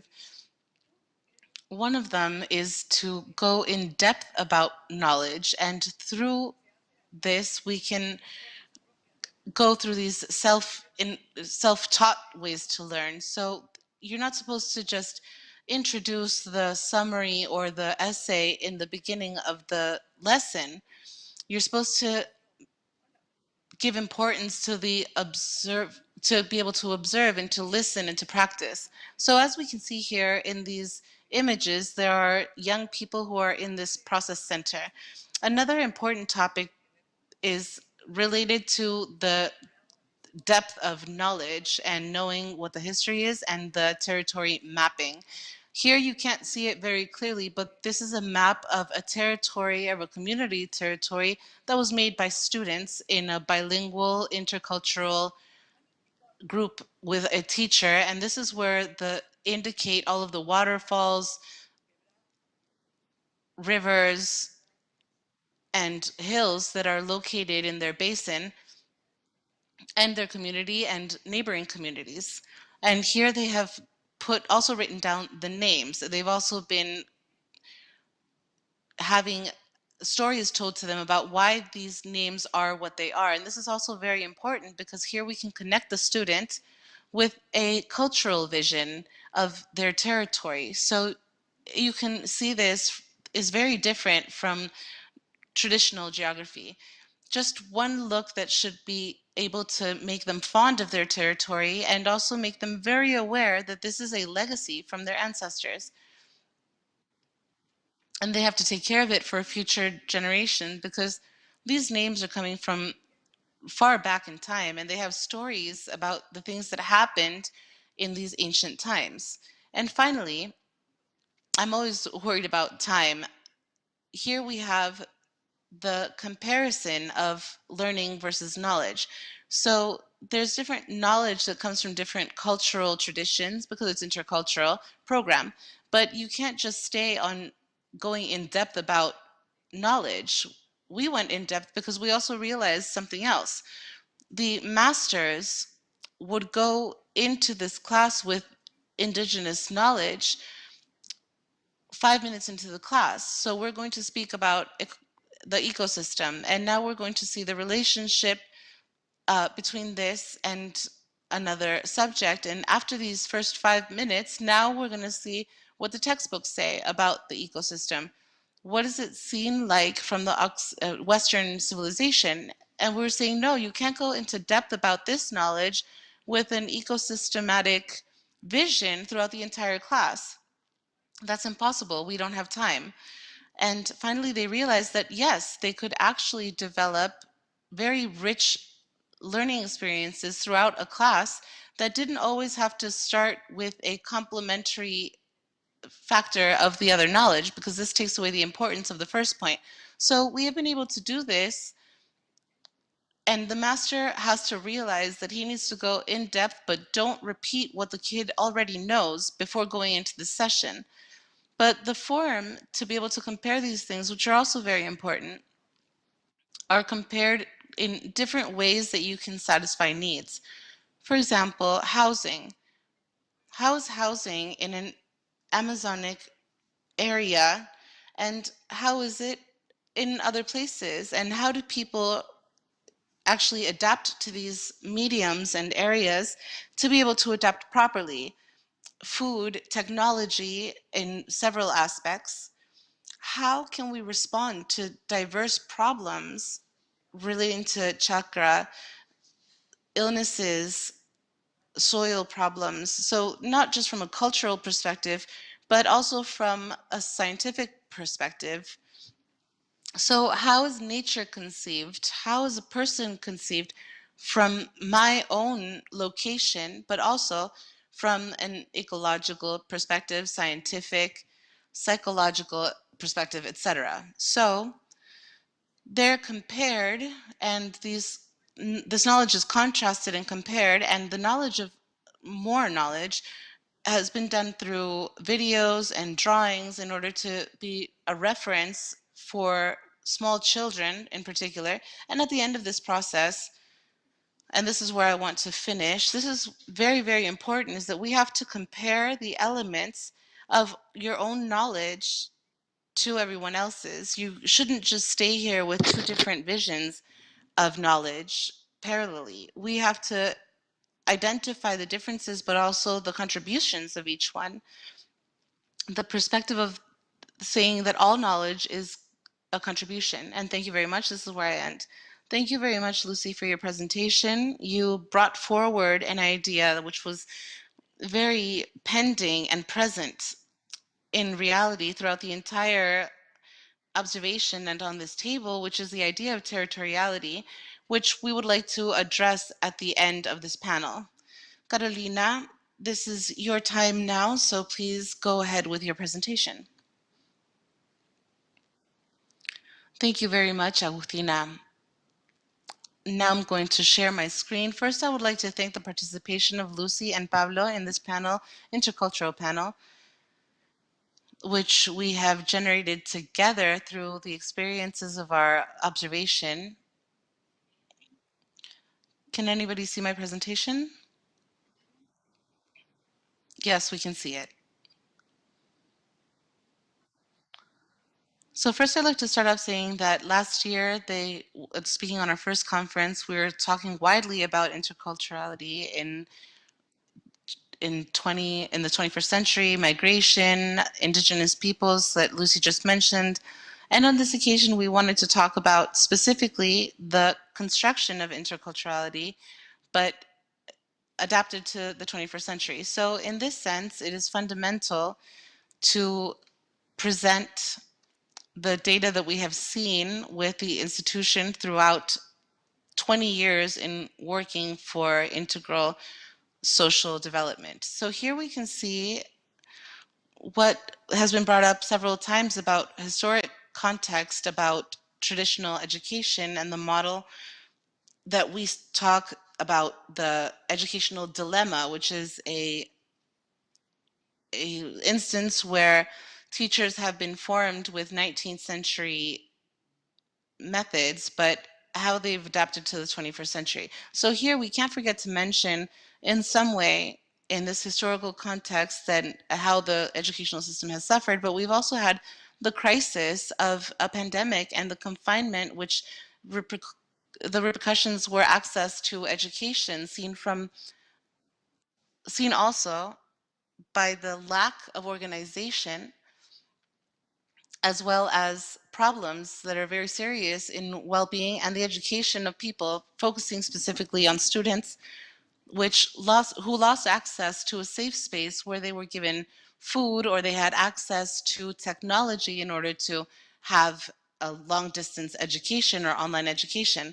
So now the lack of education has been the product of not having the possibility to be able to link up with their teachers or with other students. So it is very important to observe this evolution from the history of what the educational format was in the 18th century, which got worse during the confinement period of the pandemic.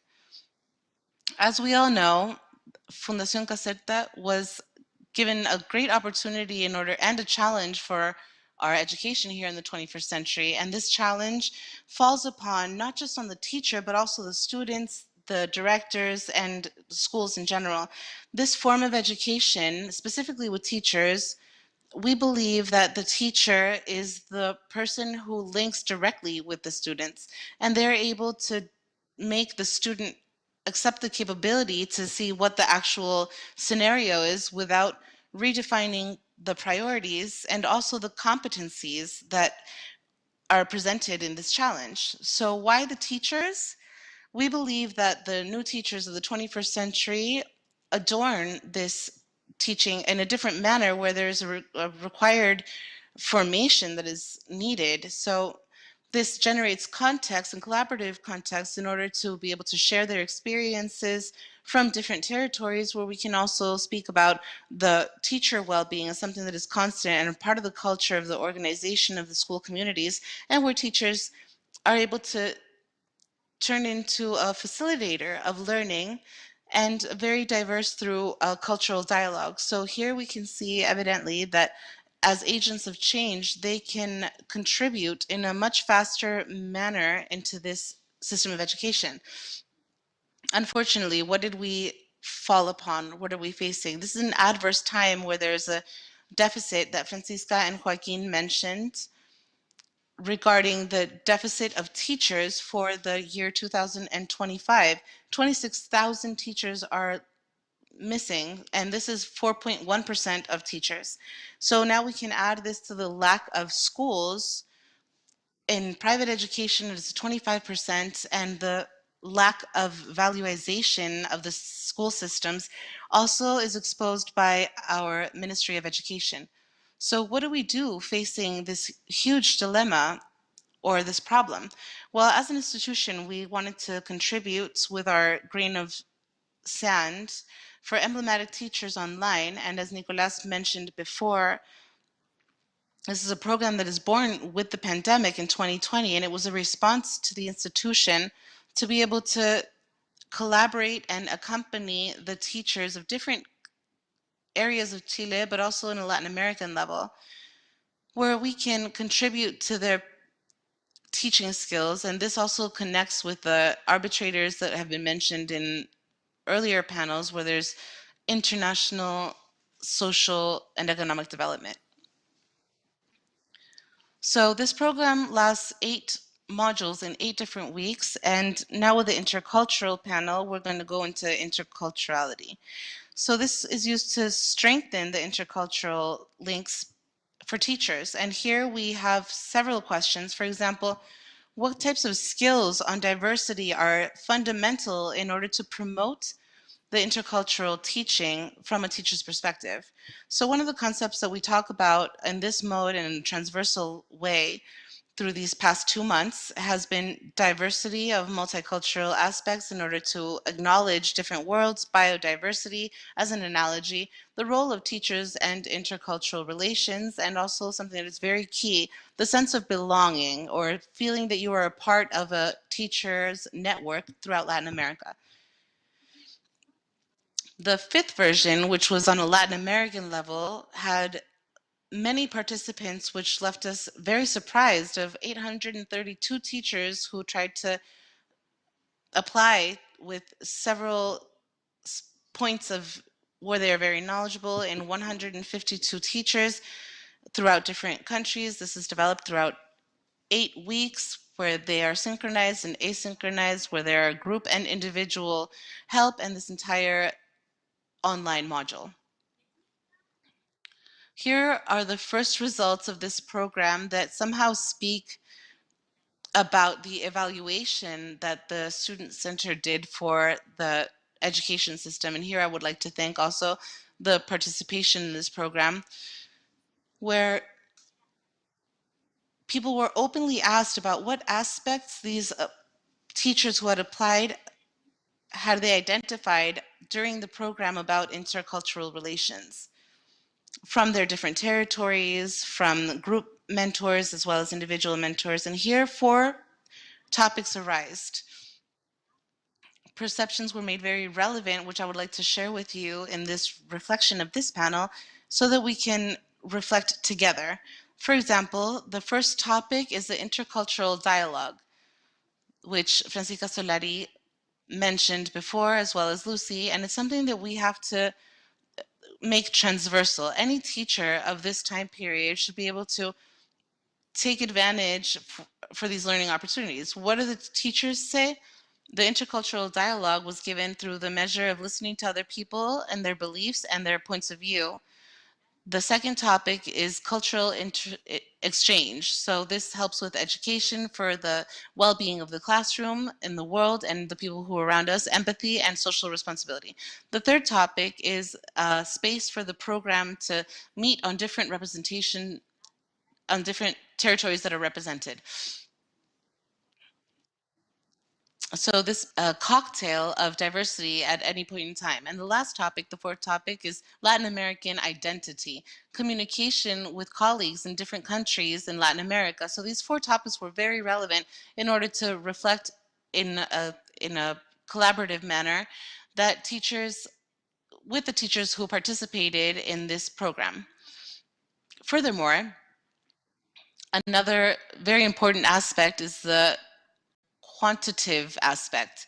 Here we did an evaluation of the perception where people were asked openly, how do you see yourself in this aspect of the program, and how was it applied to the evaluation pre and post the program, with a scale ranging from 1 to 7, obtaining the perception of the teachers, and also the evaluation resulted in 6.79, so almost a 7, which gave us great hope, because then somehow the teachers were able to value the intercultural aspect, and they were constructing it within this teacher network.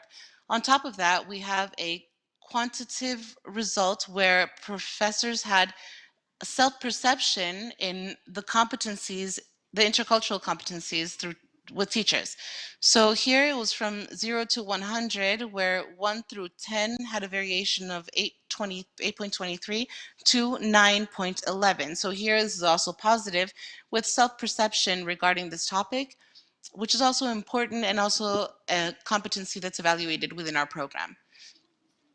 In conclusion, we would like to share with you in this second meeting about intercultural. So here, this is a very broad subject. It's a bridge that can open spaces for reflection regarding quality education, integrated education, and sustainability. Here, the teachers are fundamental because they are the people who articulate this cultural diversity that they find in their classroom.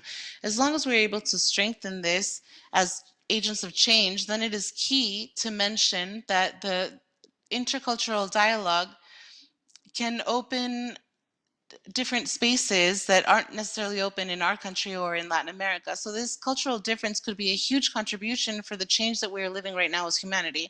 So I would like to leave this reflection here with these four topics, which is intercultural dialogue, intercultural education, exchanging different cultures, and Latin American identity. So in this context, education can play a fundamental role for fostering capacities in students in different environments and diverse cultures, promoting richness where it's not seen as a threat, but as a huge opportunity for learning, as it should be, increasing inclusion and social cohesion. That's how we live through it. And just to wrap up, we always join the hearts in our first pilot program, Tata Maltu, which was a pilot program from 2013 to 2019, where we based ourselves in human development and interculturality. It's a life focus, which is systemic and of integration, where you seek a new paradigm of individual and starting from the individual to collective change. And a final conclusion, intercultural education should be a competency for the new education of the 21st century. And with that, I wrap up, and I'll leave you with a quote so you could see how they perceive our professional program of this input. 20 years old, 20 years of Caserta. Hi, I'm Professor Aguirre. I'm part of the Professor Bread 2022 of Fundación Caserta in its fourth edition. And I was fascinated with this program, especially since I'm part of the largest network of Latin America and the world.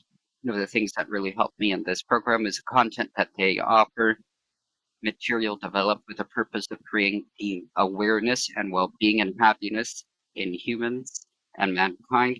One of the things that I loved were the mentoring, where we could meet professors from other countries like Chile, Argentina, Bolivia, Mexico. We shared cultures, experiences, knowledge, and it was very significant. And there's also a wonderful program, so I invite you to be a part of this program. and be a part of Profes en Red from Fundación Caserta. 20 years, Fundación Caserta. Thank you very much, Carolina, for sharing not just this testimony of a professor that participated in the Profes en Red, and for also summarizing the intercultural technical table that was carried out in Fundación Caserta in collaboration with many institutions and academics, where we saw the participation of Lucy and Pablo. So before going to the Q&A, Pablo, I'd like you to take the floor, and then we could have a Q&A session. So Pablo, the floor is yours. Thank you very much. Thank you for this space and the opportunity to talk, the motivation that this work has. Well, it wasn't mentioned when we talked about our CVs. It has to do with the identity. I'm a professor. I'm a Chilean professor, but I'm also Mapuche, part of the native peoples of Chile. And based on that recognition, it has created and made questions arise. I wish to talk with other professors, such as Carlos Miranda, another indigenous teacher from Licantay, and we called forth colleagues just like us that work in the Chilean educational system, and that they're facing this dilemma of how to bring this indigenous knowledge, ancestral knowledge that we have. They're being descendants of one of the native peoples, and how this collides with the national curriculum, the Chilean curriculum, so to say. Now, from that base question, we see this project arise. It's very recent, and as I was telling Carolina, that, as we said before, this work hasn't been systemized, and these are unprecedented results that we're going to show. The research was very simple, and it's regarding the curriculum, indigenous teachers, and the educational model. Now, from this base, we work upon school improvements, especially on teacher education, and specifically in the last 4 years, we have worked on inclusion. So here, there are some theoretical elements that we're going to work on, and we're going to work on our positions. The methodology was very exploratory. We don't have many references of the intersection of native or indigenous teachers, which are indigenous when facing the curriculum. I'm, for example, an educator in history. Carlos is in elementary education. There's other professors in math, sciences.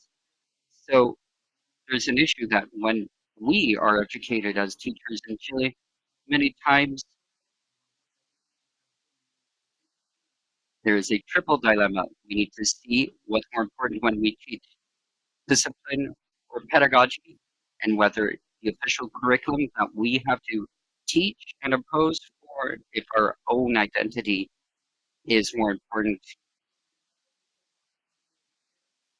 Now, we have two studies, one in Valparaiso and one in Santiago.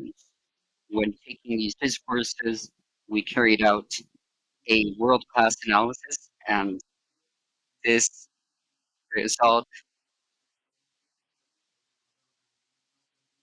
we feel that there's a lack of teacher education in order to tackle the issues of interculturality.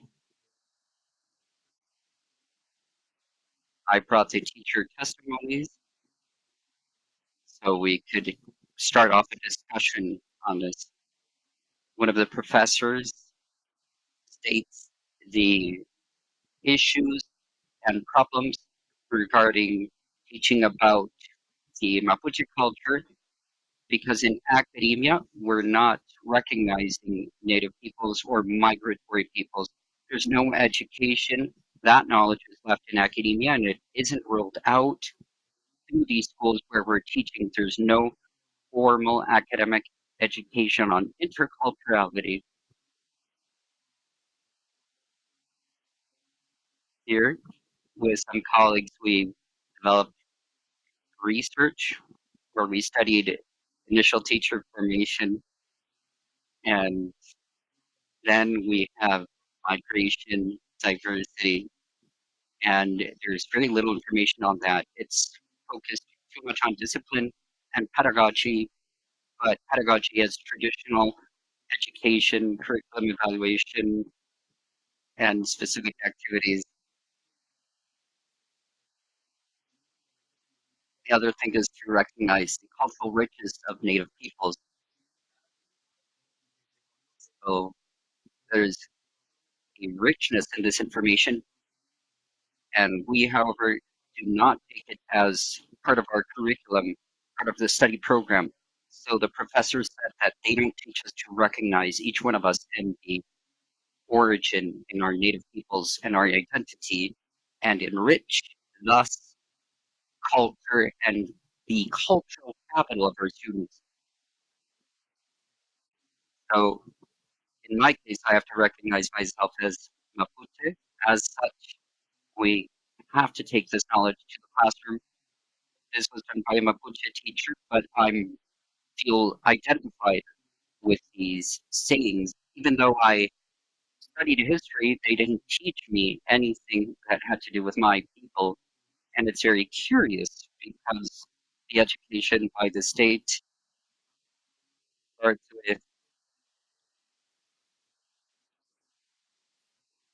with the mestizo side of the Mapuche, the mixed. The Chilean people is very related to this ancestral people. The other point is that we're facing a change of paradigm. We must recognize the knowledge of the native peoples that has a great knowledge of our relationship with the land, with spirituality, to be a che, which means people.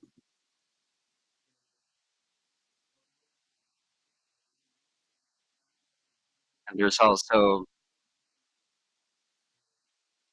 is a relationship between the curriculum and the knowledge of Native peoples. We want to deliver knowledge in a real manner and not just what the curriculum or study program says.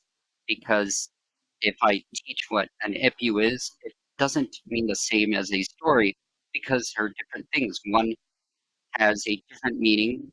It's the stories given by the native peoples of the Mapuche, and they're passed on from generation to generation. But when they're explained in school, it's like they're fables, but they're not fables. It's something which identifies us as a people.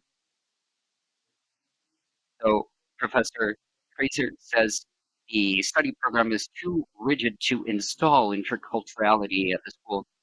Professor Tu said that there's a lot of discrepancy of what we want to teach in the classroom because it's very formal, because it has to be assimilationist. It doesn't recognize other ways of teaching. It doesn't recognize the profound philosophy that the native peoples have to understand the existence of human beings in this land and nature. And here we see a lack of dialogue between teachers. I've told my colleagues that we were 5 years in the university and that they didn't really favor us because they teach us just what they want us to teach and transmit that. That's what Professor 1 said. And Professor 2 stated that it was more anecdotal and we require dialogue, we require talking, which is talking about what we understand and how this projects into our work.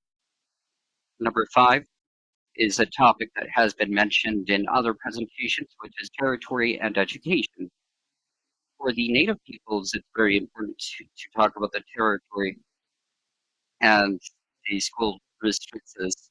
So from the Chango people's point of view, it's very visible. We see complications on the Awayun level. The first is the territory. We have a lot of people that lives in small beaches, in protests in Ruko, and it's difficult to take a person of the Chango people out of the beach and to school because it takes them out of their people. The professors must include the responsibility with the land, the territory. We have actions and we require actions to take students to the forest and to recognize the territory. Discrimination is also an important point. It's linked to discrimination for Indigenous persons that is smelling of fish and dirty. Once a colleague said, "Oh, the Kangos really dress up," and then Professor One said, "Oh, your little workshop is so interesting. Oh, the mapuches are so interesting," in a sarcastic manner. Number 7, barriers for educational inclusion. Here, we require recognition that there are political barriers.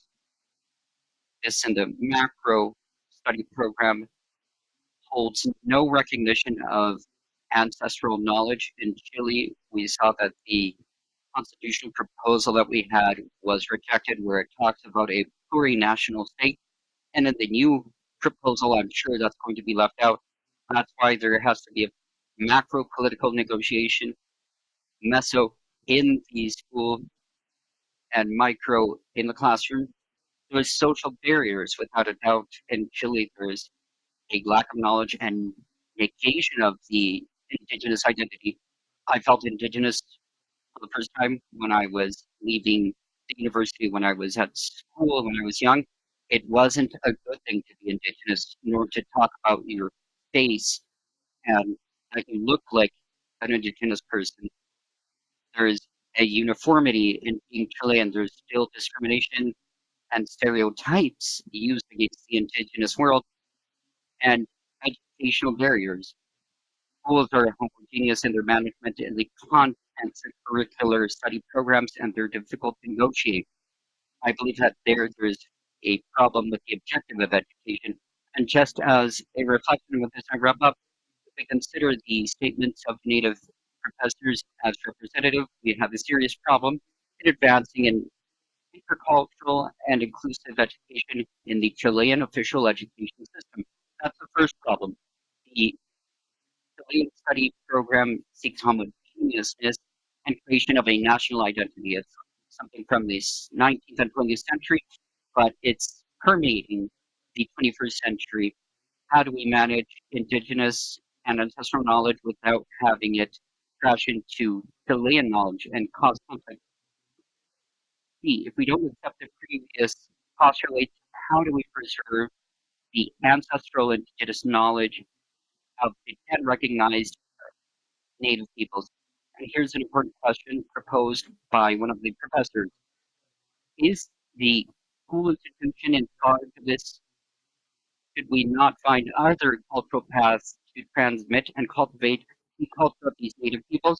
If we accept it, if the school is not the one in charge of transmitting this ancestral knowledge, and if it's the Native communities in charge of this, what is the knowledge that should be recovered and transmitted, and what will be the purpose? Is it to make it Western? Is it to assimilate it? Is it to mix it? Is it to improve the current world?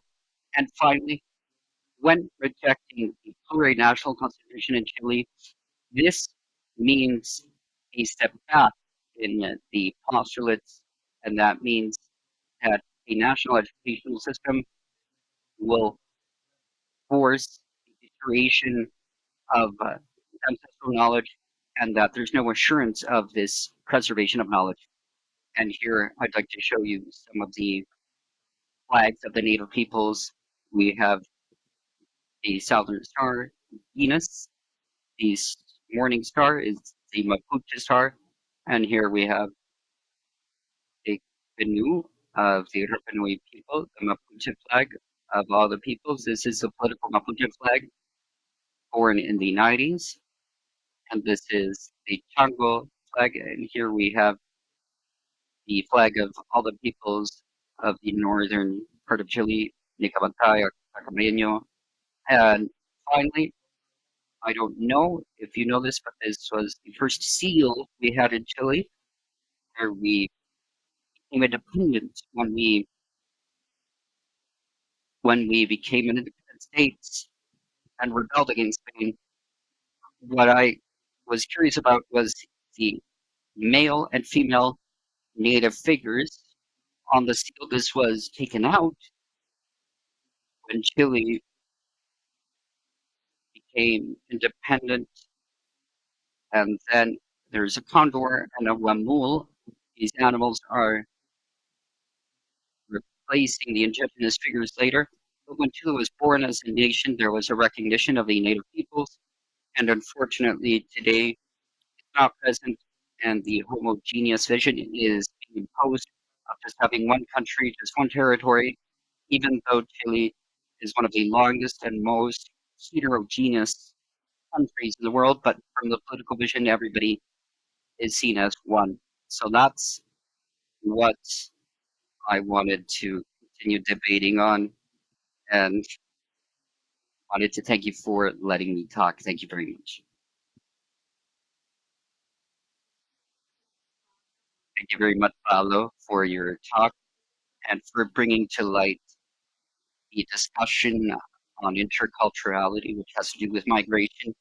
Now, when we talk about giving a space in classrooms to diversity, we're not just talking about the native peoples and valuing all that ancestral knowledge, but also the challenges of education, of incorporating children due to these movements and globalization. So thank you very much for giving us this challenge and talking about this.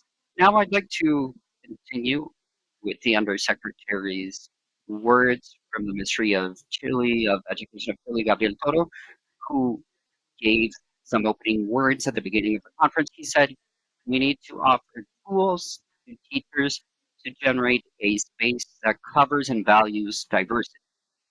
To this, I would add cover, shelter, diversity, and to recognize otherness.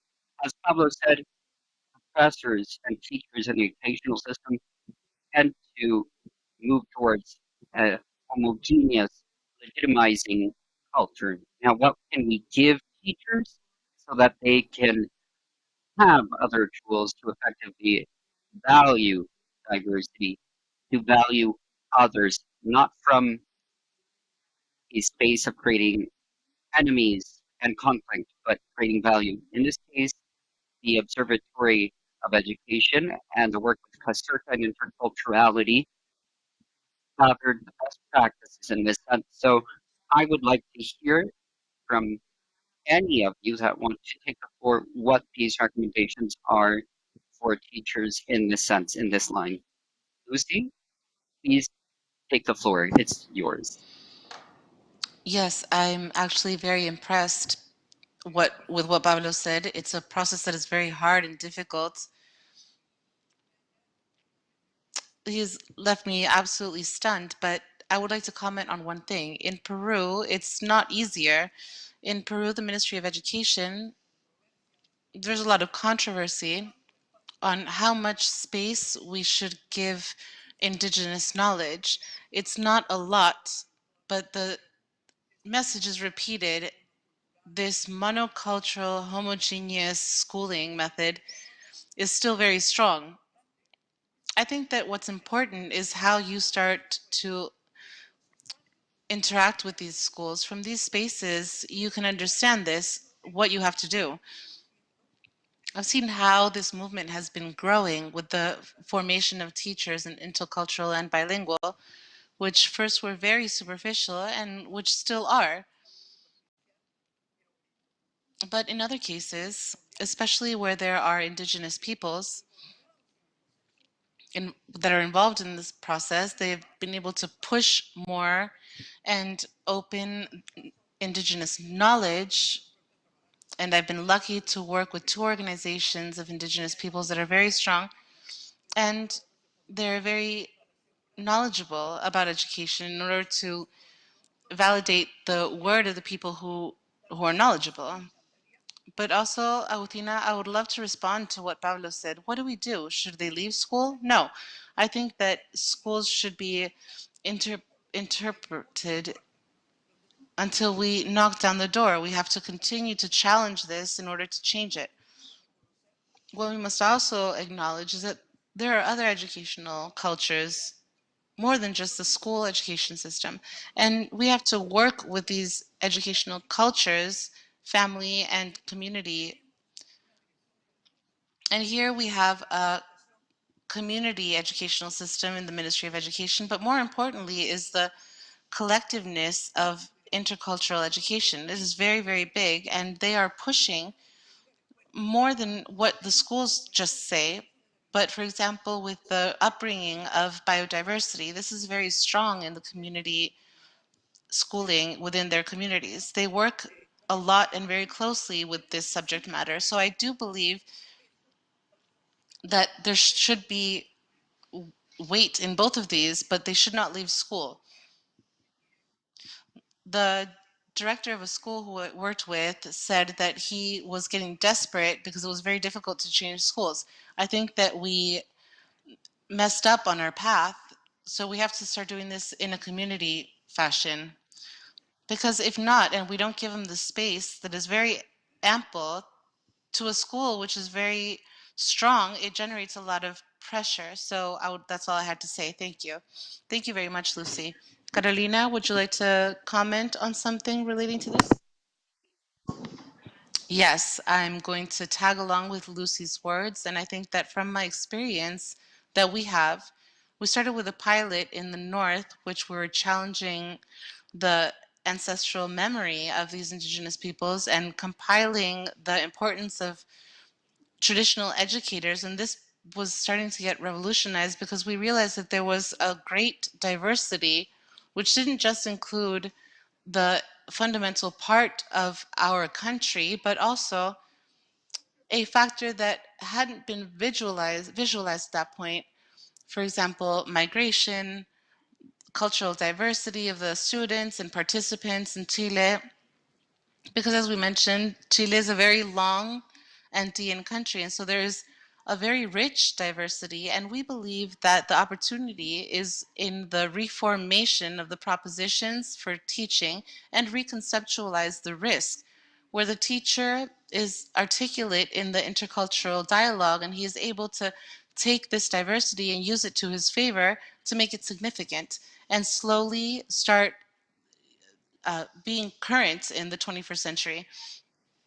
This is fundamental, which in this country is solidified by acknowledgement and value of our indigenous peoples as far as our roots are concerned and our identity, but it's also going to take on the diversity, which is exacerbated by migration, and also complements cultural diversity and inclusion, which we're seeking in the classroom. So that would be my comment.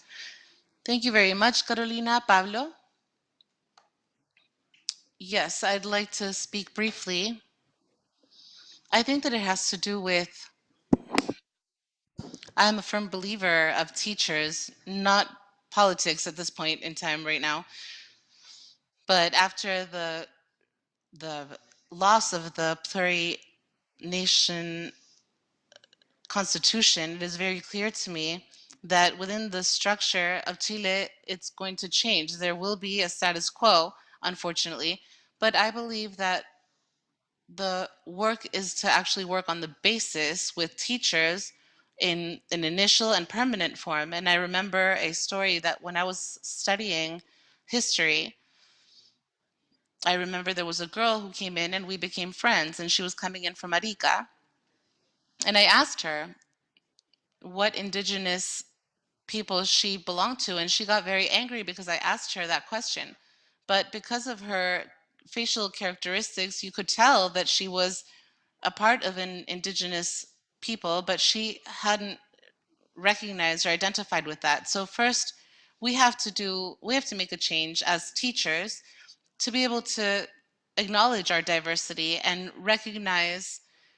And when we do that, we're going to look for acknowledgement and diversity for other people. If I'm not able to self-identify or say that that I have multiple backgrounds from a history, which I didn't decide, it is what I am. And from that point, we can start constructing something different. But I do believe and I do trust in our teachers. I still believe that we can change the root of education, but I no longer believe in structural changes. There was a vision at one point, but now we realized that the people in power are it's a very large community, and also the political standpoints, they're not going to let go of their opinions. Thank you very much, Pablo, for your opinion. Thank you very much. You mentioned a very important point, which has to do with self-acknowledgement. In order to recognize others, I have to recognize myself. And within that recognition, we understand that there are different dimensions of work that we have to take place where we can confront these problems. And we tend to think that collaborative work is very important in public spaces, private spaces, and civil spaces. And we understand that it is a door for work and solution. There is not just one door for a solution. It's or schools or structural education. So no, that's not how it works. And we want to all work together to be on the same page. So basically, this is why we generated this observatory, in order to include different voices and get to know and recognize ourselves as well as other people. So I'm going to leave you with this reflection and thank everybody who participated, and we're going to close this panel. Thank you, Pablo, very much. Thank you very much, Carolina. Lucy, it was a pleasure to see you again. And now we're going to talk about a segment which is being led by Marcela Iglesias. Marcela is a psychology major and she works at Foundation Caserta. So Marcela, please go ahead. She's going to give us an activity before the next panel to relax about, the next panel is about environment.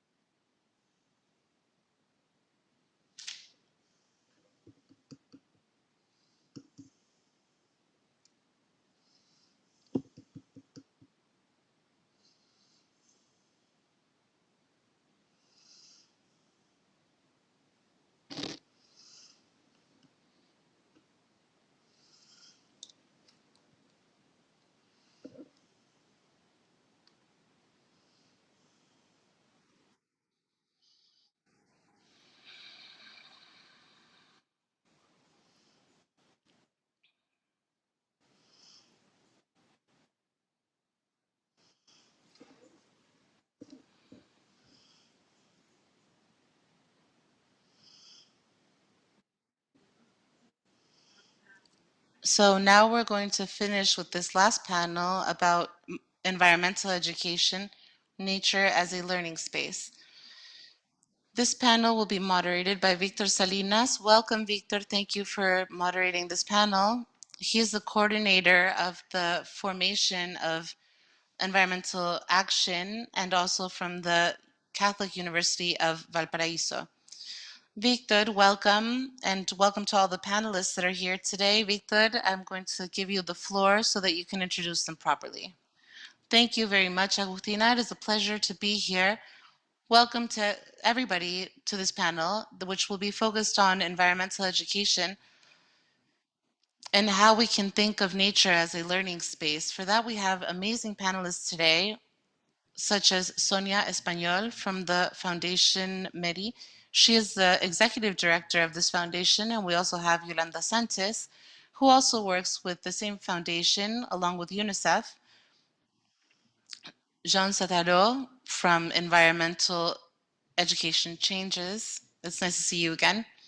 And Reis Lopez Bello will be joining us today in order to discuss this very specific subject about how to think of nature as a learning opportunity and think about this in the context of climate change, where we have a very big challenge as humanity.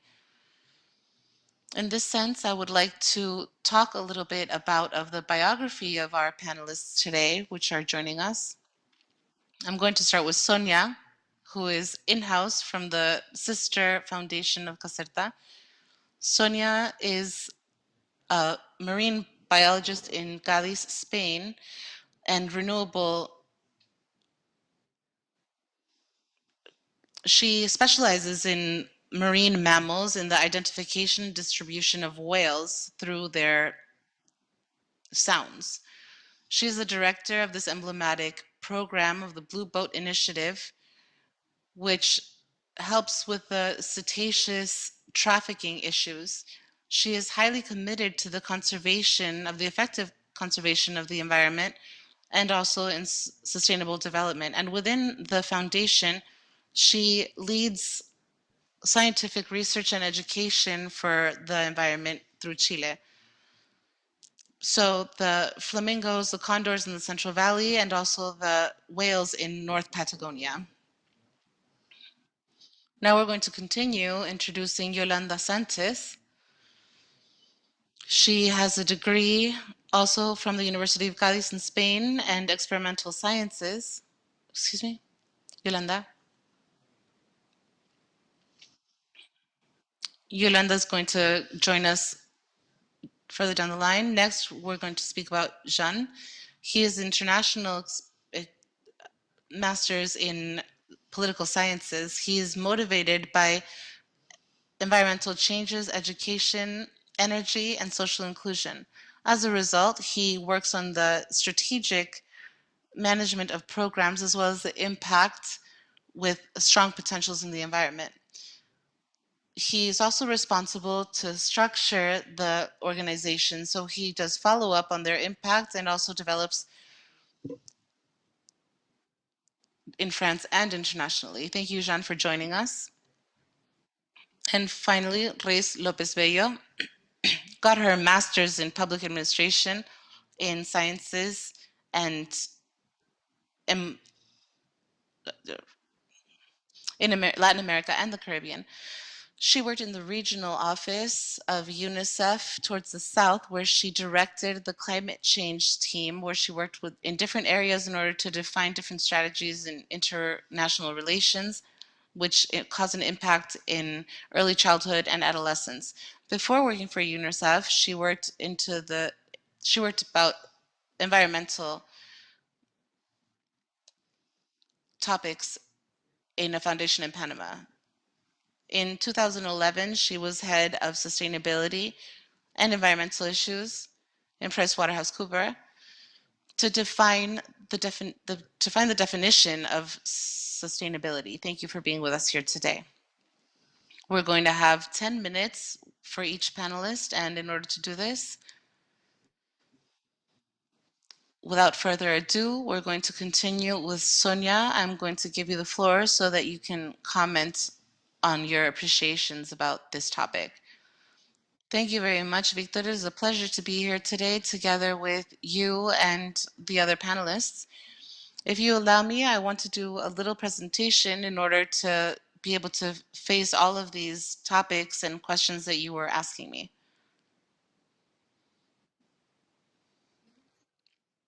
Can you see my presentation? Yes, great. Thank you. So I'm going to tell you and everybody who is here today, we have been listening to the same topic. We need to change the focus, not just from a educational perspective, but also sustainable development, which also includes a more integral approach. So I worked for the United Nations, where sustainability is defined as the satisfaction of needs of the current foundation but that we should also be committed to the capacity of people in order to satisfy their own needs. So today it is more critical, this paradigm shift is more critical due to all of the things that have to do with environmental change and climate change, which affects everybody, and from which we should consider this approach which will help us confront these issues, but also social, economic, and popular issues. So the Fundación Meri complies with all of these aspects. They promote sustainable development through science, education, and conservation. It is in this more general perspective where MERI concentrates in investigation, scientific investigation, and focusing with working with the communities, seeking exactly strategic ways to handle climate change. So this is faced from an environmental perspective in education. So what is the model which we apply to environmental education? So as Victor was telling us, we are a sister foundation of Caserta, which has more than 20 years in integral education, and we use the model that they have on the human development map to see what is being discussed. So this is why we talk or we work in different dimensions through the body, for example, the connection and everything that involves our senses related to nature. We have very concrete evidence, which, for example, the sound that whales use in order to be able to use their senses to be in contact with nature. Emotion, what we're looking for here is that there should be a connection between each and every one of us and also the representatives of nature. For example, we generate a book which is called The Dance of Wind, which talks about the difference between whales and ourselves. So from a mental perspective, we now are here in a more scientific sense where we can approach in a faithful manner everything that has to do with the information, and this concept or more theoretical concept allows us to understand the territories better in a viable way. And so we know what affects it and how this structures and how we can help in that sense. And finally, we can talk about the spirit, and we do this through promoting the commitment that we all have with nature. And we're called to be guardians of nature and to take care of it in a way that's much more comprehensive than what we do normally. In that sense, Fundación Meri has been generating environmental education programs for many years. And one of the wonderful things of the elemental reserves is that they're huge. And what we do from Fundación Meri is to work on strategic plans of conservation in each one of the areas that we reach. So then they've carried out conservation plans that are part of the ecosystem of the territory and biodiversity, and we set the objectives because not everything can be tackled from the conservation point of view. So we seek species that are umbrella species, which means that we protect them and we could protect the whole ecosystem. So once we have the species defined, we seek the main threats through mankind's activities. And here we seek the promotion of best practices and also in contact and in relation with the territory's people, because they are the people that suffer the consequences and have much more power of action than people from other territories. So we always work in harmony with them. Likewise, we always have this vision of promoting organization and conservation, but starting from the ecosystemic protection. That means going from eco, from humans as the pillar and only as a center of a pyramid, to eco, to have everybody together as part of nature and that there's no species that is above the other. Likewise, we must highlight that going beyond carrying out these environmental education activities, we believe that it's important to promote conservation with the active participation of the inhabitants of the territory always is community action, and that's why it's necessary to be clear on the relationship that exists with the community and nature, and to establish these links between conservation, but without leaving out the development and human well-being in the 21st century. It's impossible to perhaps go back in certain issues, but we can strengthen local institutions. And with that, we can try to perform and have programs that seek these incentives so that the inhabitants can be the main stakeholders and they can be the ones that receive this type of benefit for working this education program. And to follow the guidelines of UNESCO, we see different pillars, of course. We have the base knowledge and reaching a basic understanding of the environment, how it works, what are the environmental problems, what's the presence of human beings, the participation and the relationships created between them and with nature. And also there's another part that integrates greater awareness with the idea of sensitizing the population and the consequences these have on the quality of life. Sometimes we are hit personally by how climate change affects you, and with greater awareness, we can empathize with others and see how it affects them.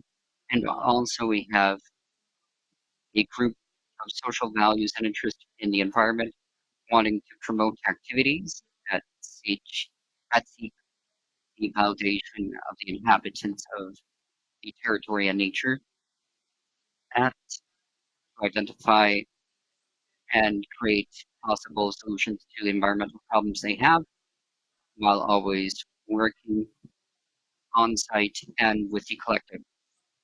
Finally, everybody in a territory is everybody. So what we do from the foundation is we differentiate between the inhabitants in the territory by sectors for target audiences. For example, for many years, the foundation worked intensively with children, youth, and adolescents. But during the last few years, we noticed that also it's important to work with professors, which in the end are the ones that educate children of today, and always considering and reaching decision makers, which in the end can change things. And for them, it's basic to have an environmental education program to see the threats by nature, what are the ecosystem services that are given, and in generating more awareness for the future. And in that context, we always try to relate with that and be a bridge with everything that has to do with citizens, the private and public sector. And there we try to visualize the audience and we try to adapt all our educational programs and activities. For example, we have an environmental education program, which is centered on northern Patagonia, Wales, which is the home to blue whales and other species. It was very important for us to have people know that in their backyard they had whales. Many didn't know, and they were surprised to know that they had whales and that they're under threat. Has meant that teachers, children, and the municipality become more involved in the project and to advance in their conservation. This is just an example. We have other projects that have focused on water resources, what we call Patagonic water. And if, even though it's in the south, it tackles a common problem, which is water. And the fact is, in Chile, it's a very scarce resource in some areas and not so much in others. And we need to differentiate between them and to know the value throughout the country and to be able to help and support with that, with key knowledge which is necessary for society. There's a program which goes together with nature, which is we done in a specific time of the year, which is called Navegantes. And I'm going to present it through a video. And the beautiful part of this program is that it joins children from the community with their community. For example, not all children knew that there were whales in their backyard. So it brought a group of children to the elemental reserve. And there we used the nature in the reserve as the classroom. It's like having a class, but in nature. And I'll leave you with this short video so you can see what we mean.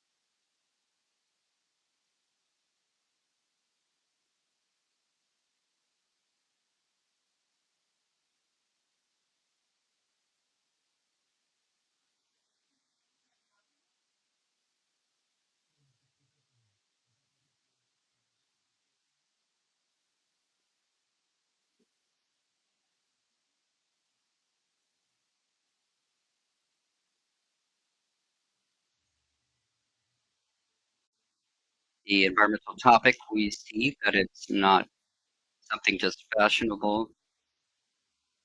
And let me start over. Okay, there.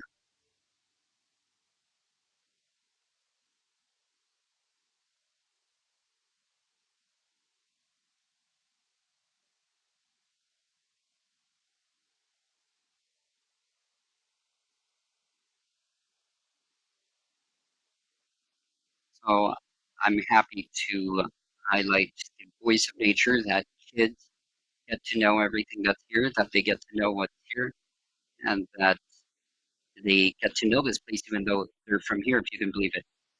And now we're going to feel and hear the elements. Environmental topic we see is not just something fashionable, nor is it just a way of seeing things. It has to be something that's lived and thought of and felt, and that we carry out concrete actions for the environment.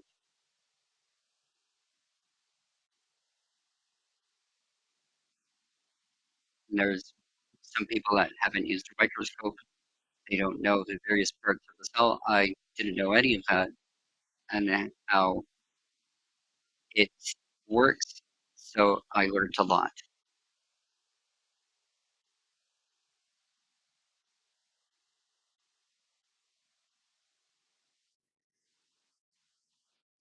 It's a well organized activity, very serious, that contributes to the learning experience of students. It's not just about reading and writing. They have to know a bit of everything. And what better to know about where we live, to take care of it, to conserve it.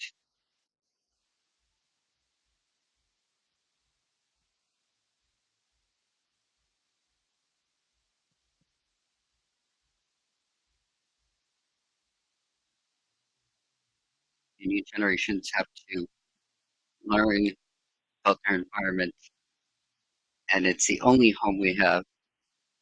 It's also a social issue. It says that ecology without awareness is just becomes botany.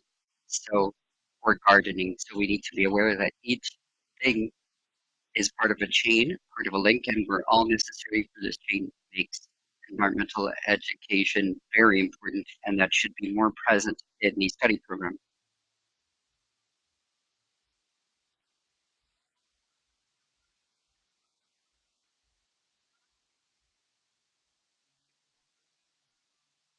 It's very important to start with the smaller children, and they become interested, and then they learn, and they keep that interest when they're older in high school.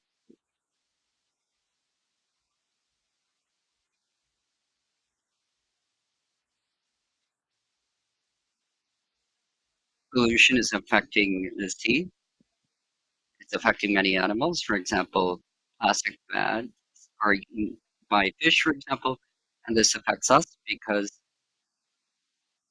when we get fish season, we go out and fish, and we eat that fish that ate the plastic.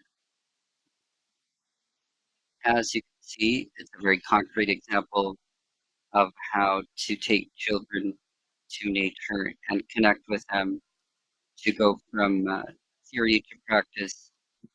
And well, it's not just the only program that we have in many. There's other programs on environmental education that has to do with condor, and there we see the mix between classical education and environmental education schools going together with the elemental reserve of many. And in Cajon del Maipo, we have the first area for condors in Chile, this in rehabilitation of condors. So a few weeks before they're let go, we film it, and this experience fulfills a cycle for environmental education, which we have been seeing with the children, the school, the teachers, and the community of what the problems are faced by the condors. And finally, we invite the children to see how this animal goes back to their habitat, and it fulfills the complete cycle. This is a small short video.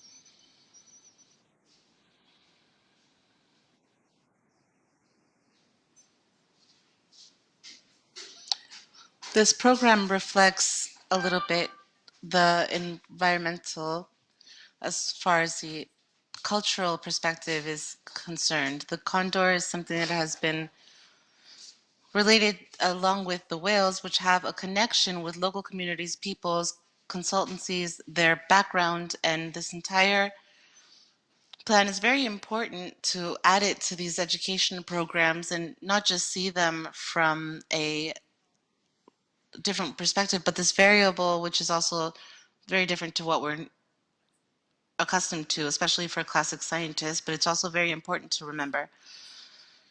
Another program we have is with the flamingo on the same line with the other animals. For example, in this project, the collaboration with Parquemet, we have a different sense here of different scientific analysis in order to know the health state of these flamingos through satellites, which are being followed up on, but also related to an environmental education program where specific material is developed, not just with the life of the flamingo, but also the condor and the whales, which is very ad hoc, to the conservation in a language which is as easy as possible in layman's terms and didactic for children as well as the teachers.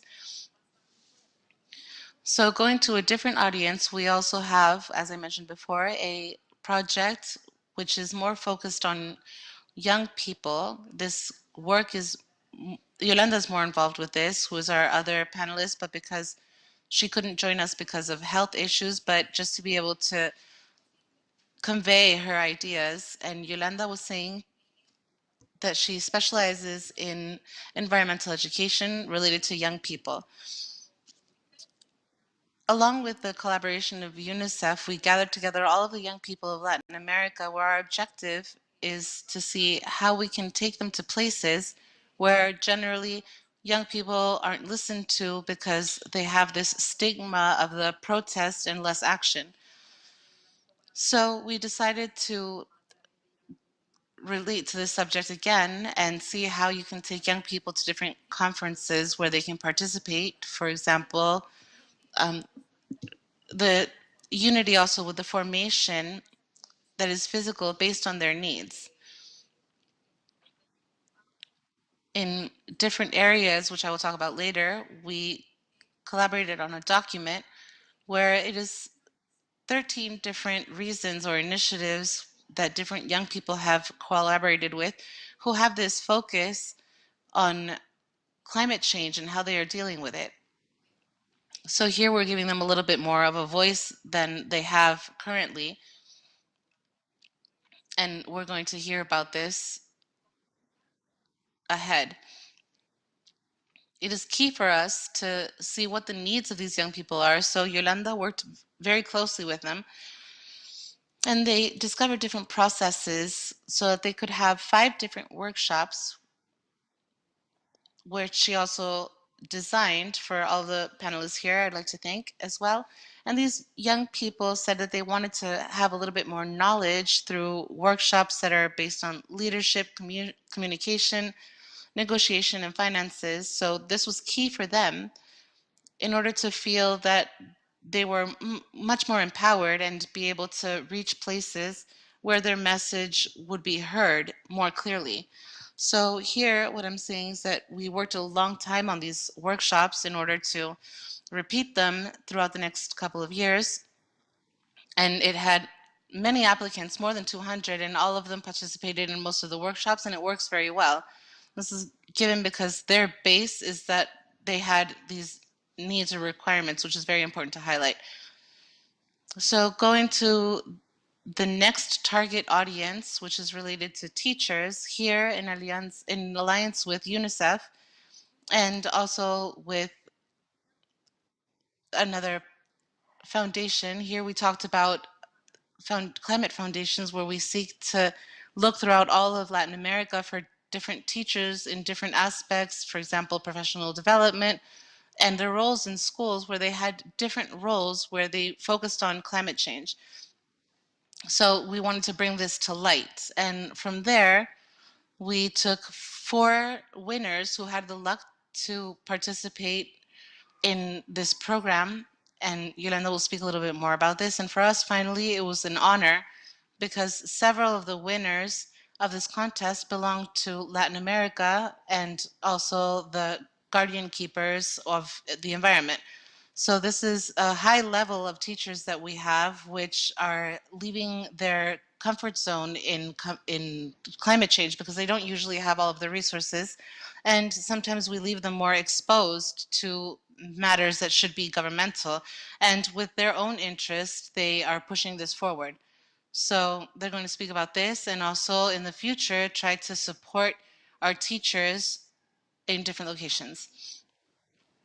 And finally, we would like to talk about UNICEF, who is working collaboratively to try to understand and know what the problem is in health and the Ministry of the Environment and Latin America and the Caribbean, where we will talk specifically to see where we can help support each other in the future. And finally, last but not least, excuse me, they were talking about the developments of Fundación Meri, which is called Territorial, which the objective is to learn on a natural level. This application contains different species and different landmarks where you can find and learn the biological characteristics of each species and what is their state of conservation, what are the risks or threats, and also more focused on nature when usually we don't see it. The good thing about this application is that you can't just use it for nature, but you can also use it within the classroom. There are teachers who use this to support the resources, the educational resources that have encountered through climate change. It has to talk about the importance of the whales. There's videos and there's different programs where students can be more adapting to the information. These programs that I've been speaking about are the way that we have to try to reach all of the sectors with an influence in the environment, as well as what's happening today and in the future. So I've talked a little bit about the need of the environmental education that we can speak about later. Thank you. Sonia, thank you very much for your presentation. I'm absolutely convinced. It's very important. The jobs that you're doing are very important in this foundation, and from a different point of view, when we speak about territorial and environmental education that we have, the best phrase that we heard was to make the children see that they have whales in their own backyards. And this is very significant for the interaction that we have with our students. Thank you very much. Now we're going to continue with Jeanne, who is with the Office of Climate Change. Jeanne, it is a pleasure to be with you here today. And you can take the floor. It's a pleasure to see you again. And this is going to be very difficult to follow up after Sonia, who gave us a great and inspirational presentation. I don't have very pretty videos with music, but I'm going to start with a cold bucket of water. So please don't leave. This gets better with time. So my name is Jeanne, and it's a pleasure to be here with you. Thank you very much for the invitation. I work in the Climate Change Office and Education. We have a headquarters in Paris, and we are very focused on a specific environmental education related to climate change. So here I'd like to present the different challenges that we have here today regarding climate change and the tools that we are able to use in order to be able to face these challenges. And our final objective is to protect the future of nature. You can see my screen, correct?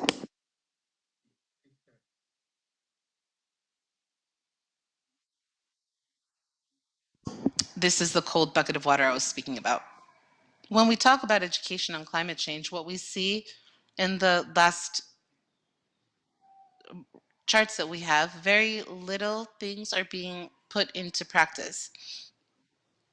In this report that UNESCO published in 2019, the majority of the countries prefer to create awareness instead of formal education. Here we can see it in where it says public awareness. We can see that in the majority of the countries are investing in the awareness and not necessarily formal education, which is a big problem when we learn to change behaviors. We can also see that on a lower level, as far as teachers are related, here's the history I'm going to talk a little bit more about. There's a system called eco schools. And here we can see that the majority of teachers, again, try to teach different subjects in this big family of environmental education, for example, EDS, which is Sustainable Development Education, instead of climate change. Eco Schools is a project that is developed in all around the world with the Foundation for the Foundation of Environmental Education, or environmental education. And this is, they certify schools around the world as eco schools. In order to create an eco school, the schools have to propose a project around a certain subject matter, and this allows, in more than 68,000 schools that have been certified already, we have important data about what type of projects the teachers are carrying out to be certified as eco schools. So what we see, unfortunately, is that only 2% of their projects are related to climate change. The majority of these projects are focused on wastes, biodiversity, as well as food. This is not a coincidence. So why is there such little of the climate change education is being considered? There's two main reasons. The first one is systematic. again, with the information from UNESCO from 2021, we can see that the programs in schools around the world still are not where they are supposed to be. It is minimal or inexistent. And another reason is the didactic reason. It's multidisciplinary and very complex. And it also means that it has large dimensions and very long timelines, which isn't very easy for elementary school kids, for example, to be able to project themselves in 150 years or 10 years and understand a phenomenon that, as Sonia mentioned, is occurring right now in our own backyards, but around the world as well. A didactic point of view also, the education of climate change just needs different focuses, so the teachers have to have a specific learning process, which isn't often carried out. There's two more points that I would like to talk. One of them is the emotional perspective, how to manage the eco-anxiety phenomenon. So this could be very useful for teachers. Also, they don't know how to speak about a topic which is so complex sometimes emotionally with teachers as well as with students. So they just don't teach about climate change. And the last point I'd like to talk about is the social aspects, where Albert Bandura is a psychologist from Stanford. He says, when everyone is responsible, no one is really responsible. So this means that in order to educate people on climate change, as Sonia mentioned as well, to have all of the potent actors working together in order to apply these changes. The last consequences, and this ends the bucket of cold water, in UNESCO 2021, 95% of teachers believe that education on climate change is very important, which is very good news. However, 30% of teachers feel that they are capable to explain climate change and their effects on the country or their region, which is very problematic when we're trying to talk about, for example, teaching people that they need to take care of nature and protect it when we know that we don't even know why our natural environment is suffering around us. And the last statistic, which is quite sad, is that a study that was carried out in France in 2021 showed that 80% of students are waiting for a very catastrophic future. The number one reason is climate change, and the second reason is the extinction of different species. So here we can see that there's a very strong relationship between climate change, the environment, biodiversity, and that also we have to face all of these topics very urgently in the classrooms. So I mentioned a little bit of what we're going to talk about, but how can we contribute solutions to all these problems, and how can we move forward? Also, who am I and why I'm speaking to you about this? Very quickly, the Office for Climate Education is an organization which was created in 2018 after the Article 12 of the Paris Agreement in the need to have education on climate change. The headquarters are in Paris, in Sorbonne Université, and here we have a very widespread for 70 shareholders in 30 different countries.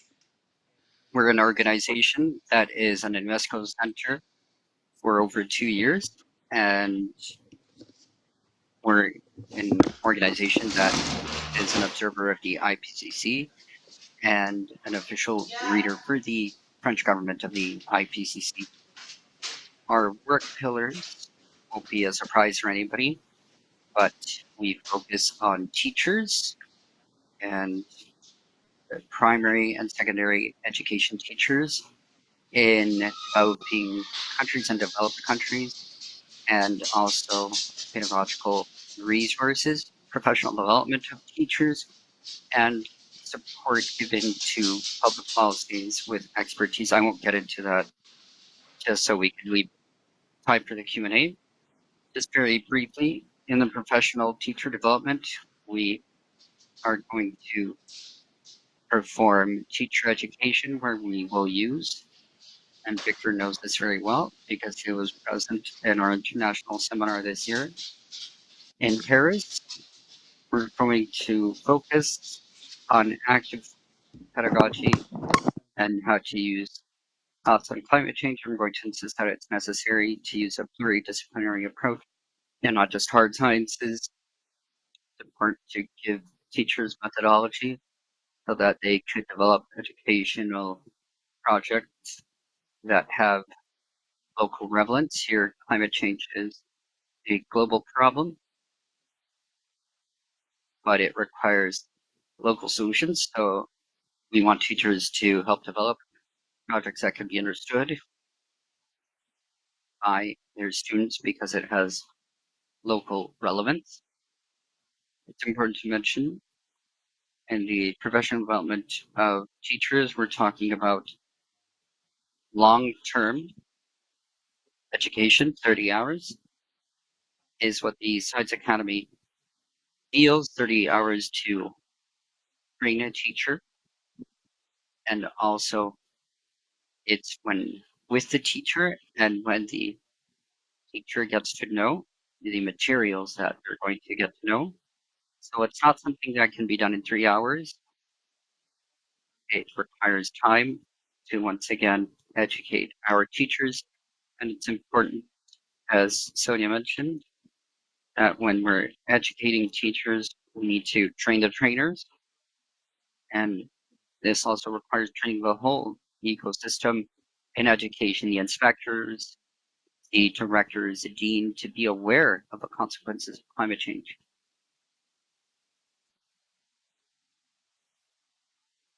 Our second axis of work has to do with pedagogical resources to educate on climate change based on the IPCC report and co-created with the technical committees of the IPCC. So we're going to have 4 resources. The first one is the reports for primary and secondary school professors and simplify the reports that in these last few centuries, in the last few times, sorry, it's been very technical. We're going to focus, for example, on the cryosphere, the atmosphere, and other topics such as pollution on land, the phenomena of climate change and its impact on nature. And then we'll produce pedagogical guides for teachers that are between 200 and 300 pages. They're free and available in many languages. They've been tested in classrooms around the world, and they've been tested and validated by scientists according to the IPCC, and it wishes to bring climate change as a topic to all teachers and with all their backgrounds, so everybody can be in the same level of knowledge. It's the mechanisms of climate change so that everybody can become familiar with the pedagogy that we're going to have. And then 30 lessons that we call key and hand-turn key lessons. So you don't have to ask 27,000 questions before you start teaching about climate change. You could just follow the lessons step by step. And 15 examples of projects that were developed around the world with other teachers to inspire them to design their own projects with local relevance and to roll out the topic of climate change with your students. And then we have clear information protocols for educators and multimedia and videos where we're going to see a lot, for example, of these topics and where we see the evidence of climate change, biodiversity, nature in a way that scientists can take action all the time. The topical focuses are such as rolling out the topic of climate change, climate, ocean cryosphere, climate and lands, extreme events. We also need to talk about social sciences. We need to talk about climate justice And the previous panel was very interesting because there were many elements that were related to climate change education, gender equality, migrations, developing critical thinking, and above all, to avoid eco-anxiety. And all these resources can be found on our internet website. They're all free and Creative Commons, so everybody can use them. And to summarize, key results of our Office in Climate Change from UNESCO, from the International Association of Sciences. We want to have climate change education that be of high quality, that's useful, and that supports teachers in their social vision. We require that formal education be truly seen as a priority for governments, and it has to start from elementary school, and we need to integrate it with school programs. We need to support teachers through pedagogical resources, professional development, and networks. It's very important that they learn from each other, and we need to base ourselves on the IPCC reports because we have to create trust in science, and we have to use active education, research, methodology, green classes, being out in nature and touching trees, for example, to customize the education and feel responsible about climate change. We need to truly insist on solutions and projects to deal with eco anxiety, and we need to involve the whole school and not just teachers. And we need to always adapt to the local context. So then, in sharing best practices, I'll wrap up here. Sonia already mentioned some of this. We mentioned and we organized a teachers' cup, the framework of the cup, and the idea here is to highlight the great work that teachers do around the world related to climate change. And this year, we were able to do this with UNICEF and Mary for Latin America, and we saw 2 winners from Latin America, so we're very happy about that. But the idea is to always support teachers and to seek practices and inspired projects and to share them as time goes by and we don't have enough time. And I'll stop here because I think I'm over time. Thank you very much, John. I think what you shared with us is very informative. It's really a call to action to be able to perform climate actions. And we see that there's a response when facing climate change from education. And we really appreciate that comprehensive point of view. So thank you very much once again, Jen.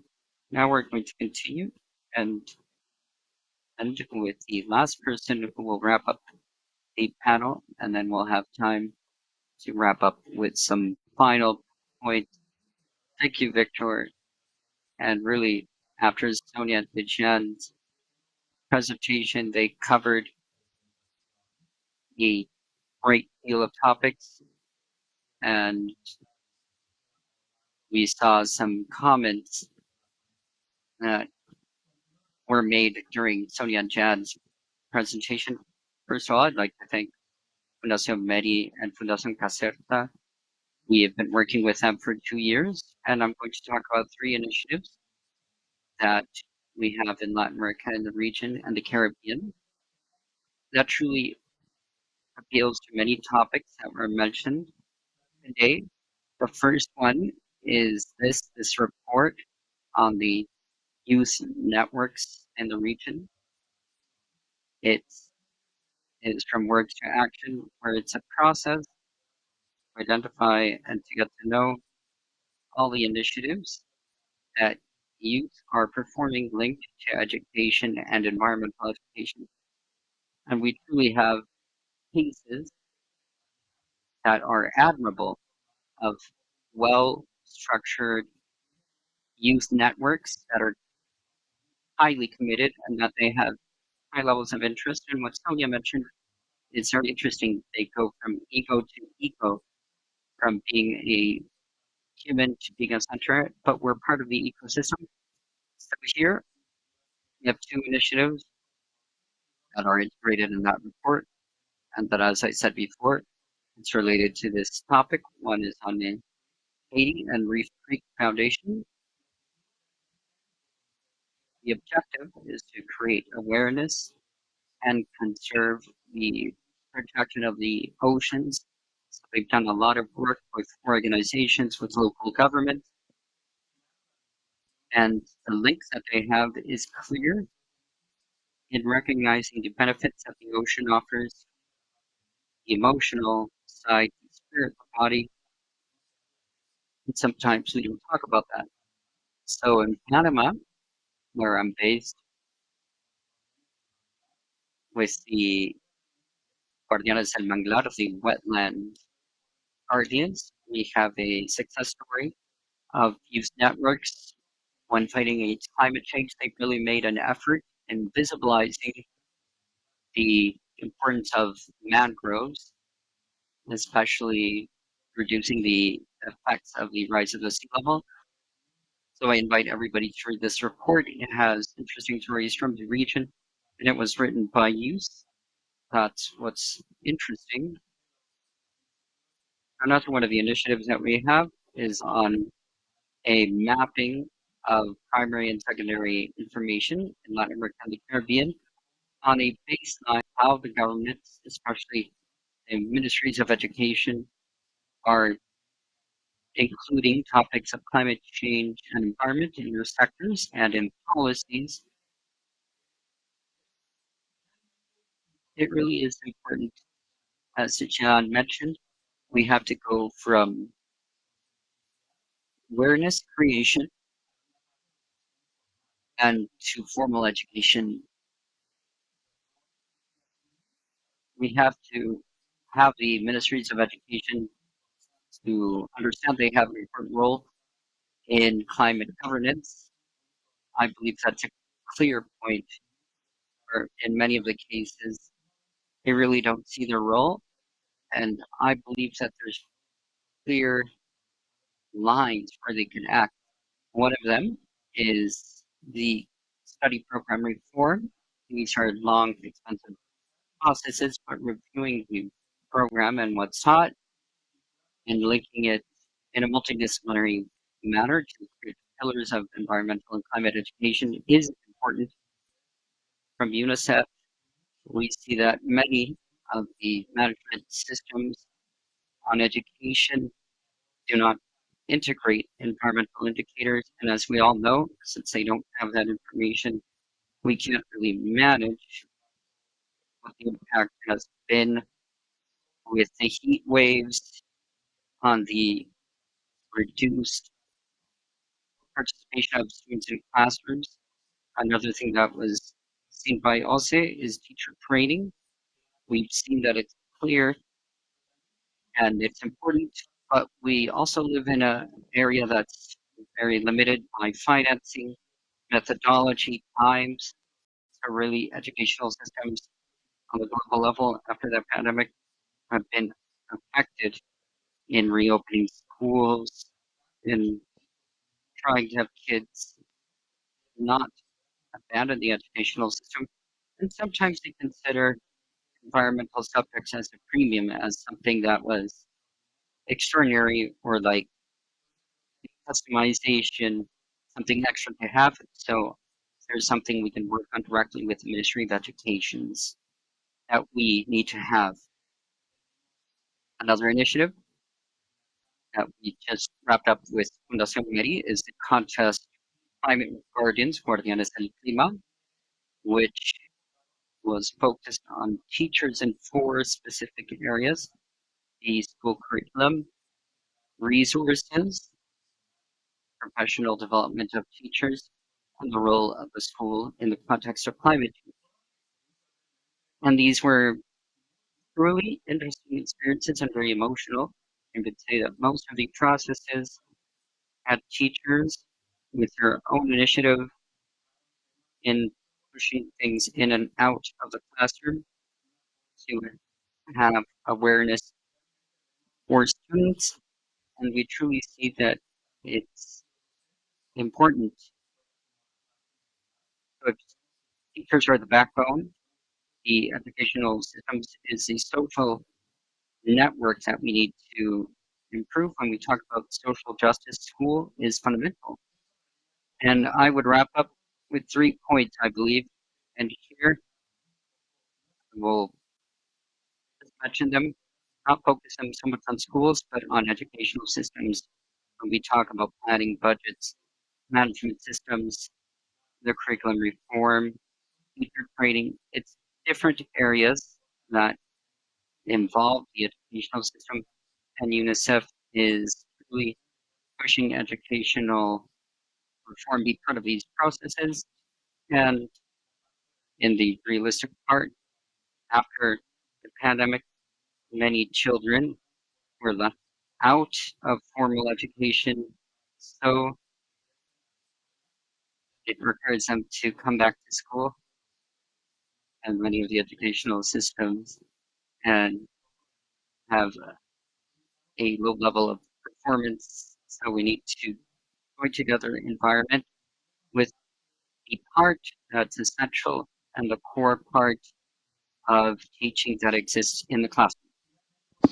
Finally, I would like to close off thanking everybody and pointing out that the ministries of education that truly work more closely with environmental agents and climate change, especially in forests, you're going to see that there's a lot of potential between both of them. For example, we've seen in early childhood education where the ministries of the environment have provided resources, and it's something that is very important.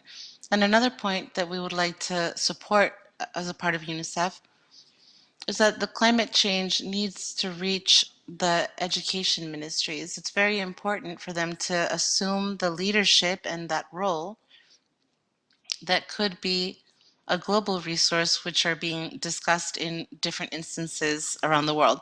So I would like to close off with that and thank you very much for the invitation to Fundación Meri for the presentation. Over and out. Thank you very much, Rice. Your words are very important on this particular topic. And now we're going to open the panel for questions. And if you have any questions, you can do it through the chat or also through YouTube, where this is also being transmitted. I also have a few questions, so if you don't mind, I'd like to take this minute, since we have very few left. I want to start with Jean. I have a question for you. Since you spoke about planting a educational program which is based on the recovery of science, what evaluation do you do where it's necessary to carry this out? Well, we could take the pandemic, for example, which Bryce mentioned, where there's a lot of information, for example, a very open criticism of science in general terms. And this is a time of disinformation and very accessible through social media. So today we could say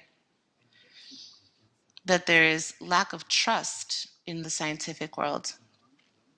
And when we speak about climate change, we mustn't forget that it continues to be, or maybe it is again now, this is also a political subject. And since it's become a political subject, it's being attacked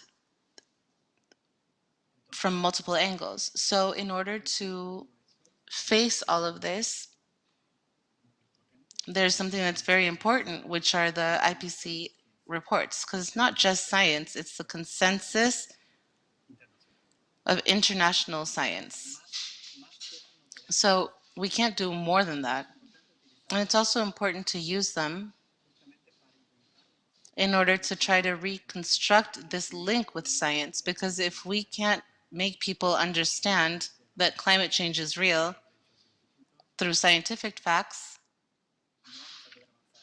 then we won't be able to get very far. So it is really important that through education for the next generations, we're going to continue speaking about climate change and be able to reconstruct this link and this relationship and this trust on science. And this is what we do with climate change in a very natural form. Thank you very much, Jen.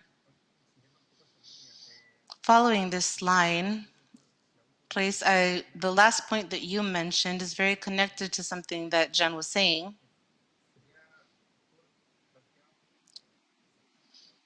You were saying that it's important to be able to capture certain funds in order to successfully sustain these types of methods. If somebody is listening from the Ministry of Education of any country, there are 3 basic actions. Or can you give us 3 basic actions? Yes, Victor, thank you very much. The framework for climate change has a very clear agenda relating to education. And their name in English is Action for Climate Empowerment. And from UNICEF, through this convention, we support certain focal points in countries in Latin America and the Caribbean. We think that having a focal point within the Ministry of Education could be more related to climate governance, and it's fundamental. This would be the first point. 2, through the ministries of the environment and forests, we feel that they need to recognize or acknowledge the value and the transcendence that these educational systems have in environmental governance, and also get to know the different factors and elements that can be offered. And one very real and concrete case is to get public funds, as such as the Adaptation Fund or the Green Fund.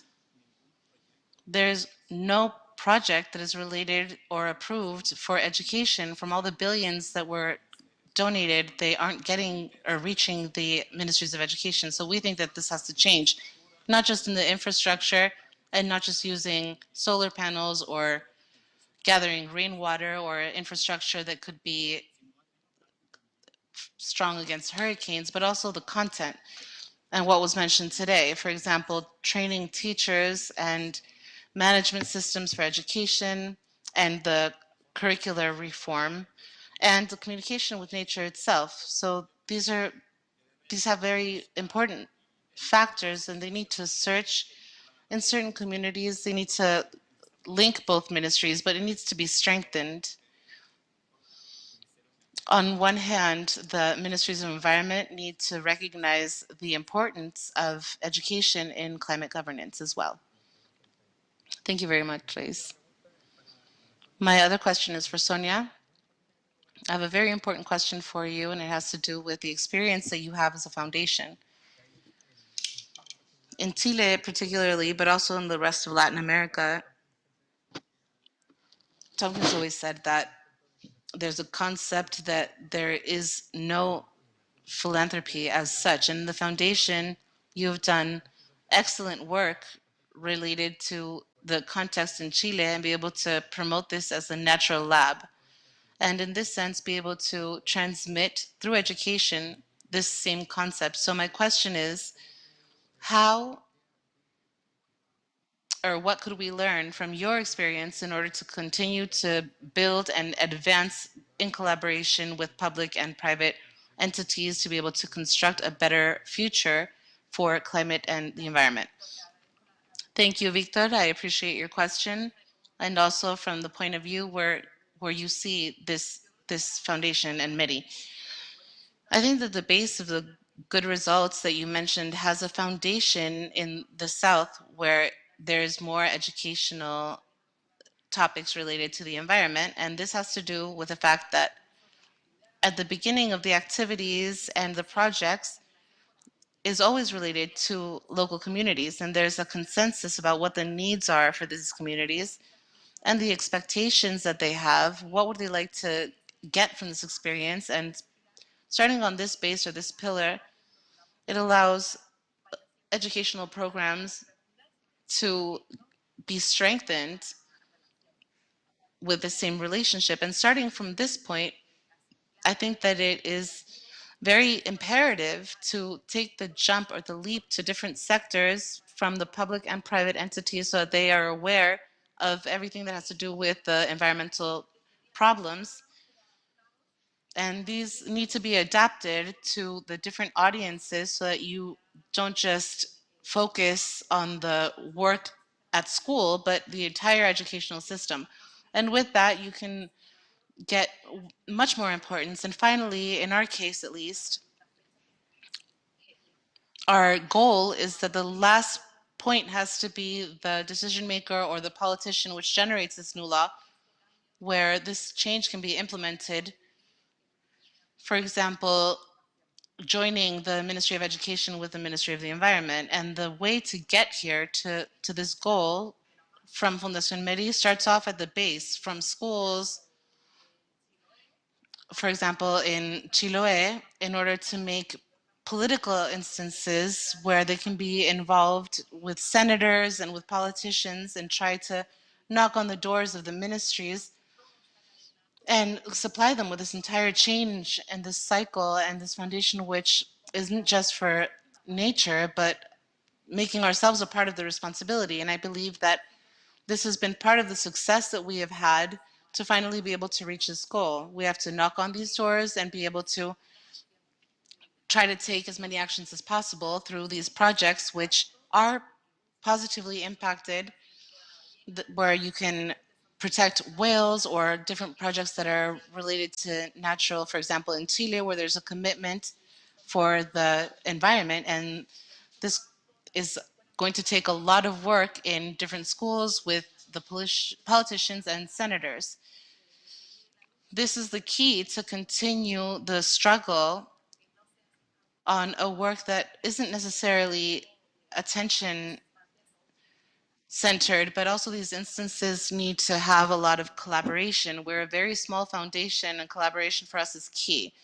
The work that we've done with UNICEF in the past 2 years has promoted the different targets and working with them.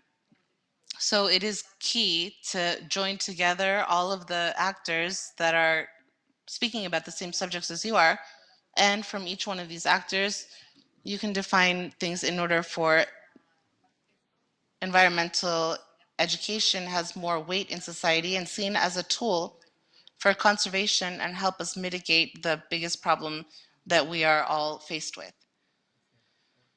Thank you. I agree very much with what you are proposing, Sonia. Thank you very much. Well, and with these words, our time is up, so we are going to close this panel. This is actually the closing panel. So I would like to thank everybody again. It is revitalizing to listen to these presentations that you carried out, not only just because the work that takes step-by-step actions, but also I got the sensation that there was a kind of consensus or multiple actions that are being carried out but are headed towards the construction of this better future and that each one of your organizations are carrying out. So in the name of the rest of the panelists, I appreciate all of your opinions, and I'm going to leave you with Patricia, who is going to finish with the closing spaces, and I'd like to thank everybody.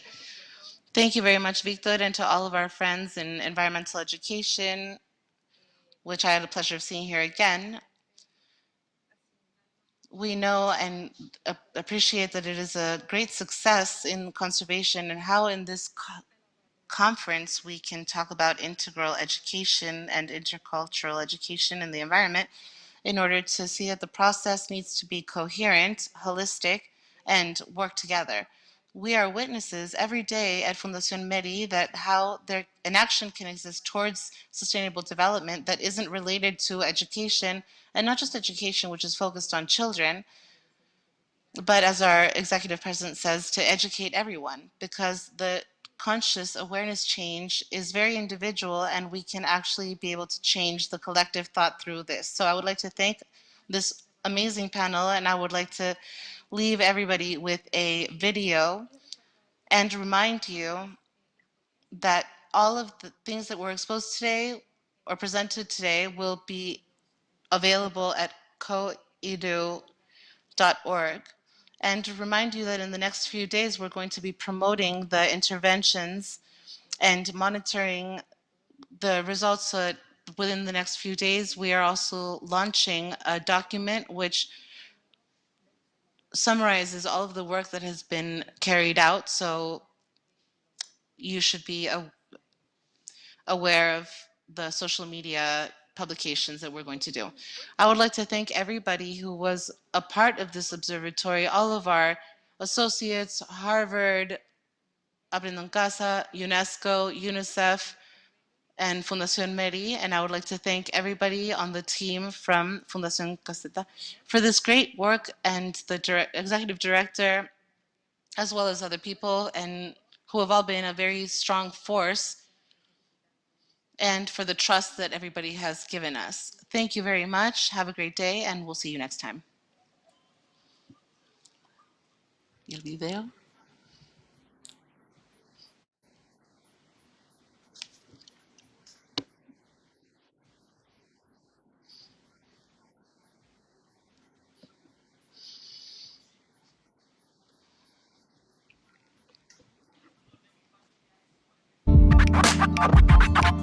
Todos somos como uno solo, soñar es como respirar. En la vida este mensaje va de polo a polo. Participo, me anticipo en este inicio. Uso el corazón y el arma, las barreras se desarman. A la ciudad llega la calma. Oye, en la vida todo tiene un sacrificio, así que mejor mi amigo búscate tu oficio. Armate de valor, lucha con el corazón, pa' que tus planes no se vayan por un precipicio, por un tubo, pa' que después digan ese cabrón nunca pudo. Lucha por lo que tú quieres, lucha por lo tuyo, aunque los demás piensen que sus sueños no pueden hacerse realidad. Eso a mí no me convence. Abre los ojos, abre la mente y verás que eres capaz de lograr lo que tú quieres, porque tú puedes, solamente lo tienes que intentar. Y verás cómo las cosas suceden, chía, y verás cómo todo te va a cambiar, y verás cómo todo te va a funcionar. La esperanza, el amor y la bondad, eso es lo que le hace falta a esta sociedad. Tira para arriba, vive la vida con alegría, rompe las barreras sin dudar. Ponele corazón y nunca te canses de luchar, ser real, porque el amor y el esfuerzo es lo primordial. La vida es hermosa a pesar de todas las cosas, a pesar de las cosas bonitas y de las cosas tormentosas.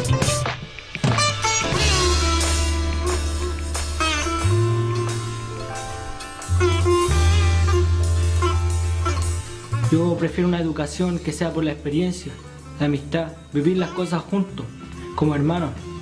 No simplemente por una nota que puesta en un cuaderno te determine como una persona que no tiene futuro. Esa es la educación que yo quiero. Que haya como un feeling, porque muchos profesores llegan y se sientan, copian en la pizarra y hagan esto. Pero un profesor de verdad viene, te explica, te plantea, hay debates, hace un debate.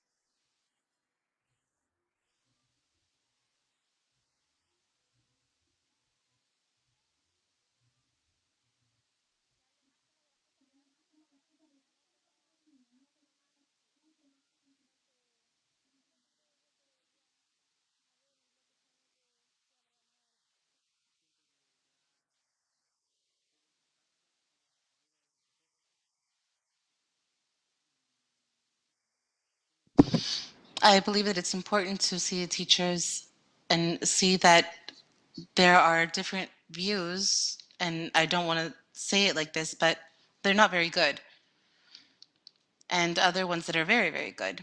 So there's a level of inequality where teachers have a very big difference. This is freedom for the people who want to grow up, and this is very surprising. Quality and education are two different terms, which is strange.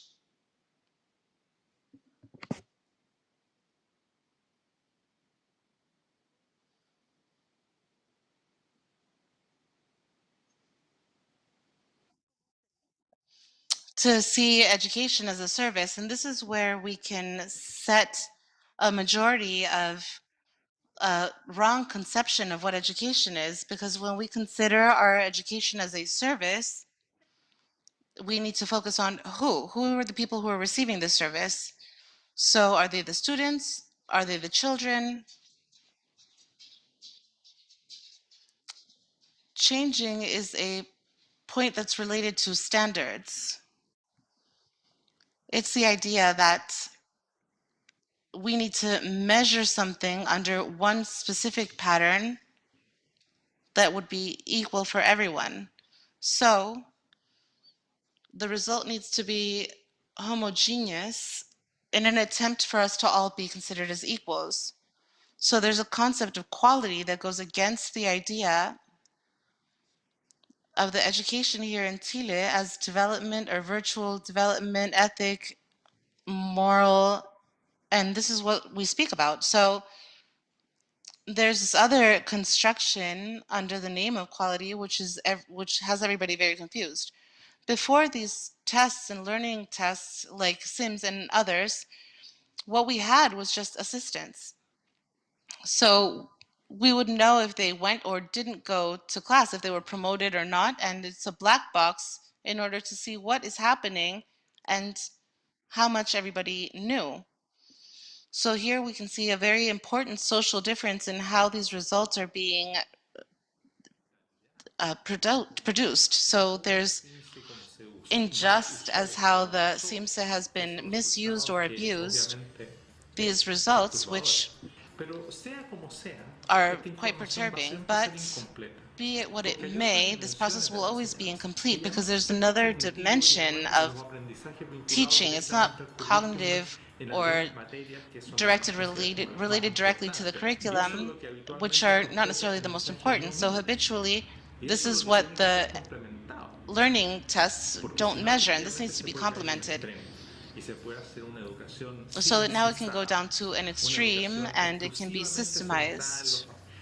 It's exclusively centered on learning and cognitive learning, in which we could have kids which are very ethically unformed, or their sensitivities are appreciation of art and culture with their capacities to live with other people.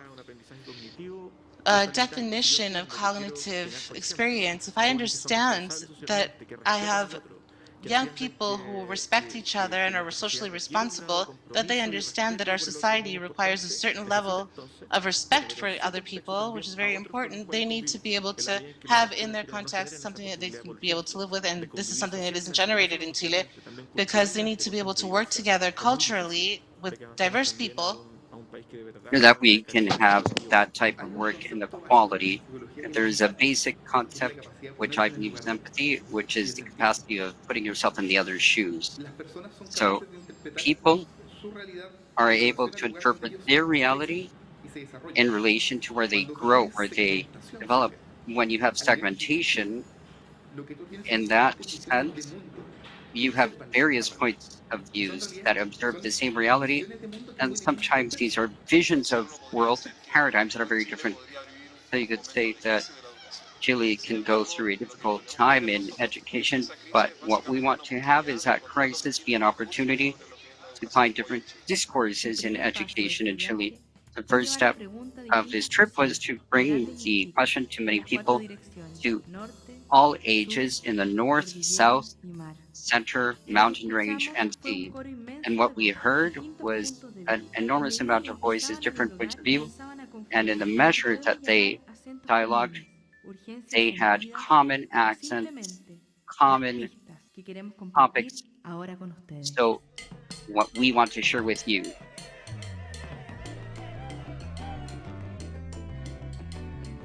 Clue 1, identity and pertinence or belonging. I asked permission to be born, Pablo Neruda.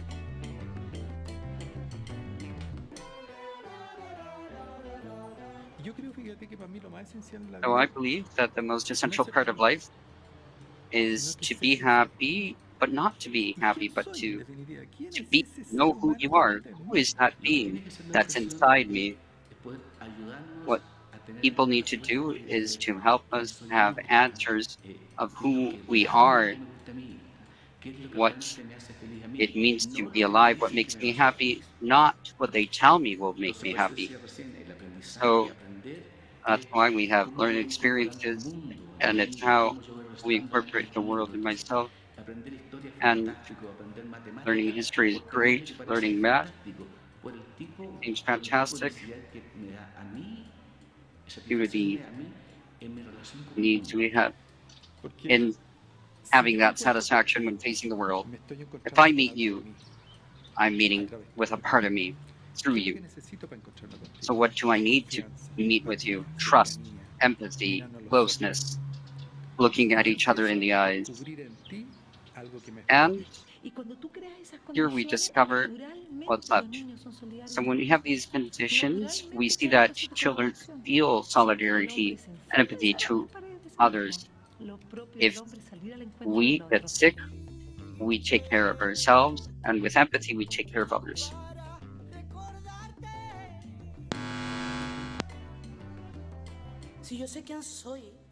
If I know who I am, and if I know where we're from, I know where I'm going. If I don't know where I'm from, there's no codes to share, there's no language. So I don't see the other as an equal, and I live in what's strange. Everybody that approaches me is different and strange. I need us to recover our memories or content to show who we are. An Aymara child, you can't teach them under the same logic as a child from Estación Central. A Mapuche child can be taught under the same logics as a child of the upper class neighborhood. So there has to be diversity and cultural belonging. Education isn't just what happens in the classroom, it's how we involve everybody in an institution and how we're co-responsible of our space and for family and the educational community. And that's why we decided to work together and we're co-responsible of a person that's beside us and work together. That's where it starts. That's where certain notions of quality begin, where we have this imposed quality. This seems that the standardization test quality doesn't include this profound humanity, which has to do with the collective subject, with the person that survives with others, that has potential and that has experiences, dreams, projects, and that go beyond public schools.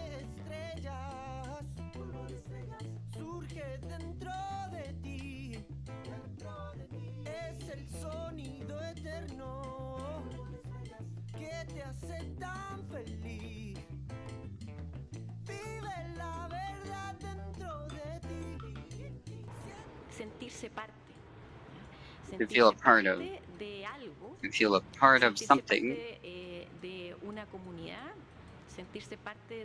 part of a community, of a country.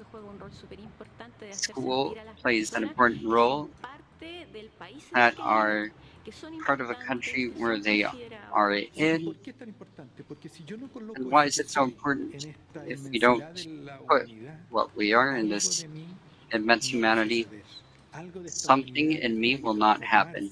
Something in this humanity that has to be transformed into a better humanity won't happen. It's not from others, it's from our own side. And when you talk about education, I would recover or re-encounter your vocation. We talk about purpose. It's the only thing that you can have a unique puzzle piece in the giant puzzle that brings together all of humanity. And if you put it in there, it works. And if you don't, something stops existing. So we saw that something important was happening and we felt the urgency in sharing what was happening with others. So we decided to carry out a pause and we invited our friends from schools together and we built 4 teams. Each one would play a function for the documentary. The muralist group would cover the images. The chroniclers would chronicle their journey. The dance company would take us where words were not enough, and the researchers would try to solve an enigma in a critical moment.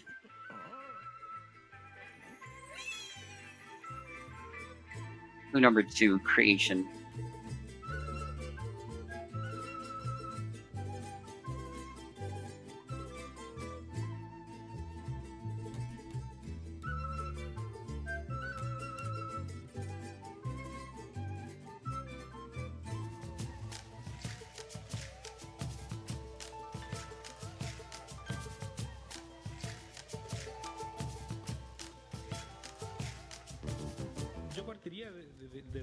I would start from the minimum part, that students feel free to create and to be in a constant process of review, because I feel that's what education is missing.